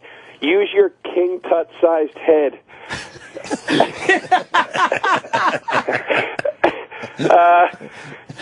Joe DeRosa stinks worse than Jennifer Aniston's opening. Yeah, we kind of got into that the other day. That's one of our themes. Yeah. Wow, those are good. You know what, though? I think that's pretty much done with then. I don't see anybody twittering you anymore. Yeah. No, it stopped. Yeah, I'm sure it stopped. Joe DeRosa comedy will not be getting any more tweets about Jimmy not being in the movie. Now that he explained himself on the show. Yeah, he explained it. I mean, no one could come up with stuff more creative than that. So I'm sure Joe DeRosa comedy. There you go. Twitter. There you go. No, really, listeners understand when enough is enough. Yeah, when to stop. Our listeners know when enough is enough, when to stop, when not to drive a bit into the ground. Yep, they learn They're from like us. Yeah. They learn from us. We don't drive bits into the ground, and they certainly don't. Exactly. No, it'll be fun. It'll be fun. When I get ass raped and beaten to death by some guy from fucking New Jersey, I want it to be on your head. And you'll finally be happy. Oh, damn. All right. Rolling. How much fun is it just stirring the shit with those guys? We're fucking up their whole film. Oh, it's fantastic. Because secretly we're pissed we weren't in the movie. I know. It's like, what the fuck? Could you ask us for a walk through? Look, we know our place. We know that Kevin Smith's not going to ask us anytime soon to be in a movie. We understand that. But a little dinky film, we're ready finally. Yeah, come for on. a little something in a 15-minute film. Mr. DeRosa. I'm ready for my close-up, Mr. DeRosa. We know our place. So we're secretly pissed. And guess what? Now they're all yelling and screaming at each other. Stay tuned. Still to come, more of the best of Opie and Anthony. 2010. 4 teams remain in the NBA Conference Finals, and SiriusXM is the only place on radio where you can hear every team's hometown call. In the East, the Heat battle the Pacers. Right-hand jam, LeBron James. In the West, the Thunder take on the Spurs. Durant on the left-handed off the bounce feed. Oh, a laser by Westbrook. Catch every home and away broadcast of the NBA Conference Finals on your Sirius and XM radios and on the SiriusXM app. Log on to SiriusXM.com/live sports for game times and channel listings. Are you putting your money into an IRA, pension, or 401k? Then I hope you're prepared to lose 30, 40, 50% or more of your retirement savings, because it's not a question of if the market crashes again. It's a question of when. It's going to happen. Did you know there is a way you can protect and grow your wealth safely and predictably every single year? The people using this approach didn't lose a penny when the market crashed in 2000 or 2008, and they won't lose a penny in the next crash. In fact, their money will continue to grow safely year in and year out, even when stocks, real estate, and other investments tumble. A free report detailing this savings program is now available. This free report shows how you can get guaranteed growth, safety, and wealth-building power without risking your retirement in the Wall Street casino. This is the best way to have a 100% secure retirement. It far outperforms any IRA or 401k. To get this free report, visit bankonyourself.com. That's bankonyourself.com. Bankonyourself.com. One Little Joint Supplement. You know this powerful little pill is great for your joints. It even has powerful benefits to help increase your mobility and flexibility. But the joint supplements of today are sadly incomplete because they don't give you the joint relief you're looking for. Until now. Introducing the complimentary 2-week sample of Instaflex, our most powerful joint formula ever. It's the #1 selling joint supplement at GNC. The only thing our complimentary sample of Instaflex is missing is the price. Because right now, we're offering adults a complimentary 2-week sample as part of a nationwide giveaway. Call and claim your sample today. 1-800-943-5897. Instaflex provides powerful, effective joint relief for your knees, hands, even your hips. Prove it to yourself by calling now for your complimentary sample. Instaflex is available at GNC, Walgreens, and CVS, but you can only get your complimentary 2-week sample by calling 1-800-943-5897. Call now for your 2-week Instaflex sample. 1-800-943-5897. These statements have not been evaluated by the FDA. This product is not intended to diagnose, treat, cure, or prevent any disease. Diabetes, high blood pressure, anxiety meds, everyone's on them. If you're a 50-year-old male, maybe a bit porky, and you may even have type 2 diabetes, $1 million of term insurance may only cost you about $200 a month. Call Term Provider. Speak with Big Lou at 800-239-1749. Big Lou will find a term life policy for you even if you have type 2 diabetes, are overweight, or have high blood pressure. Term Provider has helped thousands of people like you who think they can't afford term life insurance. To buy $1 million of affordable term life for you, all you need to do is call Big Lou at 800-239-1749. Lou is one of you and will make sure the scales are tipped in your favor. Call 800-239-1749. Big Lou will answer your call and work to fit you into a term life policy that you can afford. Call Term Provider, speak with Big Lou, and save on term life. Call 800-239-1749. 800-239-1749. I love coming to Mathnasium. At Mathnasium Learning Centers, we make math make sense to kids. Your child will leap ahead, whether starting out way behind or already ahead. It's how we've grown to more than 500 franchise locations. Now enrolling for summer and year-round. Call now for a free parent pack. 844-234-1600. 844-234-1600. Learn what Mathnasium can do for your child. 844-234-1600. We're back with the best of Opie and Anthony. 2010. There's this book called Packing for Mars by Mary Roach that talks about what it's like to be an astronaut, which I didn't know that being an astronaut is breathing shit and vomit with every breath. That shit and vomit floats through the air, and that psychologically, guys who are trained, professionally trained to deal with each other after 6 months end up punching each other in the face in zero G. And they're talking about sending people to Mars, which is 500 days round trip, never opening a window, breathing your and other people's shit and vomit and piss constantly. They get E. coli fecal infections in their fucking noses. Kill yourself. Just kill yourself. And their bones deteriorate. They fall to pieces. And there are people right now in the United States who are not crazy, who there's no evidence they're crazy, who have said they will take a one-way trip to Mars. One way. Deliver me to Mars, and I'll live there and try to send me rockets with air and food. And if you fail, I'll die there. Whatever, I'll just and I'm reading this book, and all of a sudden, my house, which is over 10,000 square feet, is too claustrophobic for me. Because it's like those first, the Gemini guys and stuff, and the Apollo guys, they were sitting in, a small Volkswagen. Yeah, the Mercury capsule. Your guy was alone. And pissing into their own suit for like 4 or 5 days, and the helmet on, just filling with their own funk. And there's guys that test it. This is a job for you. There are guys that get the job testing who aren't astronauts, but get the job of lying in bed for 100 days without sitting up to see their bones deteriorate, and drinking through straws, and all they do is measure their own shit and what they eat. And he doesn't even get the glory of being the guy. No glory. But they love helping the space program. And there are people that have been locked in rooms, 5-person teams, in a smaller room than this, for 500 days. Can I imagine this? All these windows just up, and we are in here for 500 days. How soon before we kill each other? Let me jump in here for a second. So you're saying when they stepped on the moon for the first time, their spacesuits were filled with shit? Yes. Didn't they have any kind of way to fucking to clean that out? They don't. They sort of have things they could do now, but they have never going back to 1969. They have never found a zero-G toilet that works. That glorious moment they were filled with shit. It turns out that when you are evacuating your bowels, a big part of what gets it to vac from your bowels is gravity. And without gravity, it just kind of hangs there, and they have to scoop it out of each other's asses. And then they have to put it in a bag, and they have to put pills in the bag, and then squeeze it up.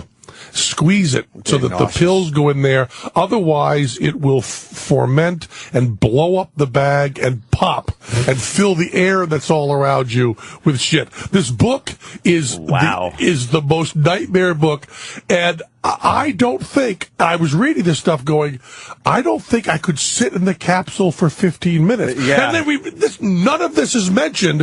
Then there's a rocket on your ass, and they're blowing you into space, where your chances of dying are as high as anything you've ever done. Right. And they talk about how the astronauts on the Apollo program would not eat or eat just cheese so that they wouldn't shit for 8 days in space.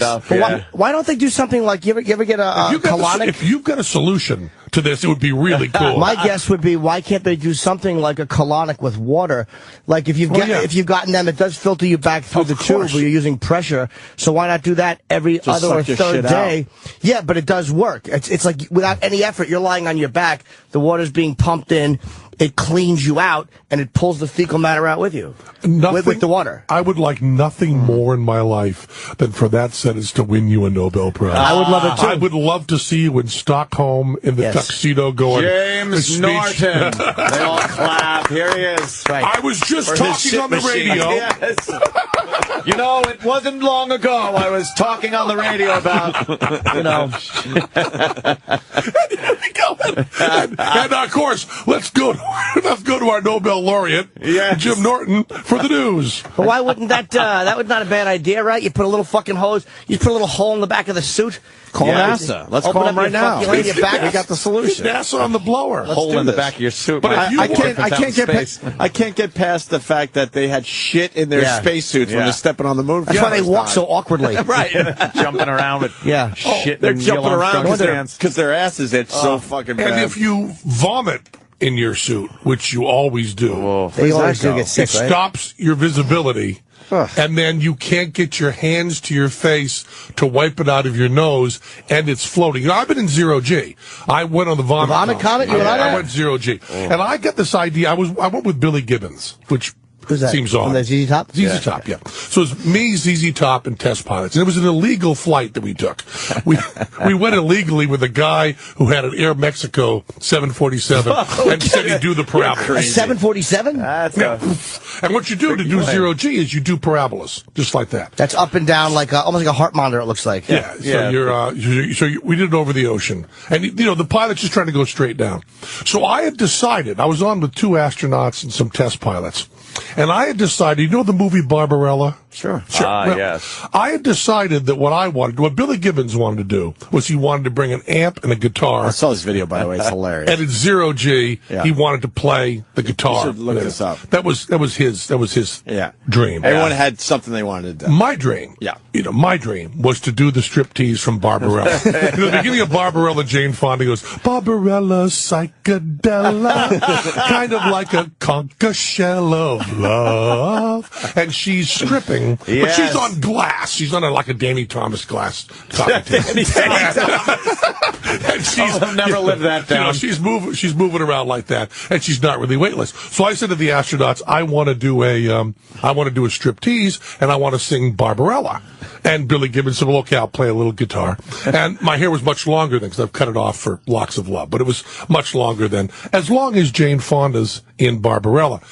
Now, the similarities between me and Jane Fonda and Barbarella may end at hair length. Yeah, you got it right here. They got me floating around here. Take a ride on the NASA. What year is that? How long ago? I don't know, must be in the 90s sometime. There's me and Billy. And so I'm doing that. And when I start stripping, right, the astronauts don't really understand that when I say I'm going to strip down fully naked.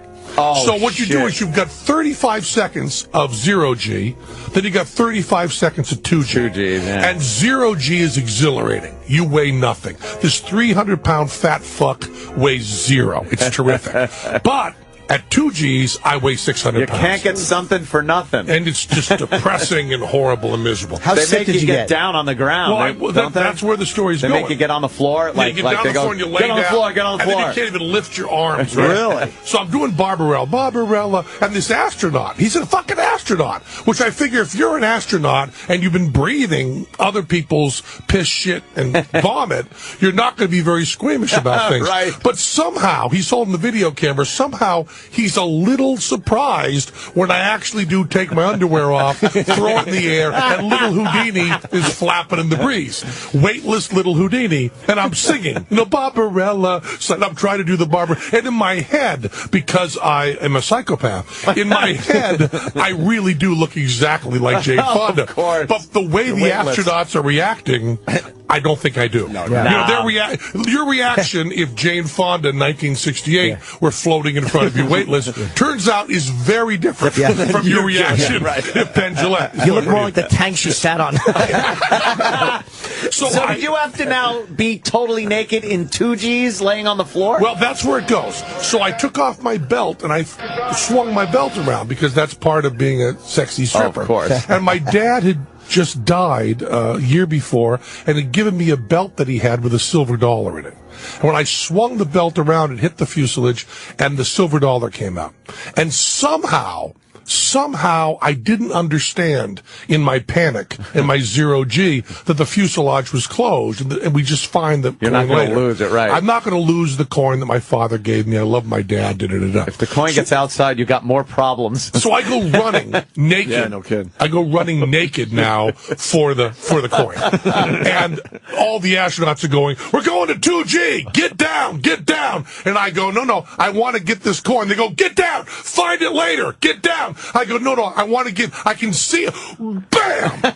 And I hit the fuselage at 2G naked, flat on my face, and I now weigh 600 pounds. Yeah. And the coin, which weighs a pound, is in my hand, and I've got it. But I haven't been sitting in the right position.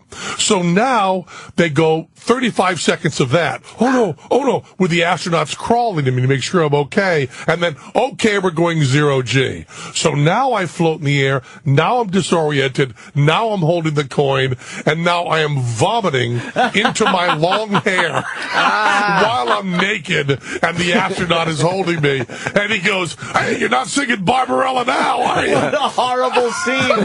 Does everyone vomit on that thing? Hence the name? No, I was not going to vomit until I was stupid and went after that coin for my dad. So when you get that, you're in the wrong position to take the 2Gs? Yeah. And how does the pilot fly that thing? Oh my God! You go. No, I understand that, but how does he keep? He's strapped in and control if it goes to 2 Gs when he can't really move himself. Oh yeah, well that's the thing. There's astronauts who have come in and pulling 8 Gs. Yeah, and at 8 Gs you can't pick your fingers up. Your fingers are too heavy. Just kill yourself. If you ever get, if somehow they say you guys are accepting the space program, kill yourself. Just kill yourself. You're not going to enjoy it. You're not going to enjoy it. How long was the trip? Well, that's pretty interesting, man. I did, well, that's the thing. The first 8 parabolas are the greatest thing in the world. We did 30. Oh, wow. Shit. So actually, we were completely weightless for 15 minutes. Damn. But we were also 2 Gs for 15 minutes. They did that in Apollo 13, the movie. They built a little set inside one of the set of the lunar module and the command module inside the fuselage of one of these planes, and did that so many times to get all these shots, so it didn't look like the old-fashioned on a string or shit like that. It looked weightless because they were weightless. And when the they go interesting through thing was Tom Hanks did not strip naked and sing Barbarella. No, he didn't. But what would you, if you were going to be weightless? What's the first thing you would think? Yeah, Ron Howard did though when he was filming it. You would think, I want to fuck in 0 G. Right? You would think. And I did think that, and there was an attractive woman, like a test pilot on there, with aftermarket breasts and very, very attractive. And I said to her, we're going to be in 0 G. I'm going to be stripping naked doing Barbarella. Billy's going to be playing guitar. But do you want to fuck? Sounds romantic. Would that be fun? You got to ask at least. And she says to me, I certainly like to go out with you after today. I said, we're not coming after today. What the fuck is wrong with you? I don't want to have dinner with you next week. I don't want to call you. This is a science experiment. This is 2 hamsters in a cage that's floating in the river. This is to see what it'll feel like to fuck somebody. And your position would be somebody. She goes, well, I don't know if I'm comfortable. I go, I want you to be comfortable. Yeah. We're going to be in 0 G. You're not going to be comfortable. Do you want my penis in you? It doesn't matter. Do you want anybody here? As a matter of fact, pick somebody. Anybody here will fuck you. I'll watch. I'll be happy. Except you smooth talk her though. There's no time for smooth talk. No. You're gonna be weightless. You only in have 35 seconds. 35 seconds. How long to get it done? Yeah, 35 seconds. Would your dick get hard like that though? Could you get your cock hard in 0 gravity? Would that be weird? Yes. I'd like to see what it feels like during the 2 Gs and how deep you could get in. Oh God, your cock would be so heavy. Your cock weighs 4 pounds. It's a heavy cock. Although I would think the whole... But you haven't got time to go, in 30 seconds, you're going to be weightless. Oh, you get a little something in your eye. Yeah. Want to undo your hair a little bit. Oh, my, without your glasses, you're beautiful. No time for that. Let's fuck. Yeah, let's fuck. Quick. I would think with every action has an equal and opposite reaction. It would be kind of a little rough to some people believe... See, I have fucked 40 feet below water in scuba equipment. I have done that. And it's very hard to keep your neutral buoyancy. It's very hard to be safe. And I also almost froze her to death because, I have much more body mass and she was a skinny model. So there were some parts of her body that looked kind of blue. But I've done that. So, I knew you could do the pushing and stuff. And I also knew Billy Gibbons would help. He's a rock and roller. How could you get a rod under those circumstances? I could never do that. You could too. No, I couldn't. I'm very specific. Very distracted.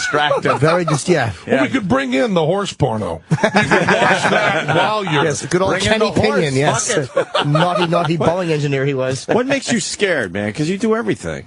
Does anything scare you? Where you're like, get the fuck out of here, I'm not doing that. I don't tend to get... I know you don't. Get that, I've learned that over the years with you. I also found out that Mary Roach, who wrote the book about Mars, Packing for Mars, I wrote to her a fan letter. I write fan letters like crazy. But they're not just fan letters like, go on O&A. I like what you're doing. Old school fan letters. Old school, I do that. And she had been 0 G. And she does this whole chapter, which is about fucking in space, where she says the desire to do it is so overwhelming, someone must have done it. but the danger of being caught and how reprimanded you would be, nobody could have done it. So it's completely powerful. And she said when she got on her zero-G flight, she said to a guy there, let's just fuck. Let's just do. She was doing the same thing that I was doing. Should have been on the same flight. Absolutely. If we were on the same flight, we could have negotiated that deal. Zero-G fucking going on. By the second parabola, every astronaut would be breathing piss, shit, vomit, and my cum. And some cum and vaginal secretions and whatever else comes out of there. It's the first thing you think about, right? And I'll tell you, just so you know, if you and I are ever in zero-G, I'm fucking you. I'd jerk you off at least, out of respect. Of course you would. Yeah. I mean, if you're talking about the purpose of life, in a godless universe, is to get good stories. Yeah. And I don't think you can beat I jerked off Jim Norton in zero-G. It's not gay if you're in zero-G. No, if there's no gravity, all bets are off. But I mean, that would be a great story. Doing it for the story. Yeah, you jerk each other off, you laugh about it later. We're all in agreement. You know, and he's got, how many questions have you got? What was it like when you came? How did that feel? I would never be able to come. You know how awful it would be to fucking collapse and have his hand still on my cock at 2 G's? I can't get your hand off my dick. I can't lift my hand. I can't lift my hand. Then you look at each other and go, wow, this is really gay. My hand is good one. Stuck. And then we start vomiting. Yeah. And then we land and they have to pry us apart. That just sounds like a great story, man. What a good date. You're right, that is good.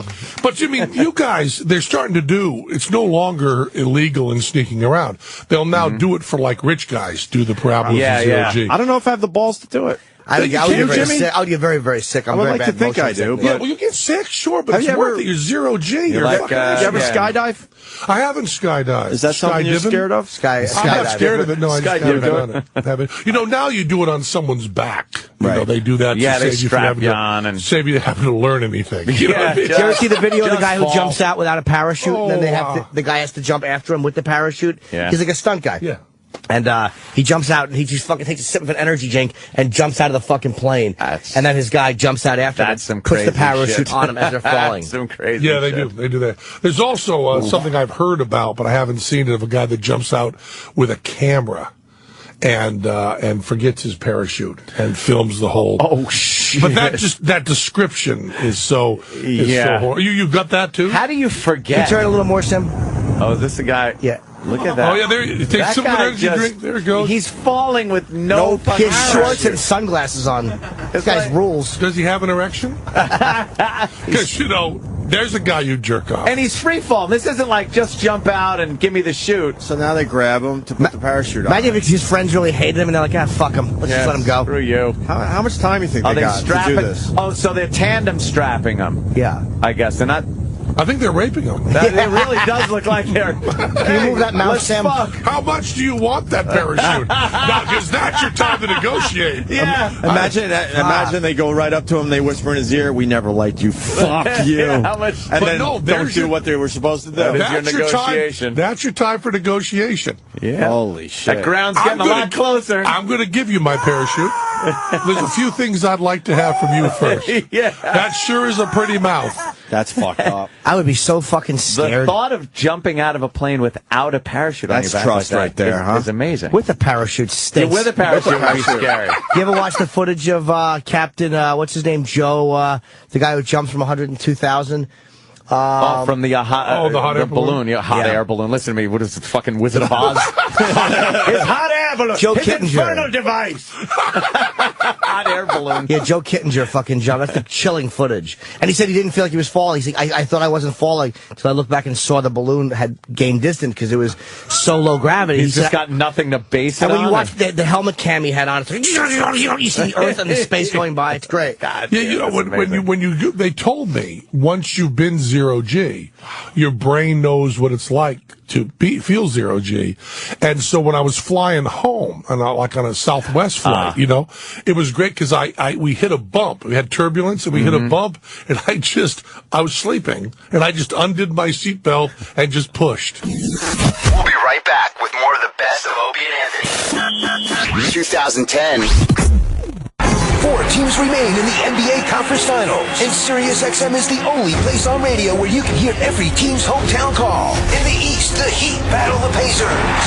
Right-hand jam, LeBron James. In the West, the Thunder take on the Spurs. Durant on the left, handed off the bounce feed. Oh, a laser by Westbrook. Catch every home and away broadcast of the NBA Conference Finals on your Sirius and XM radios and on the SiriusXM app. Log on to SiriusXM.com/live sports for game times and channel listings.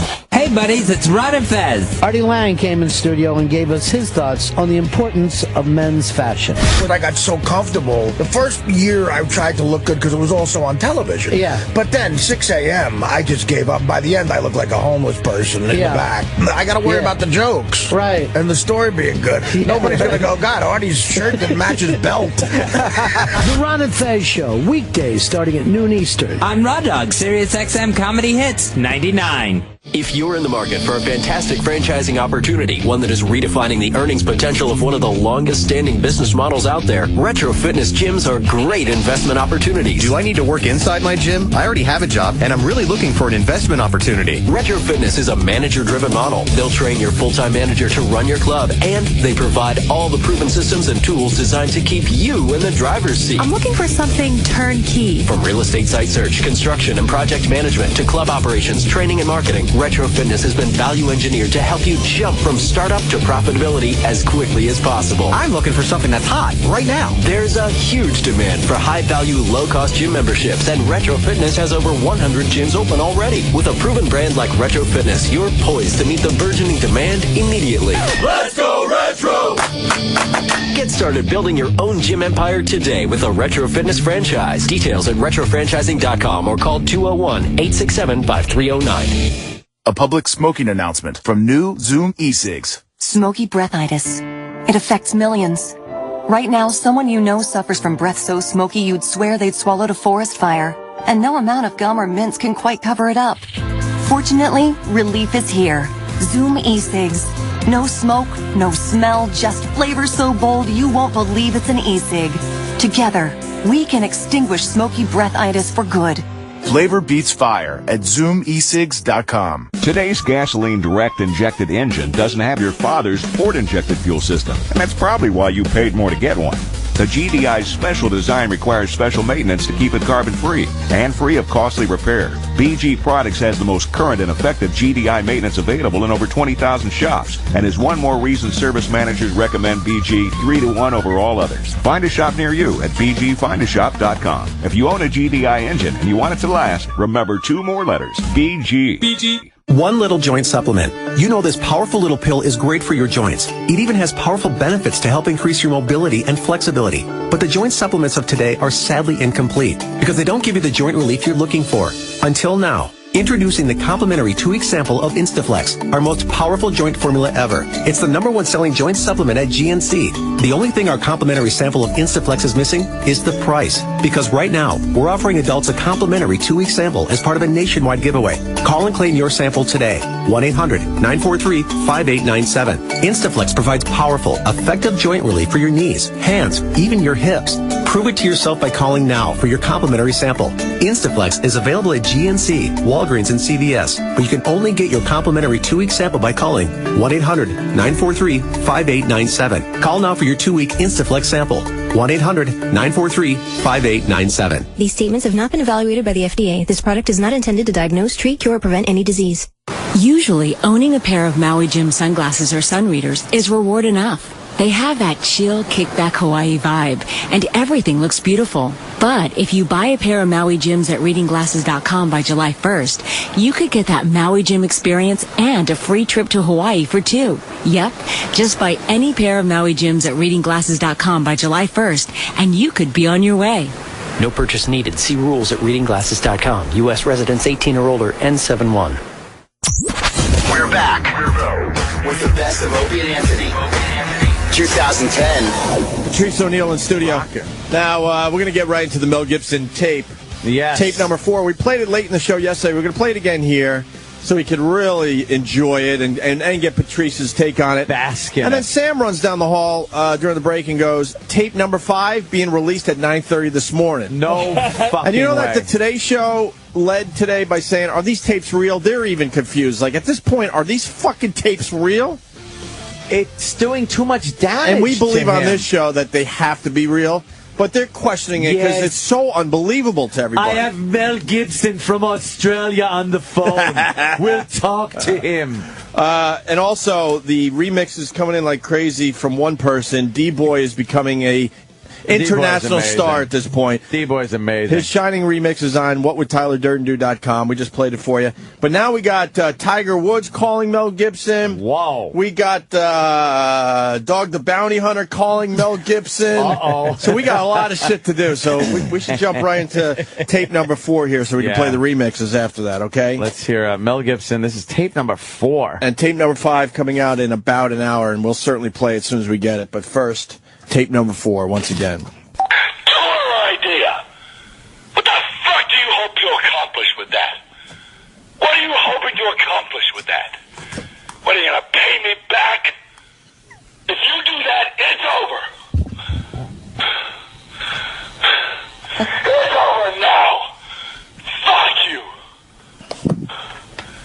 How dare you act like such a bitch when I'm being so fucking nice? I did not blame you. You said I was mean.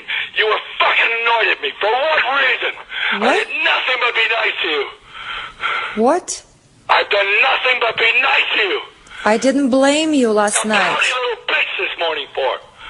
I wasn't doing anything. What did I do? And you said, oh, also earlier today never mind. What the fuck were you going to say? Mel is being a little unreasonable. We've been saying it all along. We're amazed that Mel Gibson has to put up with this shit. He's He's Mel fucking Gibson. But it's the old Mel Gibson now. Oh, yeah, with the dry hair. It's not I forgot. Not yes. Road Warrior. Not the moist Mad Max. hair. Mad Max. His hair's a little dry. I wasn't going to say about any earlier today. It's just, I was going to say about last night. That's all. Why? Because I let you sleep? That's my fucking mistake. I should have woke you up and said, fucking blow me, bitch. I should have fucking woken you up and said, blow me. You would have liked that better, yeah?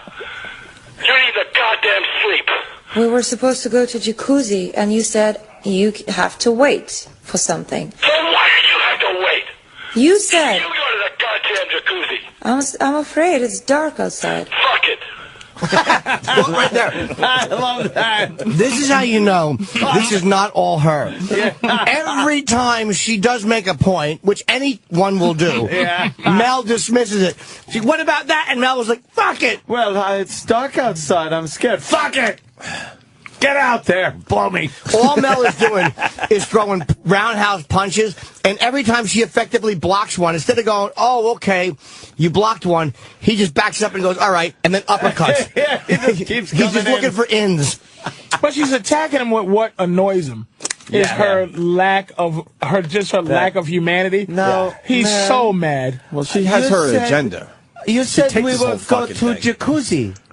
We go to jacuzzi. Yeah, she sounds like Michio Kaku when But she if that argues. wasn't how, if that wasn't how she argued, then he would go, "What the bitch? What is this? Right. Are you taping me?" Yeah, that's true. Like that's what she does. Yeah, she was being her. Fun man, dismissive, jacuzzi. It's all nice when they were in the sweetheart phase, you know.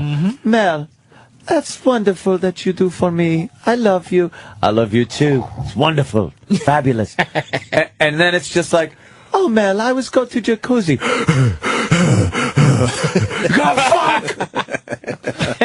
Why would that be a problem? I don't know. He's mad, though. He's mad about the jacuzzi. Fucking mad. She started getting rights. Somewhere in that relationship, she slowly got her rights, and he lost it, but he didn't catch that she was getting her rights when just one day he woke up and she had rights. Oh my God, she's got rights. Yep. I just waited for you. I waited and waited till I fell asleep, and then Waited like 2.5 fucking minutes. You're fucking snoring. Don't you dare wait. You're blaming me right now. Now I'm blaming you.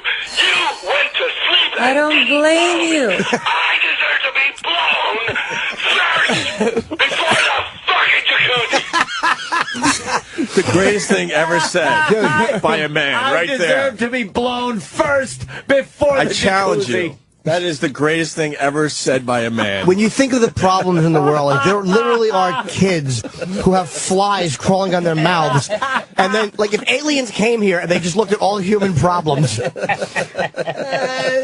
they went from someone with a fly on their mouth and then just fucking panned over to Mel, I deserve to be blown before the jacuzzi. Before the jacuzzi.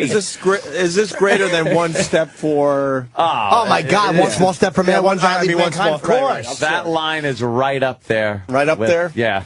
Ich bin ein How can this be Berliner. fake? If this is a fake thing, it has to be put up for some kind of Oscar. Because no one says that. No one says that in improv. This has to be put in a time capsule. He would be for other generations. If this was fake, he would be sequestered somewhere right now, going, I can't believe they're still fucking believing this when I said, blow me before the jacuzzi. Like that line, if I had said that as a joke and people believed it, I'd be amazed. Amazed that people would believe that a human would say something that silly. Didn't he say, too, you could hear she talks over it because she's very rude, interrupting this amazing tirade. Yes.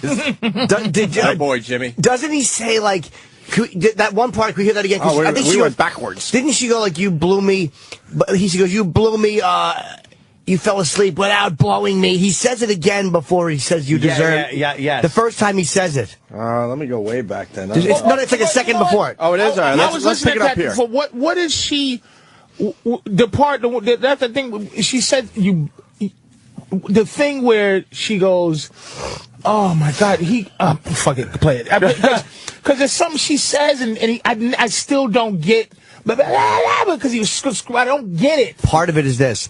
I think she fell asleep before they fucked around. Yes, that's what. Mel is one of these guys who he's really feeling like he feels sexually rejected, and it's like I used to do that in relationships where if I didn't get what I wanted sexually, I would brood, and I would brood, and then the next day everything she'd go, "How you doing? Fine." And I would wait for her to know that she didn't do what I wanted her to do sexually. I was really hurt and selfish, but I was angry, and it was like she would do something else, like, not get me the right kind of sandwich. I'd be like, what the fuck? That's not what I asked for. Right. All coming from this night before, and that's where that rage about... What was the 2-minute thing? That you were asleep in 2 minutes! Or whatever. He apparently had to do something, so he left the room. He was excited to go into the bedroom and get a little action. He said but she was asleep in 2 minutes. In 2 minutes, he came back. She goes, well, you left for a while. And he goes, a while? It was 2.5 minutes. He comes back, and she's snoring. He said something like snoring. We are slowly uncovering this thing. Yes. Again, I think... She changed the contract. Yes. She fucking... In that, she starting to treat him like an old man with dry hair. With dry hair. Keep going with the dry hair. And that's her job was not to treat him like that. Yeah. Her job was to fucking make him feel like. And there's one of the tapes where he goes, "I want a woman to make me feel like a man." Man. And he has no soulmate. But because he's a fucking billionaire sociopath who now Dick doesn't get raging hard. He doesn't get road warrior hard no more.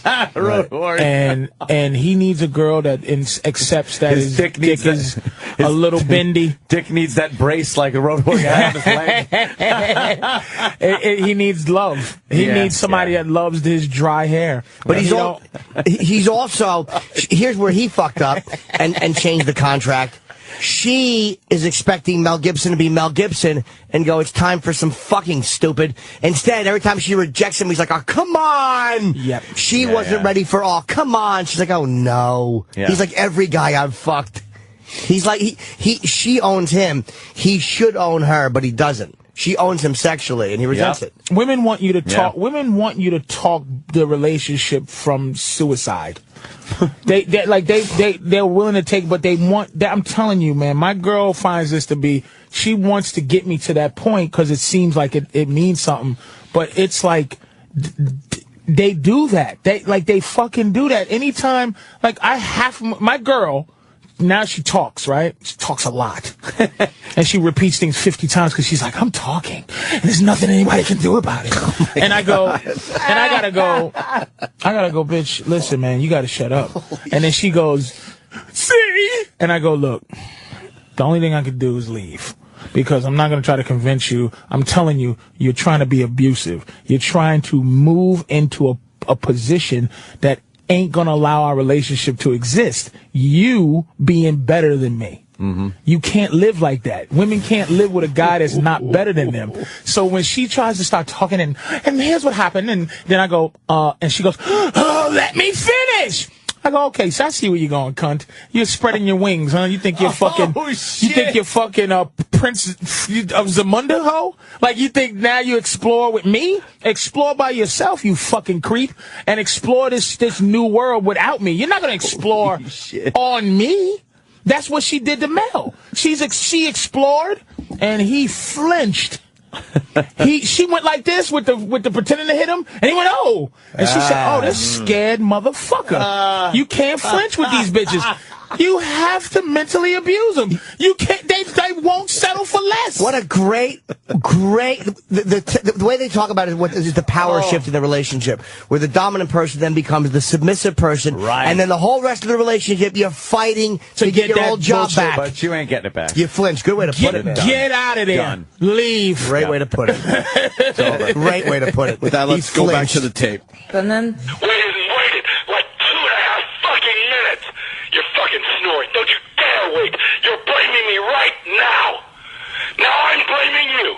You went to sleep. I don't blame you. I deserve to be blown first before the fucking jacuzzi. I'll burn the goddamn house down. But blow me first. How dare you? How fucking dare you? How dare her? How? Then he punctuates it with a fucking all she has to do is suck his dick, and he'd be nice Mel again. How dare she? Did you get this equipment from Radio Shack, by the way? I don't know. What is this? What's going on? Like, how is she doing this? It's a really good recording, right? Phone recorder, yeah. She fucking set this up in advance. She must nicely for herself. This is tremendous. She obviously had somebody help her out. Yeah, hell fucking yes. This dummy. She wouldn't be able to figure this out on her own, right? She's just giggling at him. How amazing is it to yell at somebody and be serious? Like, that's how Mel Gibson-y he is, to go, you fell asleep without blowing me. Like, I would think that, but never actually say it to a chick. Burn the fucking house down. Blow me. I deserve to be blown before the fucking jacuzzi. He said, how dare you? He's so mad. He's so, how dare you? Like he insulted his mother. Like, how dare you not blow me? That's, when God invented emotions, it's like, he's as close to godly mad as you. Have you ever been that fucking? Yes. Really? Oh yeah. I can't say. And expressed it. Yes. For real. But that goes into, I hate to say that the tiny rageaholic, but that's where rage is just fueling itself, and it's not about the argument anymore. It's about anger making you angrier. It's about the anger as opposed to, it's the high of being angry as opposed to the issue. The maddest I've ever been with my woman now. We went to get her, she needed a new car. A new something to drive. It was the choice of, the money was a brand new car, these cheaper cars, brand new, or an old truck. She wanted badly a truck, but she kept saying to me, what should I do? I said, I think you should use this money to get a brand new car. But I want a truck. But what do you think? What?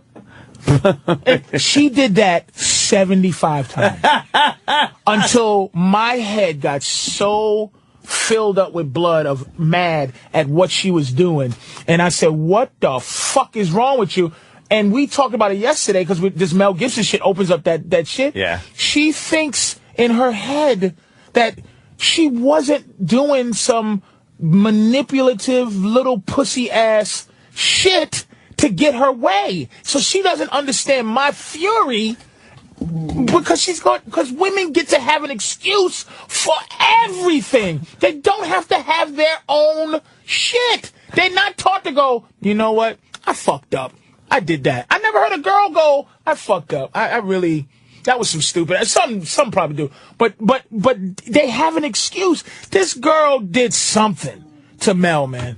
I'm telling you, for him to lose it like that, it's because she's just a game player. Dude, I've been so angry before, I've actually had to say to women, and I've never hit a woman in my life, but there's been times where I visualize what their teeth would look like falling out. Wow. And I have for real had to say, and this is at a woman who's screaming at me. Like, you know what I mean? It doesn't really, I've had it a couple times in my life where I've actually had to scream, you have to stop talking. Like, almost like breaking the code of the argument and going, you really have to stop talking. And I'm not threatening. I never say I'm going to hit you, but they understand, oh, this is going to an awful place. And I'm not saying I'm threatening them, but I think they understand. It's like my anger is fueling my anger. How can you hate mental abuse if you're a woman when my next recourse is to put my fist through your fucking head? Oh, God. Like, why are you doing this? Like, that's my next thing. Like, so how can you not? You let me tell you something. I bet you OJ's listening to this going, come on, Mel, do it, nigga. Do it. You know you want to do it. That's how OJ was feeling right before heads was flying. Yeah, justify what I did. Unrecorded phone calls of OJ that sounded probably like very this. similar. You fucked the waiter. Yeah. You fuck it. He's in my fucking car, bitch. He's juicing me correctly. I'll cut your fucking head off. Absolutely. Sounded like Macho Man. It's like, if a bitch can get you to sound like Macho Man, boy, it's fucking, ooh, yeah, cunt. Do you hear how he's hanging on to his dominance, though? He keeps going, it's over. It's like by saying that, he's trying to have her go, no, I don't want it to be over. It's like you've already lost your number one position, your number two. And if it's over, just fucking hang up. It's done. Yeah. Great movie quote is War Games. It's like when you do that, it can't be because look, if I say to my girl, sweet, I think we gotta wrap this up. It can't be some trick to get her to go, no. It has to be a rational, like in War Games, it was like the only winning move is not to play. And it's like, I'm not trying to play with your emotions. I know I can be, you know, a lot of times guys are just possessive, man, and they possess women. We have to be rational.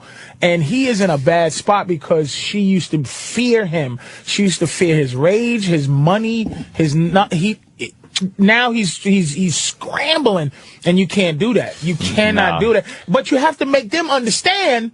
You have to make them understand that the best thing is that they stay mentally where they was when they liked you. Or it's going to end up this. Yeah, but that ain't going to happen. Yeah, that's so rare. The true lesson to learn from War Games is just unplug the goddamn thing. Unplug that bitch. Just pull out this. All right, let's get back to the tape. Bitch's batteries out. Let's get back to the tape because we got some remixes to play that people are going to really enjoy. You wanted the number of my therapist? Don't you ever speak to him. Find your own goddamn therapist. Because you have problems more than me. You need medication. You gotta fucking push my buttons. And it is not going to work with us. It's not. I can't get like this anymore. And you know you're doing it. And you're a liar. And you're dishonest. And you're fucked up. So you stay the fuck away from me. Take care of your fucking son. And I better have my daughter. I just want my daughter and a maid. It's a lot less fucking trouble. He's like Steve Martin at the end of The Jerk. I want my daughter and a maid and this paperclip. Daughter and a maid. It's a lot less fucking trouble. They clean up after themselves. They make your goddamn bed, which you did not. You don't have to worry about emotional blackmail or any other bullshit that you put me through. I just need a nice woman to look after my beautiful daughter. I don't have to fuck her or anything. You're a pain in the ass. You're a pain in my ass. Stop being that.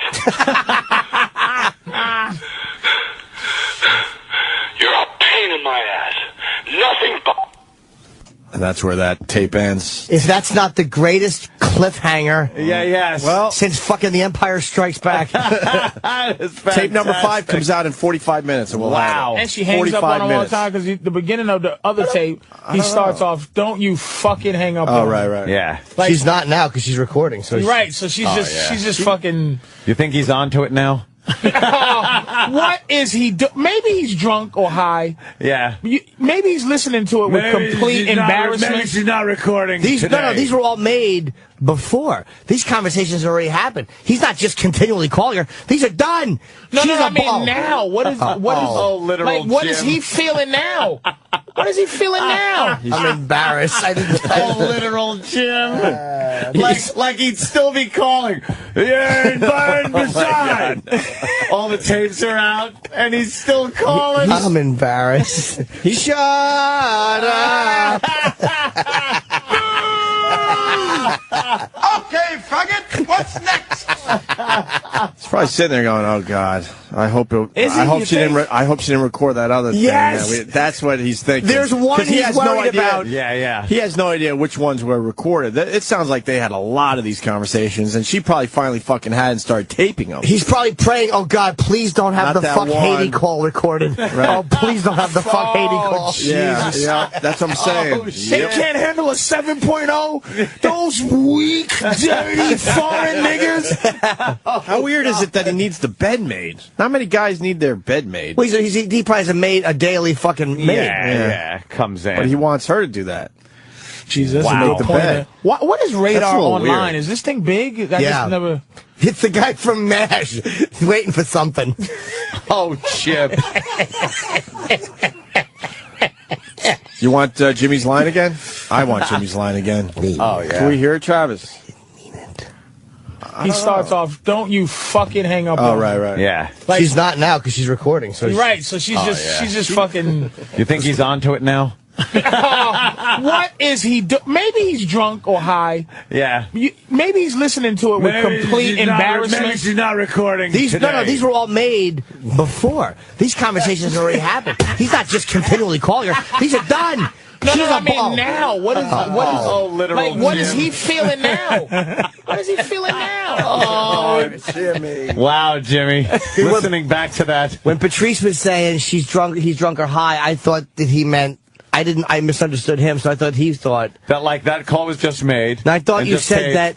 And then he's still calling.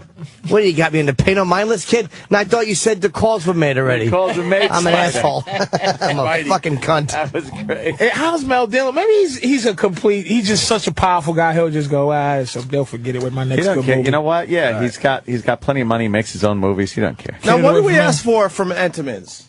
That was it. The chocolate chip. But didn't I crumb say cake? Entenmann's just crumb cake? You wanted regular crumb cake and chocolate chip crumb cake. Crumb. I love crumb cake.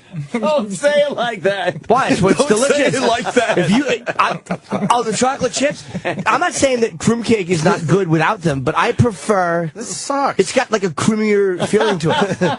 It says loaf cake on it. Who the fuck wants to eat loaf? What is that? That means, hold on, no. That means it's a lazy cake, you know?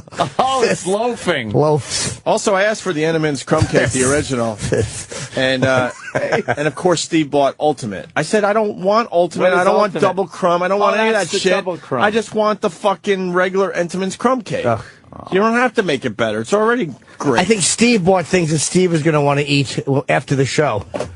I asked you for the regular fucking crumb cake, Steve, and you got the ultimate crumb cake! You fucking cunt! Blow me!